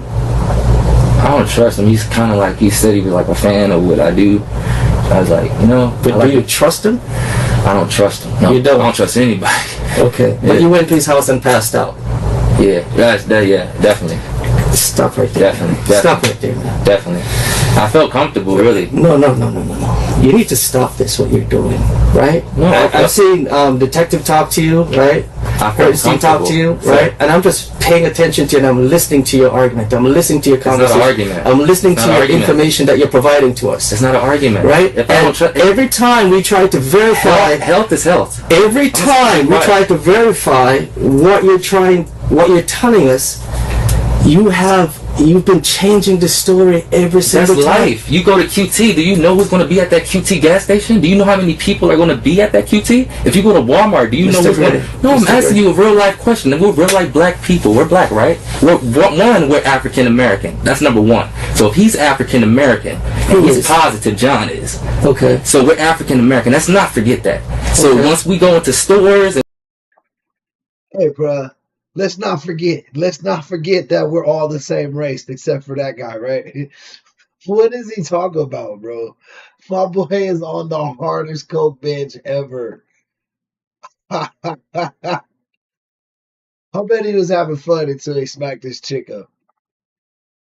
We go to Walmart and we go to Target. We don't know who's going to attack us. Okay. We're just being positive civilians. Okay. Always. That's once you take that mask off and you go somewhere, baby arrest for your daughter. You have to You have to be focused. You don't know what your brain is doing. All you want. My boy, yeah, he did the whole bag, bro. He couldn't stop. It was too good, man. He just kept getting so excited every time he did a blind, bro. I'm surprised his nose ain't even like. I'm surprised his nose ain't all clogged up, bro. Like, oh man, that's this shit is comedy, dude. To do is just be good at what you do. So I'm saying I didn't trust him, but I felt that his parents are there. They gave us food. I just passed out. I passed out. I knew when I woke up. I'm still laughing at. Yo, we African American. You can't forget that. And John, he African American too. But so he's trying to tell us they got some special bond, But 2 minutes before that, he was saying he don't trust nobody. And he can't trust John because he just met John. And John is basically a fan. That's crazy. He everywhere. They started getting flustered with him like, bro, every time you say some shit, you change that shit. And it gets crazier. I'm like, she's going to be mad at me. She's going to be extremely mad. So after that, the cops. Wait. So we'll go with that. The cops about at your door. Hold on. I want to make sure I understand your story. Right? That's all I'm saying. I don't want to tell you your story. Bro. So what's the first thing you did when you wake up? You know what time it was? About when you woke up? What do you mean? When you woke up at John's house. Oh, so when I woke up. Wake up. You know what I'm saying? We wake up. Look at John. He playing Fortnite, whatever he playing. You like, yo, you want to go work out? Yeah, I'm like, come on then. Bro, in today's age, it's not like in the 1960s and 70s where someone could just make up a person and the police are like, fuck, that fucks our whole case up. Like, now, bro, if you make up a person with the internet, they're going to find that person, bro. They're going to find that person. Like, what time was it? About? Like around, 5 in the morning, 5:30. And we had Estrella. We're playing football until like 6 or 7, and he gets a text. He's saying the cops at your house, but they texting me through his phone. He's like, your neighbors are texting me saying that there are cops at the house. I don't know none of the neighbors like that. They know I'm in the neighborhood. I just don't know them like that. And that's kind of. So the whole neighborhood got John's phone number, and the whole neighborhood know him. At best, he like a C-list celebrity. During the rise of the show, during the peak of the show, maybe a B-list celebrity, but he wasn't even the main person on the show. He was like the son. That's all that happened. Okay. So when you woke up, you said you were kind of like, is she going to be mad? Yeah, I knew, because she's like, where was you at last night? Okay. I knew she's going to be like that. So first, that's what I'm thinking about. I'm like, you know what? Let me just play football, get in a good vibe, because then I could bring that back home. We work out. As men, man, we work out, we sweat, we look good, we take that back home to our woman. It don't matter what we did. It's good after that. The detectives are trying to keep Gray on track and get straight answers out of him, but you can make out the frustration in their voices. They don't believe him, and they have to feel insulted by the poorly thought out lies. Bro had to be coked out because he got too much money not to just call his fucking lawyer up there, bro. That was really it. Okay. I don't have John's number. None of that. He would call me from a blocked number because I don't have. So where'd you meet my John? phone is where it's like I don't allow people to call me. I turn it off. Where'd you meet John? Forwarding. Where did you meet him? It's called forwarding. I don't allow people to call. Got it. Where'd you meet John? CBD store. Where's that? Ish. CBD store is right there near Walmart. It's like near Happy Cats and Vape. Tell me about the first time you met John. I walked out the store. He was walking in. He's like, yo, bro. He looked at me. He seen health. He seen happiness. He was like, yo, man, what's up? He's like, yo, you should try this. It's like, you a football player, son? He's like, yeah. I think I had Candace in the car. And he was like, you know what? You should come work out with us. And that was it. And then what happened that day when you first met him? Nothing really. And then So you met him at the CBD store, and then you guys parted ways. We parted ways, and I linked up with him on Monday. I gave him my number. You gave your number? Yeah, he called. I thought he said CBD store, like a weed store, but they in California, LA. I don't know why the fuck he would go to a CBD weed store and not like a real weed store. Yeah, John probably sells the coke, bro, but I don't think John's real. I think Mark and John are both figments of his cocaine binge. Mark is the guy he's blaming for beating his girlfriend up because he did that shit. And John is the made up friend for the alibi. From a block number. He called you from a block number. Okay. Yeah. Okay. And what did he say? He said, yo, we about to go play football. We about to go do this. We about to go do that. I said, all right, cool. He said, all right, cool. I said, let me eat some food first. Let me put some food in my stomach. Let my head process. It's on one head. It's only gonna process muscles and arms and legs. And that was on Monday? I can do so much. Huh? That was on Monday? No, that was about that weekend. I met him that weekend. Okay. We linked up Monday. Okay. And then what phone did he call? He called from. What phone did he call from? So he called from that phone. The phone you had? had? The burn phone that I buried. So I buried. Hey, chat, shout you guys out. We got 102 likes, man. Phone that we have now. Yes, sir. Okay. So I leave that phone in the area. I meet him at Estrella. I see him. We start playing. Okay. That's it. Okay. I come back. It's a rhythm. And then, I look at the phone. I parlay with the phone. The phone dies. I'm like, damn, how I'm going to show them the video? They ain't going to take this. Well, I guess you guys can charge it and I'll show you. So it's still dead? It's dead. Once you let me charge it, I can show you the video. I can show you. Hey, TK, welcome to the chat. Yeah, that sugar booger got him crazy. I buried my phone under the mailbox like a fucking Labrador. I called her mom and said, do you want me to call the cops? This is supposed to be a wife. I said, I do too. She said, no. They'll put it on TMZ. I don't have any problem believing you about this video, man, but we're not talking about the video. We're talking about last night. Yes. So you keep going back to this video. I believe you have a video. Oh, you saying action? You saying actions? You're asking my brain about actions. Sure, You don't trust the actions of what I've been doing. That's what you asking me, and I'm saying to you. This is the interrogation of the kid from Empire, the youngest son on the show Empire. This is his interrogation tape after his girlfriend called the police because he domestic violenced her. These are the places I've been. Okay. That's all. That's fair. I appreciate that. Sorry, text bro. When did you call her mom? That weekend. You know what I mean? Like, what is that, Friday? Hey, Mark, appreciate the subscription, man. We on the road to 10K, guys. We're approaching 4,000. So if you guys can hit that sub button, help us out a lot. Also, we just opened up our memberships. They start at 99 cents a month. If you appreciate what we do here, man, it's a really good way to support the channel outside of super chats and gifts. You know what I mean? It gives you a little bit more bang for your buck. But anything you guys can do is always appreciated. Thank you so much. Okay. And I told her, it's getting a little crazy, but we can work on it. And first thing my manager said, yes, last thing we need is the cops coming to the house and they putting you in arrest and stuff like that. So when she do things like that, it just make me be a better man to her. So we have good days. We've been having amazing days together. And this guy that I allow her to talk to, I maybe should not. You know what's funny, Coy, is I kept putting this video off too.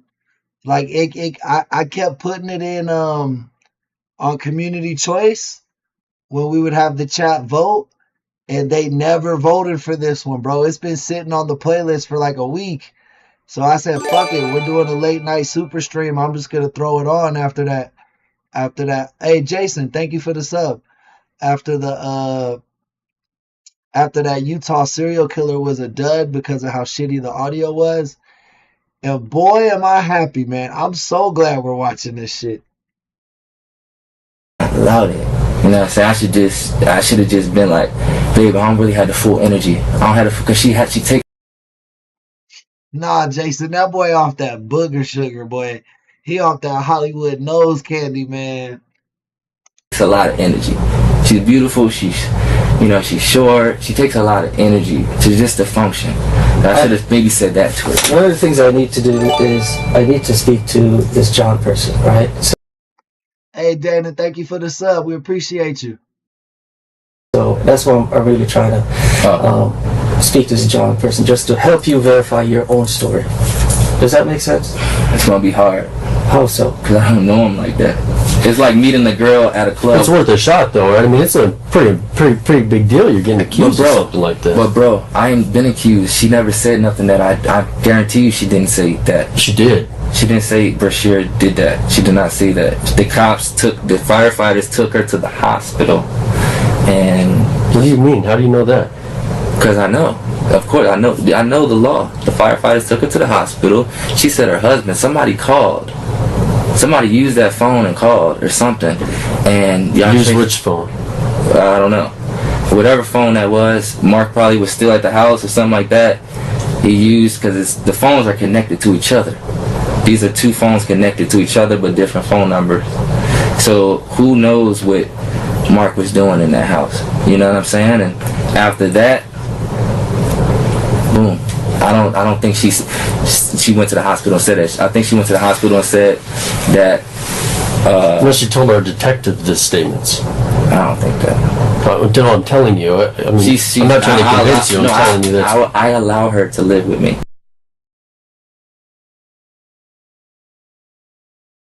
It's the only gas. Bro, I think they married too. They said they were for sure married. Like they were legit married. She finna take him for all the little money he made. She gonna take all his little empire money. If the coke don't get it first. Station close to Goodyear. Last night you were there about 10ish? Oh yes. Okay. Yes, sir. So you left. Mm-hmm.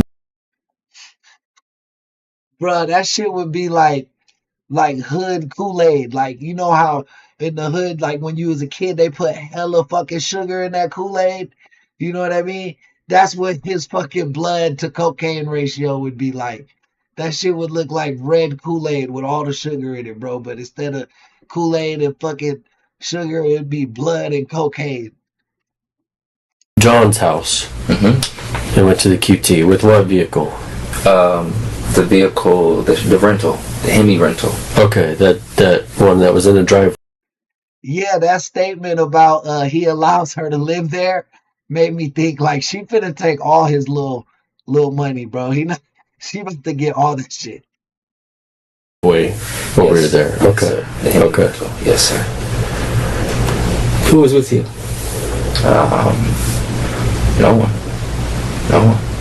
Okay. So initially, see, that's another part of the story I didn't hear about. Mm-hmm. So initially, you went to John's house last night at 4:30 or 5 or something like that. You walked there or you drove there? I drove. You drove there? Yes, sir. And you stayed there until you came back this morning? Yes, sir. But your vehicle was in... Bro, 10 minutes ago, he said he walked to John's house and the sun was going down. In the driveway before you got home? Yes. How'd he get there? So you asking me how did the vehicle... So I left the vehicle there. I didn't go in the house. I didn't want to, wake her up. I went back to John's house. Okay. Why didn't you just drive back to John's house? Because it's good to wake up, take a walk, force yourself and challenge yourself to grow. There's nothing wrong with that. The questioning has become a verbal tennis match. The detectives will send over a question that should have a straightforward answer, and Gray sends it back with a bizarre spin. But each time he does, the detectives are able to counter with a question. No, Bill, he don't know where John lived. But he drove to his house earlier, drove back home, and then walked back to his house. But has no clue where the fuck that was. That points out the holes in Gray's story. So you went in the store. Where did you pay for the gas? At the pump or in the store? At the pump. At the pump. Yeah, okay. There's a lot of things. Kids with dirt bikes, kids with 4-wheelers. I was like, there's a lot of people outside. Yeah, it's today. busy. It's busy. Yeah. So you brought 2 transactions there. One for the food inside the store. Yeah. One I walked in the store, and then I came back, and then I put the gas there. Okay. I pumped the gas. Okay. What kind of credit card? Like Visa, MasterCard? Is it debit card or credit card? It's a temporary card. Temporary card. Yeah, because my other card was chipped. Oh, gotcha. Yeah, Okay. yeah. So they sent you like a temporary one. Yes, they did. Okay. Okay. Mm-hmm. Sorry, go ahead. Let me know if you need another water. I do, please. I'll get you water. All right. These days,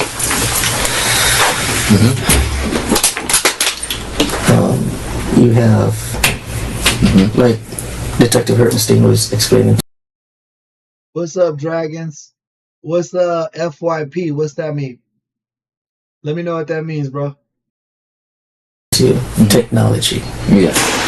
With phones, GPS. Yes, sir. Surveillance videos. Yeah, so you should see me, at the gas station. You should definitely, that's what I'm telling the truth. You should definitely see me get gas, but I'll let you talk. No, that's fine.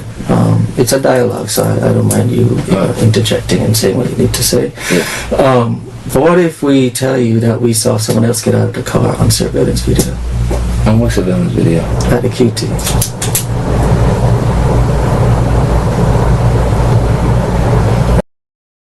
Hell yeah, shout that out, man. That means, hey, YouTube sending us out. The algorithm sending us out. But guys, make sure you subscribe so YouTube can't control how and when you see my videos. If you subscribe, you'll always get a notification when we're live, especially if you have post notifications on. Thank you, Michael. I appreciate that. Good morning. Louis Buick. I've never met anyone named Buick. That's cool, like the car company. But Louis, we watch different interrogation videos every day. Every day. This stream's been pretty long, but usually we do anywhere from 6 to 8 hours of streaming every day. To keep the lights open, we need our members and our super chatters. That's definitely the heartbeat of the channel. You know what I mean? If you guys support what we do here and you can afford to do so, please think about doing so that we can continue bringing you this fire content. I would be like that. That would be.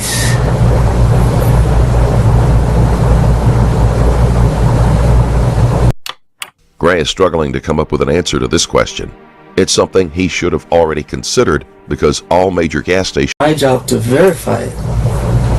Help me verify the information that you're providing to me. Right? Yeah. It's my home.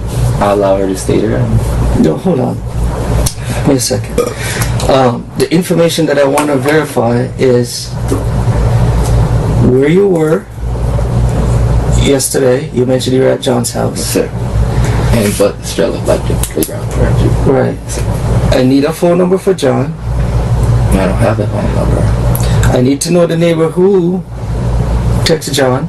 One of the neighbors on the block, definitely. Who did? Who specifically? Oh yeah, I don't know. I don't know all of them. They all see me when I moved in. They all see me. They all know about John. John came over to the house, probably like once. You know what I'm saying? When was that? The first time I met him, he came to the house to see the pool one time. One of the neighbors seen him. I don't know which house she was at, but she was jogging with her daughter. And, oh, I know you. And that was it. And how did she get John's number? She had his number. She knows his parents. She knows John's parents? Yeah. Okay, so you know what house on the street she lives in? No. She was just walking. She wasn't too far down from my house. He was coming out. She was like, John? Like, yeah, this is my boy. It's my buddy. And I guess when this crime scene happened, she texted John because she knew I was with John. She just... How did she know that? I don't know. She just like, there's a lot of cops at Bashir's house. I looked at it, and it's coming to me because it's my house. And I'm thinking. And Damien, the side dude, the other boyfriend that he lets her have, he hella mysterious too. I don't think nobody's ever seen that man. And he probably living in a mansion in like Calabasas or some shit. So you know there's cameras. There's no fucking footage of these people.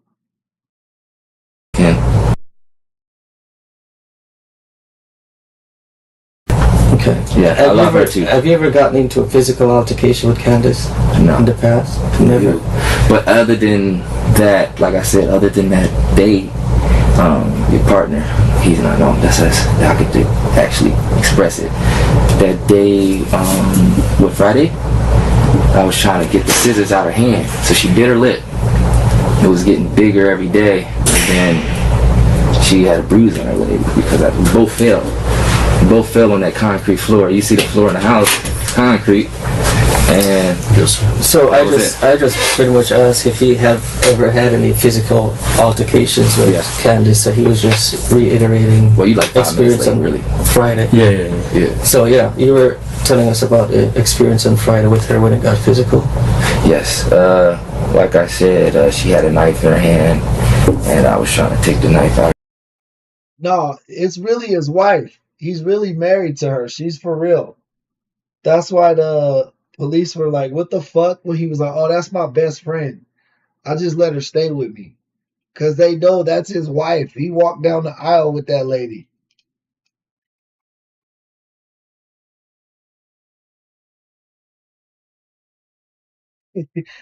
Mother Goose.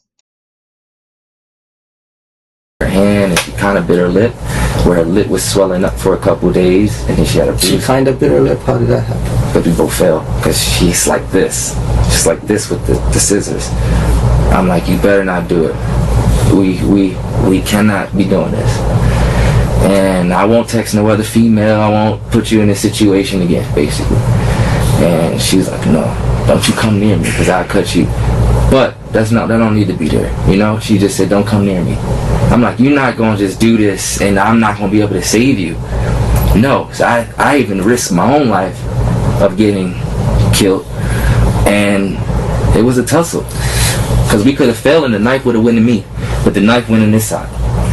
You know, she was trying to struggle with it. I finally got it out of her hand. And that was it. You saying that was Friday? Friday. That was it. For someone that has been so vague about his movements, Gray is able to be amazingly descriptive of that particular altercation. I don't understand. The phone was in the car. When? When I drove back to QT, I left the car. I remember I went to John's house and came back. Right? So that was about the same time that phone call. No, I got gas. I dropped the car back home. Right? Yeah, but what time did you get gas though? Yeah, like 10.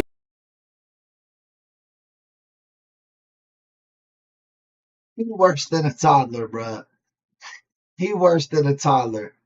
No, actually, you're right. Maybe it is like a toddler, like a 2-year-old. I'm thinking like a 4 or 5-year-old. But yeah, this is like arguing with a 2-year-old.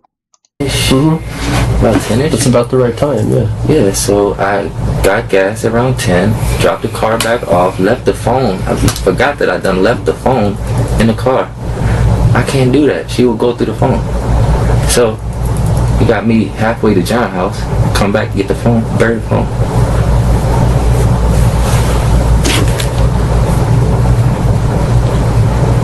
So around like 10:45ish is when I buried the phone. So basically, what you're relying on at this point.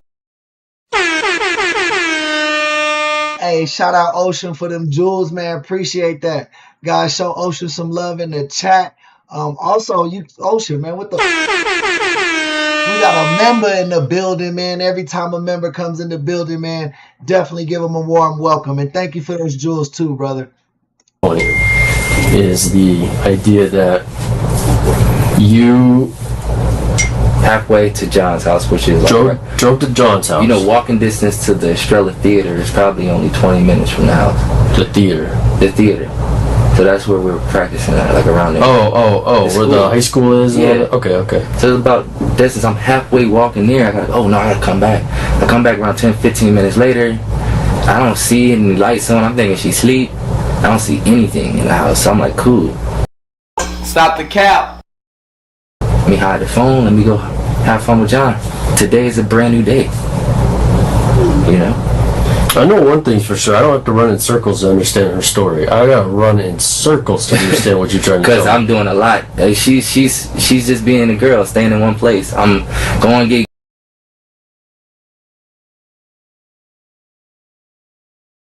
gas, going this place. I'm doing this. When you went to get gas. Oh, my bad. I was muted. Mike, welcome to the chat. Who that? Welcome to the chat. Yes, you went to John's house. That's it. Yeah, but I got gas and dropped the car back home. That's all. I just wanted to go to John's house and play some football. So I'm trying to wrap my head around the idea. My boy said he wanted to go to John's house, play some football, fucking 8 o'clock at night. Some one-on-one football. John's dad was playing all-time quarterback. Yeah, that you drove the car back to her house, or to your house. I'm sorry, where she was. Of course, park it there. I can get a copy of this. Yeah. You might have to step on. Yeah, go please. Walk back to John's house. But you buried your phone on the way. I left the phone in the car. Left the phone in the car. So Okay. There for about 15 minutes. So I don't know if John used it to call to try to put things on me because it's all connected to my phone. If who used it? Yeah, Mark. Okay. That's okay. Yeah. Okay. You know? Because like I said, Yeah, they was playing ball. I don't know if they was playing football, but they was for sure playing ball. Or playing with some balls, you feel me? if whatever happened, she would say. And then at what point did you come back and get the phone out of the car? She's Trinidad, so she doesn't speak English. I get that. Yeah. So at what point did you get the phone out of the car and go bury it? About 10:45, sir. About 10:45. Yes. So 10:45 until this morning when you walked back and unburied it, the phone, the tower, cell towers and stuff is going to show the phone there. Yeah. Okay. But I have, you know, little friends and stuff like that. You know what I'm saying? What do you mean? You know, like neighborhood kids. Okay. What about them? They seen me bury it before. So you think they unburied it? As technology advances, it gets harder and harder to lie about. It is also harder to make people up out of thin air. Mark and John, if they exist, should be easy to track down. If John could corroborate Grace. Bro, that's literally what I was just saying, bro, at the beginning of this video. Remember I said, bro, this ain't the 1960s or 70s. You can't just be like, yeah, I was playing Atari with some kid down the street. I don't know. Like, they will fucking find everybody with the internet, bro.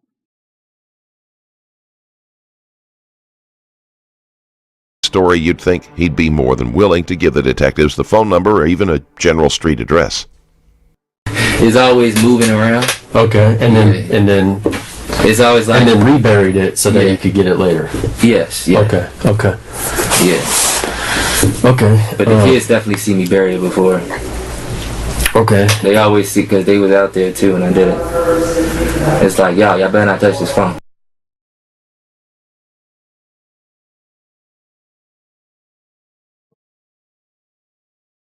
Yeah, I think he used to go to some Diddy parties when the show Empire was on. He has some pictures with Diddy. But she's just so tender. She's so tender-headed. She bruised easily. Even when we have sex, she bruised. So I know that if they got into a fight, it don't look cute. Where does she bruise when you have sex? That was Jesse Shmule's brother in the show. They were brothers in the show, yeah. Like if I grab her waist, you can see my fingers on her waist. Okay. Yeah. And she's from Trinidad, huh? Yeah. I haven't spoken to her myself. Does she speak good English? She does. Man, that Detroit player, Chris, always coming in with that dollar bill, y'all. Appreciate the $5 super chat. Show Chris a lot of love. He's sponsoring today's episode. You know what I mean? If you want to help Chris sponsor this episode and make sure we got extended viewing hours, extended viewing time, definitely send them super chats and give him a big thank you for doing so. Appreciate you, Chris. You always looking out for your boy, man. That's love. Pretty clear. She does. And we established that the reason she would tell officers that you did this is to slap in the face, to say, you know, stop it. You know, it's time for us to just be us. You know, no insiders, no outsiders. And stop what? What do you think she's trying to tell you? Stop the cheating, I guess. Stop. Gray even refers to seeing other women as cheating, reinforcing the fact that he and Jim Dar do not have an open relationship, as he has tried to claim. Where my partner stands on this, okay? I won't speak for him. I'm just going to speak for me. I don't believe you. And that's just me being honest and in a respectful way. I'm not being disrespectful, okay? I don't believe you. It's okay. And we're on the same page with that. And we do. Because it's not, I'm trying to figure it out. It's not adding up. You guys, you're detectives, you know what I mean?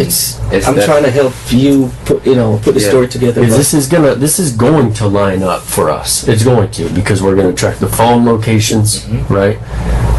Put the phone numbers together. Remember the phone. Bro, he probably got the coke from Diddy. They be having that pink cocaine. That's why he tripping right now. He was sniffing that pink cocaine, bro. He going crazy. It doesn't matter. All the phones, you know. Okay. With the vehicle locations, the surveillance, and everything like that. Okay. Because that stuff doesn't lie, right? It just doesn't lie. And I'm pretty sure there's ring cameras around your house too, to help us show you coming and going. You know, like neighbors have ring cameras. Sure. So that'll show, and obviously I haven't done that yet because it's still early, right? But that'll help us say, okay, yep, there he is. He parked right there. You know what I mean? He drove past. All my neighbors, but my neighbors on my block. See, the neighbors like down the street may have them, but my neighbors on my block don't do surveillance like that. This is a doorbell. A lot of people have them. Shoot, it costs like nothing nowadays. This is a doorbell. You see, the doorbells is like so it's like a harness, and then you go into the door. So my house is the only one that like kind of open. That's fine. Yeah. We'll see what. My boy live in a neighborhood full of mansions, and he talk about some. Don't nobody got a Ring doorbell camera, bro. We don't use that over there. Get the fuck out of here. He like, you're not gonna see us walking on any Ring doorbells because nobody got a Ring doorbell. We don't do that over there. Then he started to describe how the doorway was. What's there and what's not. Okay. So what I'm telling you is this is gonna pan out. We don't throw something to the side until it makes sense. We don't put a bow on it until it makes sense. That's why I want to show you the video. Okay. To show you. And we'll get there. We'll get there at some point. You know, a lot of girls go through. We'll get there at some point. But right now, what I'm concerned about is last night's events. Yes. Okay. Maybe her mental issues. Like I said, she was trying to kill herself about 2 days. I'm professional. I don't think like that. She's going through mental issues. So that may be true. That's why I'm showing you the video, because that may be true. Her IQ is, you know, who Yaz texts, who I text, you know, what girl I seen that day. You know, she don't know if I ran into a girl and gave her my number that day when I went to Walmart or something like that. She's insecure because I can get any girl I want type of thing. So she's like, she don't know what I'm doing. I cheated on her before. She don't know if I walk away from you guys and I text. I hope they ask him about the open relationship. Like, how is it cheating if y'all had an open relationship? That's like understood at that point, right?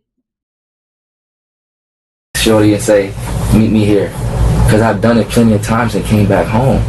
And she never knew about it. So she's so, you know, in that mode too. You know? I really just want her to get looked at.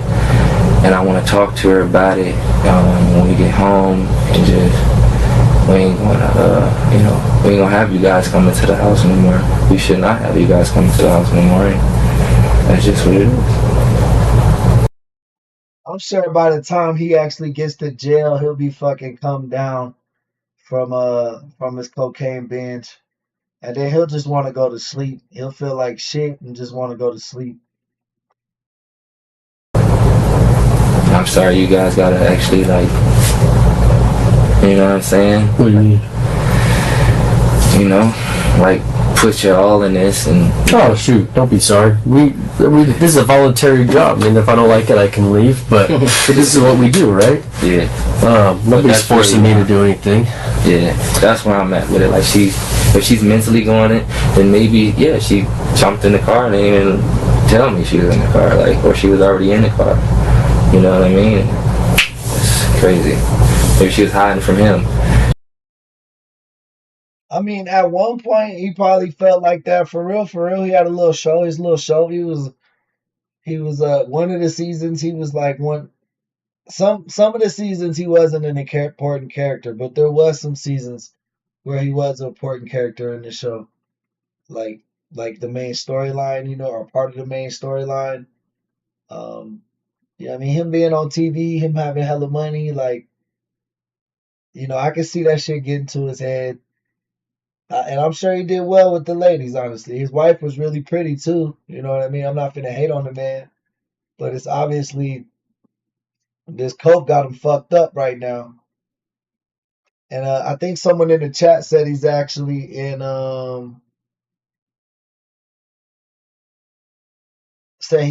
rehab now for this shit. I mean, if he's in rehab now in 2025, that's crazy. That means that this shit got way worse, because this was probably like the beginning of the downfall for him. Like this video, you know what I mean? This looks like his coke problems got out of a problem, and now he's starting to get violent with his chick. So yeah. She's in the car, I don't know, and I'm just going to get some backwoods. I'm all happy. She's all like, you know what I'm saying? I would rather. I know how she thinks. I can't make you do anything. We're certainly not here to try. I would rather have a discussion. I would rather come in here and have a discussion with you about what happened and how, and maybe there's an explanation and how you can help me understand. But we're not there. We're just not getting I'm there. Probably the most positive, motivating person. I motivate everybody I meet. You seem like a motivated person. I give them the chance to hear themselves. That's the talent I have. That's why people hire me, because I give them. I help that. At the end of the day, yes, sir. As the detective is explaining to you. Bro, look how fucking wet his shirt is. Look at his shoulders and shit. Look at the dark gray. And then look at here and here, bro. He is sweating his ass off. And like I said earlier, it's cold as shit in them interrogation rooms, man. Anytime you go to a hospital or a police station, it's always cold as fuck. That AC is on blast. It will add up for us, right? So let's think forward a little bit, okay? Right. Once we have all the information that we're currently working on right now, and it shows everything that you're telling us is not. It's like that Travis Scott song, I am the highest in the room. I hope I make it out of here. Not true. Think about that for a second, without even responding. Just think about that for a second. So you're saying that I did. So if you go and look at the video at QT and you don't see me get out the car, right? Okay. That's not true. I told you I went to QT. Right. But there's other stuff. Okay, so if you check the phone and you see that the phone was in one location, the neighborhood location, the whole time while I'm at John's house, that's not true, because I said that was true. I said let's Gray doesn't seem to understand that just because his story is sprinkled with bits of truth doesn't make the whole thing true. Saying, look, I told the truth about this one thing isn't going to make the detective suddenly stop asking questions and decide to let you go. His separation from basic reality is a little concerning. Can you help us find John? Like I said, bro, it's like me meeting you today. I don't know where you live. We got a good vibe. Like, I feel like we could be, if I met you out in person, I'd be like, yo, what's up, bro? Absolutely. He's a good dude. The thing is, you told me, you met John. And she's pregnant. That's one other thing. Hold on. You told me you met John. Mm-hmm. You and John had a connection. Mm-hmm. John went to your house. Mm-hmm. You went to John's house. Yes. More than once. Twice. You felt so comfortable with John, with that connection, you passed out, slept at his house. I don't know. I fuck with 7-Eleven heavy, Antonio. 7-Eleven is my favorite convenience store. Yeah, CBD, good food. We catch the itis. You know how we get? We eat food, we get sleepy. We pass out. You know? We got in the pool. It was just relaxed. The body feel good. You feel good. You ain't feel like this yesterday. But you can't tell me how to get in touch with John. I don't know him like that. He has my number. But the neighbor down the street knows him well enough and knows John. The neighbor in the neighborhood. Right. Yes, sir. You said down your street, right? I was walking with her daughter. Yes, she's one of these That neighbor houses. knows John well enough. Yes, sir. And knows you well enough to know that both you and John are friends. So she texts John that police were at your house and John relayed that information to you. And you were at John's house this morning, but you can't tell me with that relationship and that history and that tight circle that you have, there's no way you could tell me how to make contact with John. No way whatsoever. No, because life ain't life is unexpected. You know, is there a way to contact that lady who you said text? John. If I seen her, I'll know her. If I seen her, I would know, like, oh, that's the lady that said what's up to John that day. They only seen me outside probably like 2, 3, 4 times. So every time I come outside, there's nobody outside. It's too hot. So when I'm outside and John, luckily we ran into each other. That's all. John is about my height. He's loud. So you're saying that did you go into anything that Candace said? Do you have any injuries on you or scratches or anything like that? I have football injuries. Do you mind if I take a look? Do you mind standing up and showing me? Yeah. Okay? Is that from football? Yeah. So, my knee, man. Right here, man. Where's that from? Trying to get me down. And this was with who? With John? John and some ASU guys. You know, I compete with the football players. Where do you get that from? I'm wide receiver, so. This one right here. Oh, I'm wide receiver, so get off me. You know how they try to push on you? This dude got long nails. Like, yeah. First it went from him and John was just playing football. Now the ASU guys, now the Arizona State University guys is coming up. Why would they be in LA? Come on, bruh. And then, them scratches is from the DV altercation you was in, bruh. Stop the cap. Get off me. So where else? Do you have any injuries on your shirt? On your chest area? Where you get that? On your right side. Oh, right when I got tackled. Stop the cap. So all of that is from, you don't need to, you can sit down now. So all of that is from football. Yes, sir. Stop the cap. Those injuries are not consistent with, scratches from playing football. No, I mean, can I stand up again? Because I've had those injuries before. No, can I stand up? Similar injuries. You know how I obtained some of those injuries? That are very by sheer grade. Similar? How? Getting over a wall. Nah. Hell no. Well, no? I do that too. Yeah, I do that. You do that? Yeah. When was the last time you were over a wall? I do that all the time. When was the last time you were over a wall? Those scratches are fresh, like they happened today. Well, last time I always do it, especially at night. Okay. Stop the cap. It's like gymnastics. Okay. When was the last time you were over a wall? Those scratches look very fresh. Maybe last night to come back. To come back to the house last night? Yes, sir. What time? Not sure at all. So, but yes, I do it like. So you came back. You didn't go through the front door. You went over the wall. No. To get over to cut the distance. Sometimes that's what you do to cut the distance. So you went over the wall. Which wall was that? I'm not sure. What wall that was. But yeah, no, this is not from wall. I knew for sure he was gonna be like, I don't remember which wall I jumped. I knew for a fact he was gonna say that shit. This is not from wall. But look at it. Yeah, it definitely is. Look, I see it right here. If I'm like this, a wide receiver in a cornerback in ASU, it's like, okay, yes, you think you gonna catch this ball? Mm-hmm. We ain't got no equipment on, and he got long nails. So I'm like, let's look. That's at nails. Look, 1, 2, 3, 4, 5, 6, 7. That's 8 nails.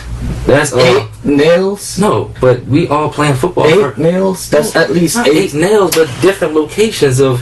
You see, this one is longer. They're all consistent. They're going in the same direction. Yes, but this I always do the same thing. Hold on a second. They're going in the same direction. Yes, sir. Right? And that's, as I explained to you before, I've sustained some of those injuries before. And it's by getting over a wall. But you're a police officer. But that's just like football players.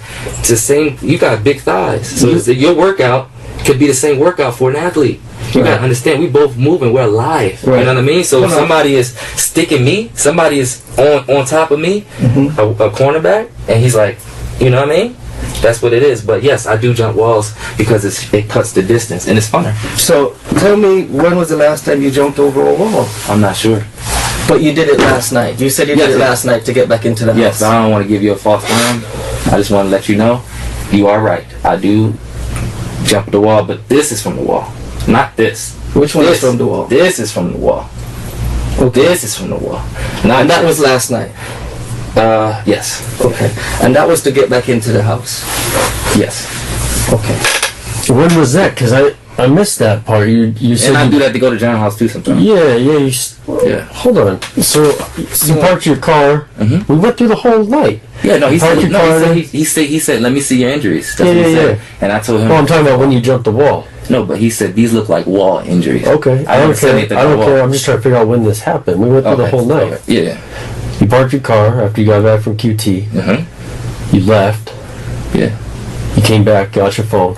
Yeah. About 15 minutes later. I had to jump the walls to even get back that time. That's when you jump the walls. I jump the walls all the time. Especially last night. When did you jump the wall? And I do it sometimes during the day. I ain't gonna hold you. Sometimes I swim in people's pools. Yeah. Okay. I don't think it's a bad thing, but okay. So yeah. I was like, hey, you know what I mean? This is a move. Jump your wall to get. Okay. So when you came back, when you parked your car there, where did you walk? Down the sidewalk? You jumped your wall? Where did I walk? On the street. It's pitch black. Just go straight. You know. So you didn't jump any walls that time? Yeah, I jumped the walls to get closer to John. Okay, like through backyards, you mean? Or backyards, yeah. Okay. Yeah. Okay. Yeah, I'm hopping over the backyard. So now he hopscotching multiple backyards to get to his friend's house, but he still don't remember where that house is. Hard to get to the overside. And then when you came back to get your phone, were you jumping walls then too? Always, because it cuts distance. Okay. And it's hot outside. You will get a heat stroke. Okay. Yeah. Okay. Yeah. And then after you got your phone, you left again. You jumped some more walls. Yeah. Do I bury it? Buried it. Okay. Yeah, I jumped some more walls. Jumped some more walls. You buried your phone. Yeah. You always bury it in the same place? I do, but the kids, when I did bury it, I'm surprised. It is late outside, but they're outside. I'd love to know where this was, because if I could go out there and find some fresh dirt where you buried this phone, that would help verify your story. Yeah. I mean, if it's always in the same place. You know, the construction site where the construction workers are, right across, like around that area. Okay. Yeah. Okay. Yeah. And then you went to John's house and you stayed there until this morning. Yes, sir. We're getting a little bit more each time, right? Why did you not tell us that you went back to the house and you had to jump the wall to get back into the house? Why did you not tell us that? I don't know, man. I should have said.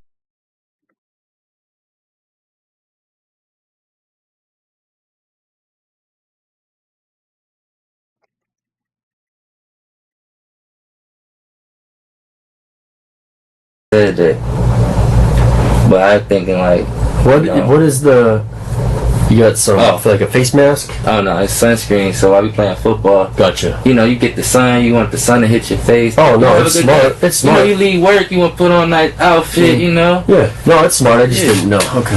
That's all. Because some people do like the skin. What's it? You know, skin. Oh yeah, I should have been dried off though. I'm surprised. Most of it's gone. There's just a little bit. Oh okay. Yeah. Okay. But yeah, I'm jumping walls. Sometimes I swim in people pools. So when you went back inside, where was Candace? Last night when you went back inside, what was she doing? I didn't go back inside. When I came back, you guys are okay. Well, you said you jumped the wall and went back to the house, right? To John's house? No. You told me. No, he just asked me. He just asked me about, so you've been jumping walls, so you jumped You walls? told me that you went back to your house last night and you jumped the wall to get in there. Gray keeps adding to his story, but the problem when you do that is it is harder to get things to line up correctly, and you have to fill those gaps with even more lies. His story was flimsy to begin with, but now it's practically in shreds. No, not to get in the house. I jumped the walls to get back to my house. I'm sorry to say, but to get to my house, I'm jumping the walls. So when I'm leaving John, I'm jumping the walls. It's about daylight now. I'm still jumping the walls to get back to my house to talk to y'all. Okay. That's all. Okay. I wasn't going to jump over my own fence and y'all think I'm Mark or something or whoever. I'm like, no, I'm going to go over and talk to y'all. I don't know what's going on. I ain't jumping over my neighbors and getting into my own land. Did you? That's all. You said you did. You said you did. Yeah.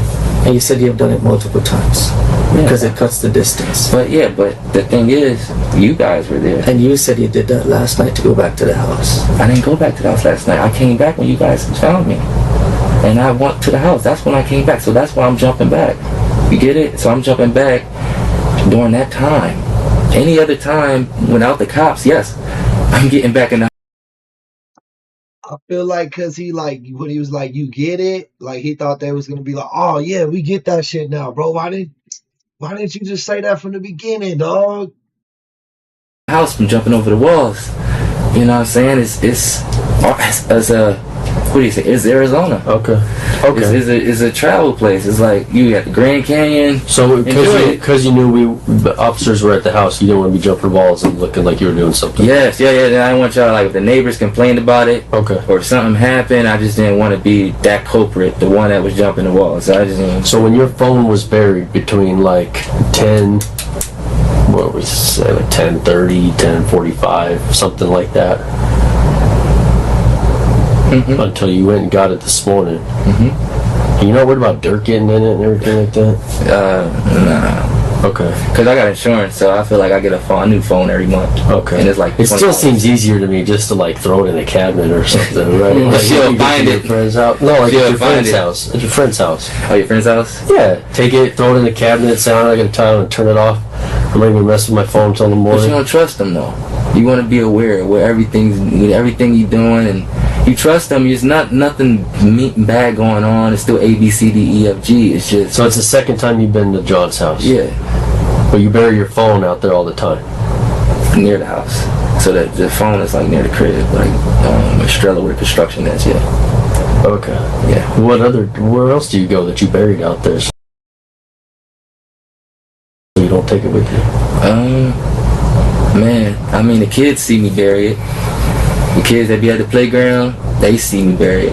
And I well, shoot, man. Sometimes I bury it. You were just worried that John might take your phone. You're not worried about these kids taking your phone? No, I trust the kids, though. Because I know that it's a burn phone. There's nothing on it. It's just like... But you're worried about John taking your phone.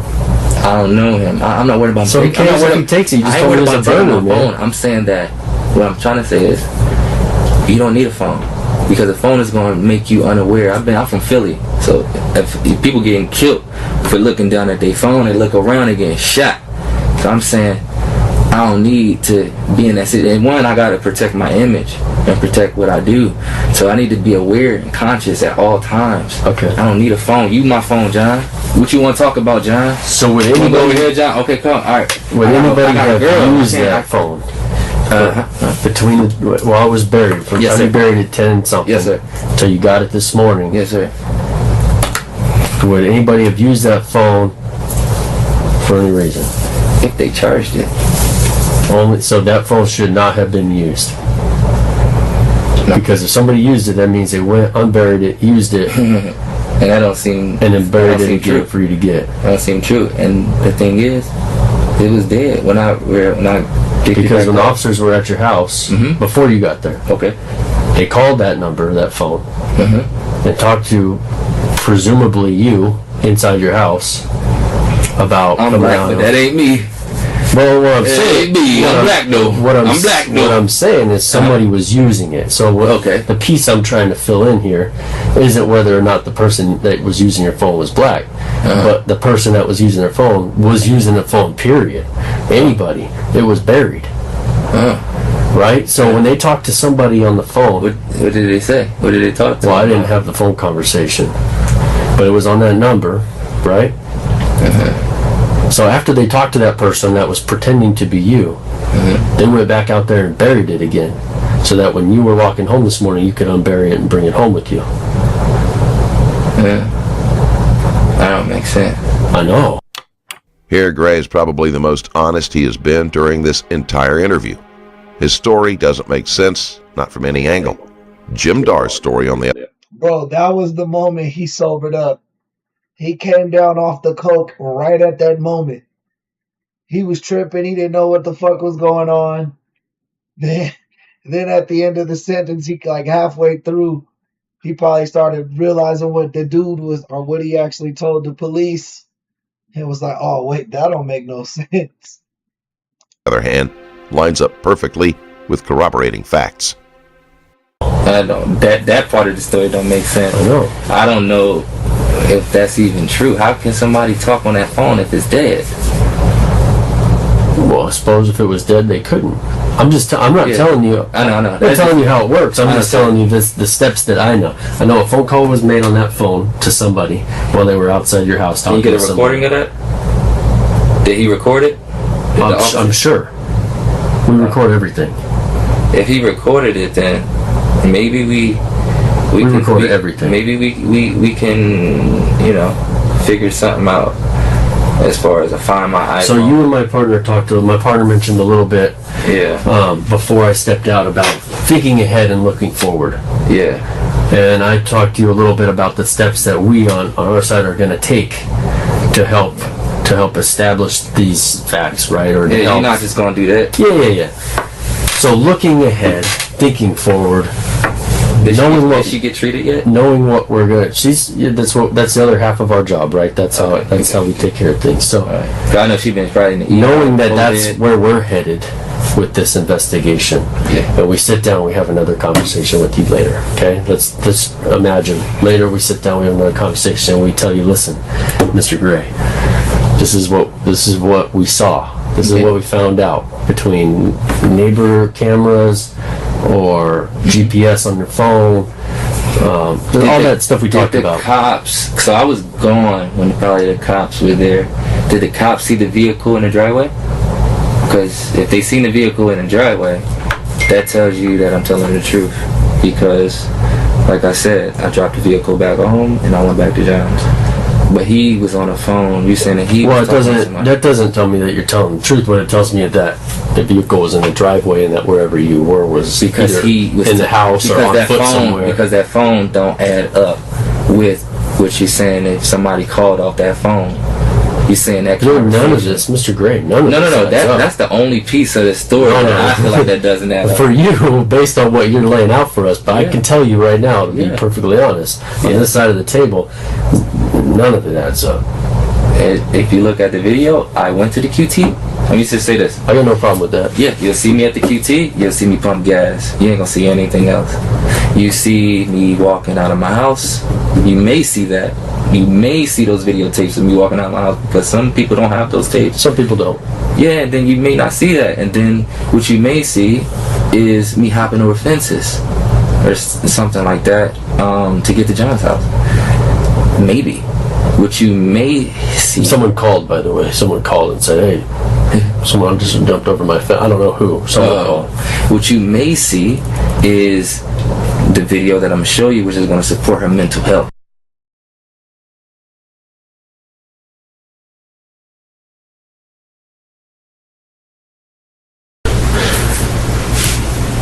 Have you ever used the name Mark before? No. Not at all. My name Brashir Gray. You've never used the name Mark before. What if I tell you, right? Yeah. Potential, like we're thinking ahead again. Yeah. Right? Yeah. Down the road. Yeah.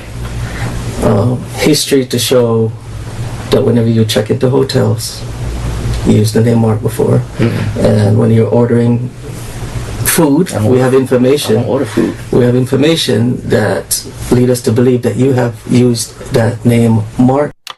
The detective has let Gray bury himself up to the neck in lies before he dropped this particular nugget of information. It looks like Mark may not even exist, which calls John into question as well. Before. Never.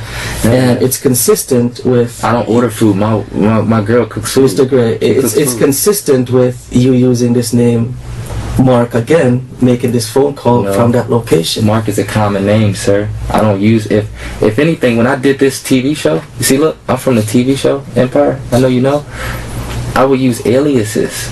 Okay. I wouldn't use Mark, I would use other aliases so they don't know. You can hear my voice and you can tell it's me sometimes. You dig me? So I'm like, I would need to use a different name back then. Now that she cooks for me every day, I cook for her every day. We don't. So you're saying, in Chicago. I'm trying to track the conversation about the phone call. Yeah, I wasn't in here. Yeah, I'm saying. But you're saying when I came and I sat down, you're saying, yeah. So he's putting it on me. He's trying to put it on me. Yeah. Who are you making reference to trying to put this on? Because if I found this out, I'm looking for him. Now hold on. He's going down. Who are you saying is trying to put all of this on you? Because Mark. Yes. Because you're saying Mark dialed from your call the police from your number. He had to when I left the phone in there, but I don't understand. So Mark's fingerprint should be on your phone, yes? It should be. Should be. Mark, or at least somebody. At least somebody. Right? Yeah. Or if he's smart, you wipe it down. I don't know what type of street smart he has. I don't know if he is street smart. But you didn't wipe it down. Hell no. I didn't wipe it down once I digged it up out the ground. Still covered in dirt? Still covered in dirt, but we don't know how street smart this guy is because you know why? He did all this and it's still, y'all still don't believe me, so I feel like he is smart. He'd been in this situation before. He knew how to manipulate the evidence because we talking about me, somebody that showed up and tried to show y'all something of what's going on instead of somebody that's missing. That's just like, a murderer walking freely. While you were out getting gas. But while you were out getting gas, yeah, you're telling me that Mark called from your phone to report her missing. That phone was used only for YouTube at that time to play music, and that was it. Play songs. When I got back to the house, parked the car. Left the phone in the car. Went to John's house. Came back. Buried the phone. Yeah, somehow fences. Because it's not cheaper, but it's faster. That's all. Okay. Well, it's a long day. I don't know, man. It's gonna be a long day.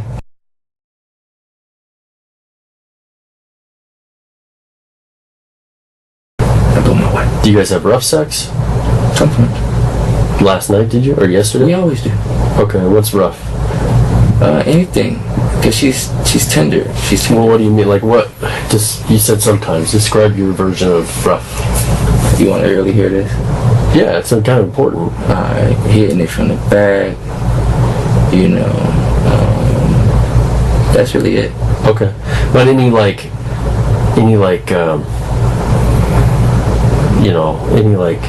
rough stuff, like she wants you to slap her or hit her, she hits you.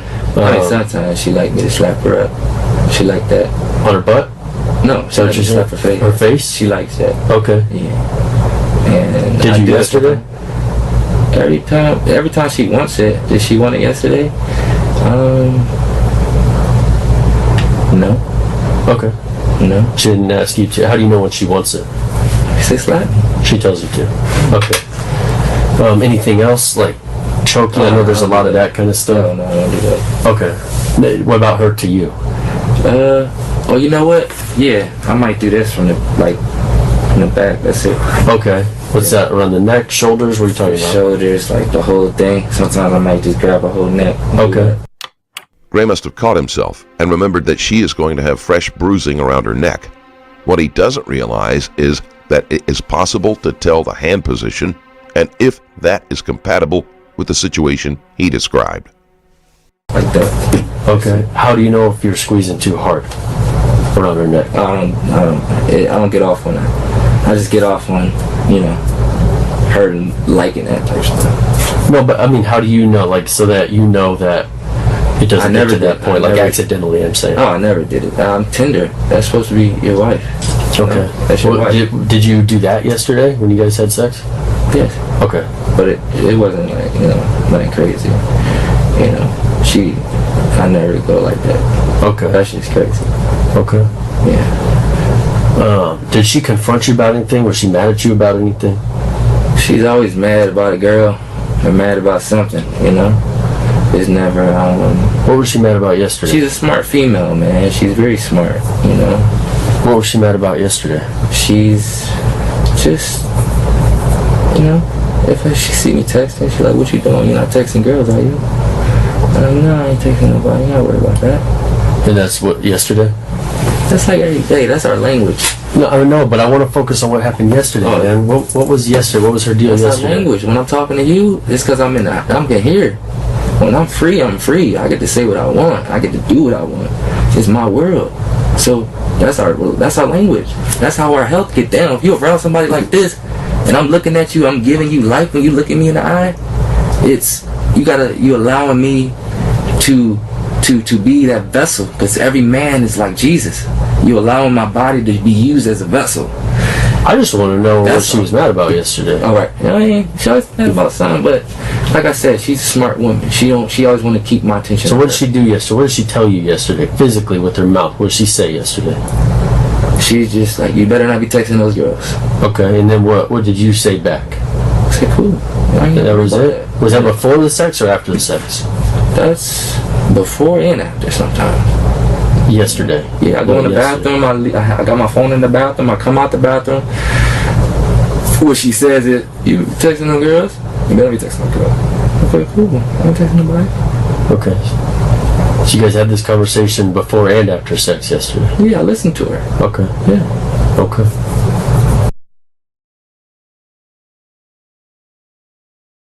What we do is shown on television through different movies, different mediums. You have cops, you have,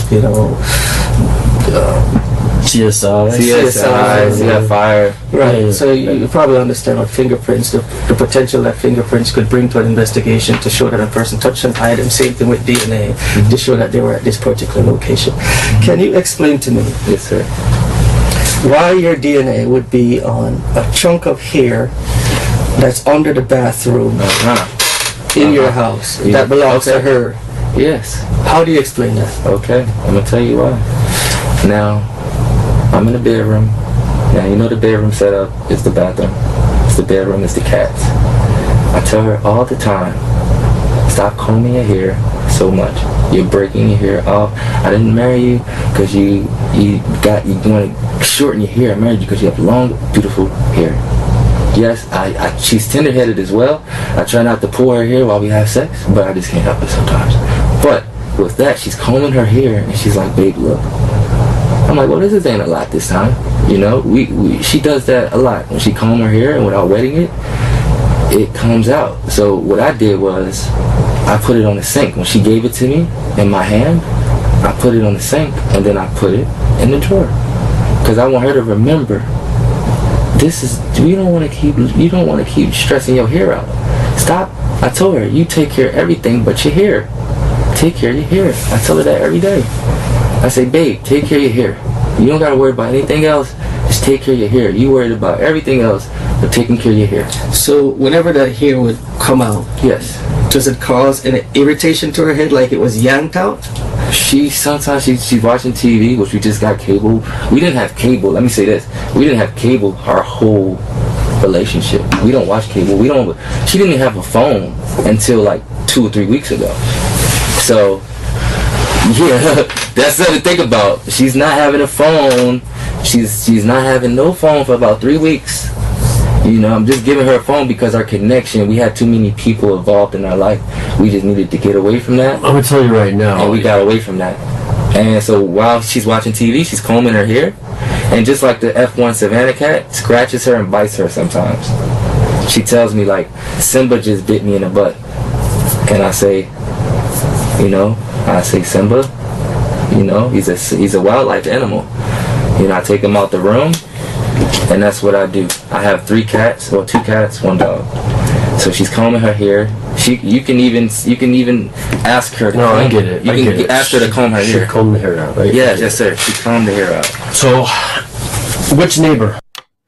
Lots of women shed heavily when they comb their hair, but very few actually pull it out by the roots when doing so.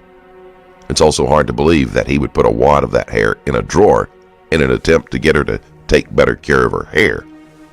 But in this complicated fiction that he has woven, it is probably one of the easier points to overlook. Which neighbor has John's phone number? Bro, I literally would tell you if I knew. I would say, this house right here. This is, you know what I mean? Just like the dirt bikes. Like the dirt bikes that ride around that's not street legal. They get on my nerves sometimes. It's a simple question, man. You talk to this neighbor. Mm-hmm. She called John. Mm-hmm. Which neighbor is it? I don't know.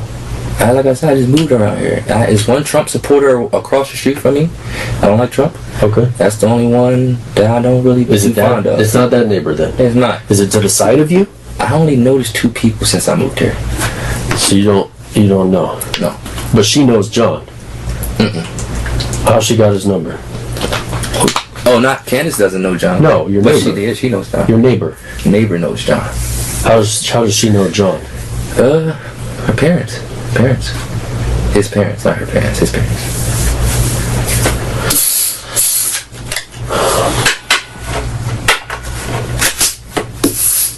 You need to use the bathroom or anything? I'm good.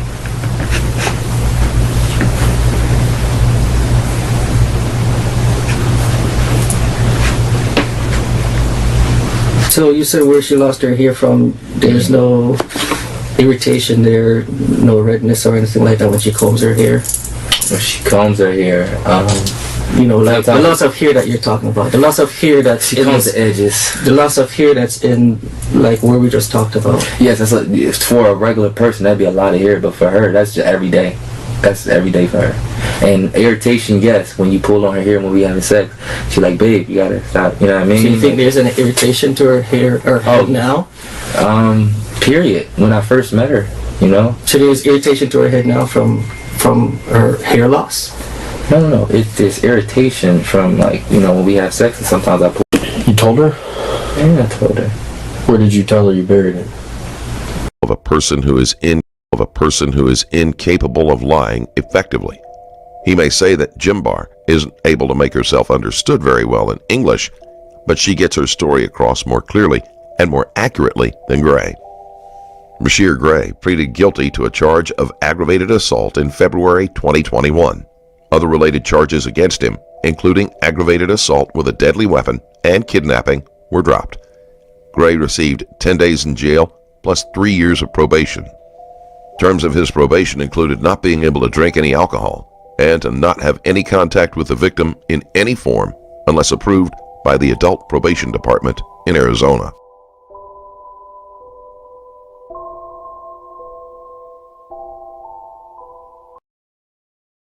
Well, that was a wild one. That was definitely a wild one. But yeah, man, that's gonna be it for the stream right now. I'm gonna try to catch some sleep. And then I'll see you guys later. Thank you for tuning in, man. Appreciate all you guys liking and subscribing.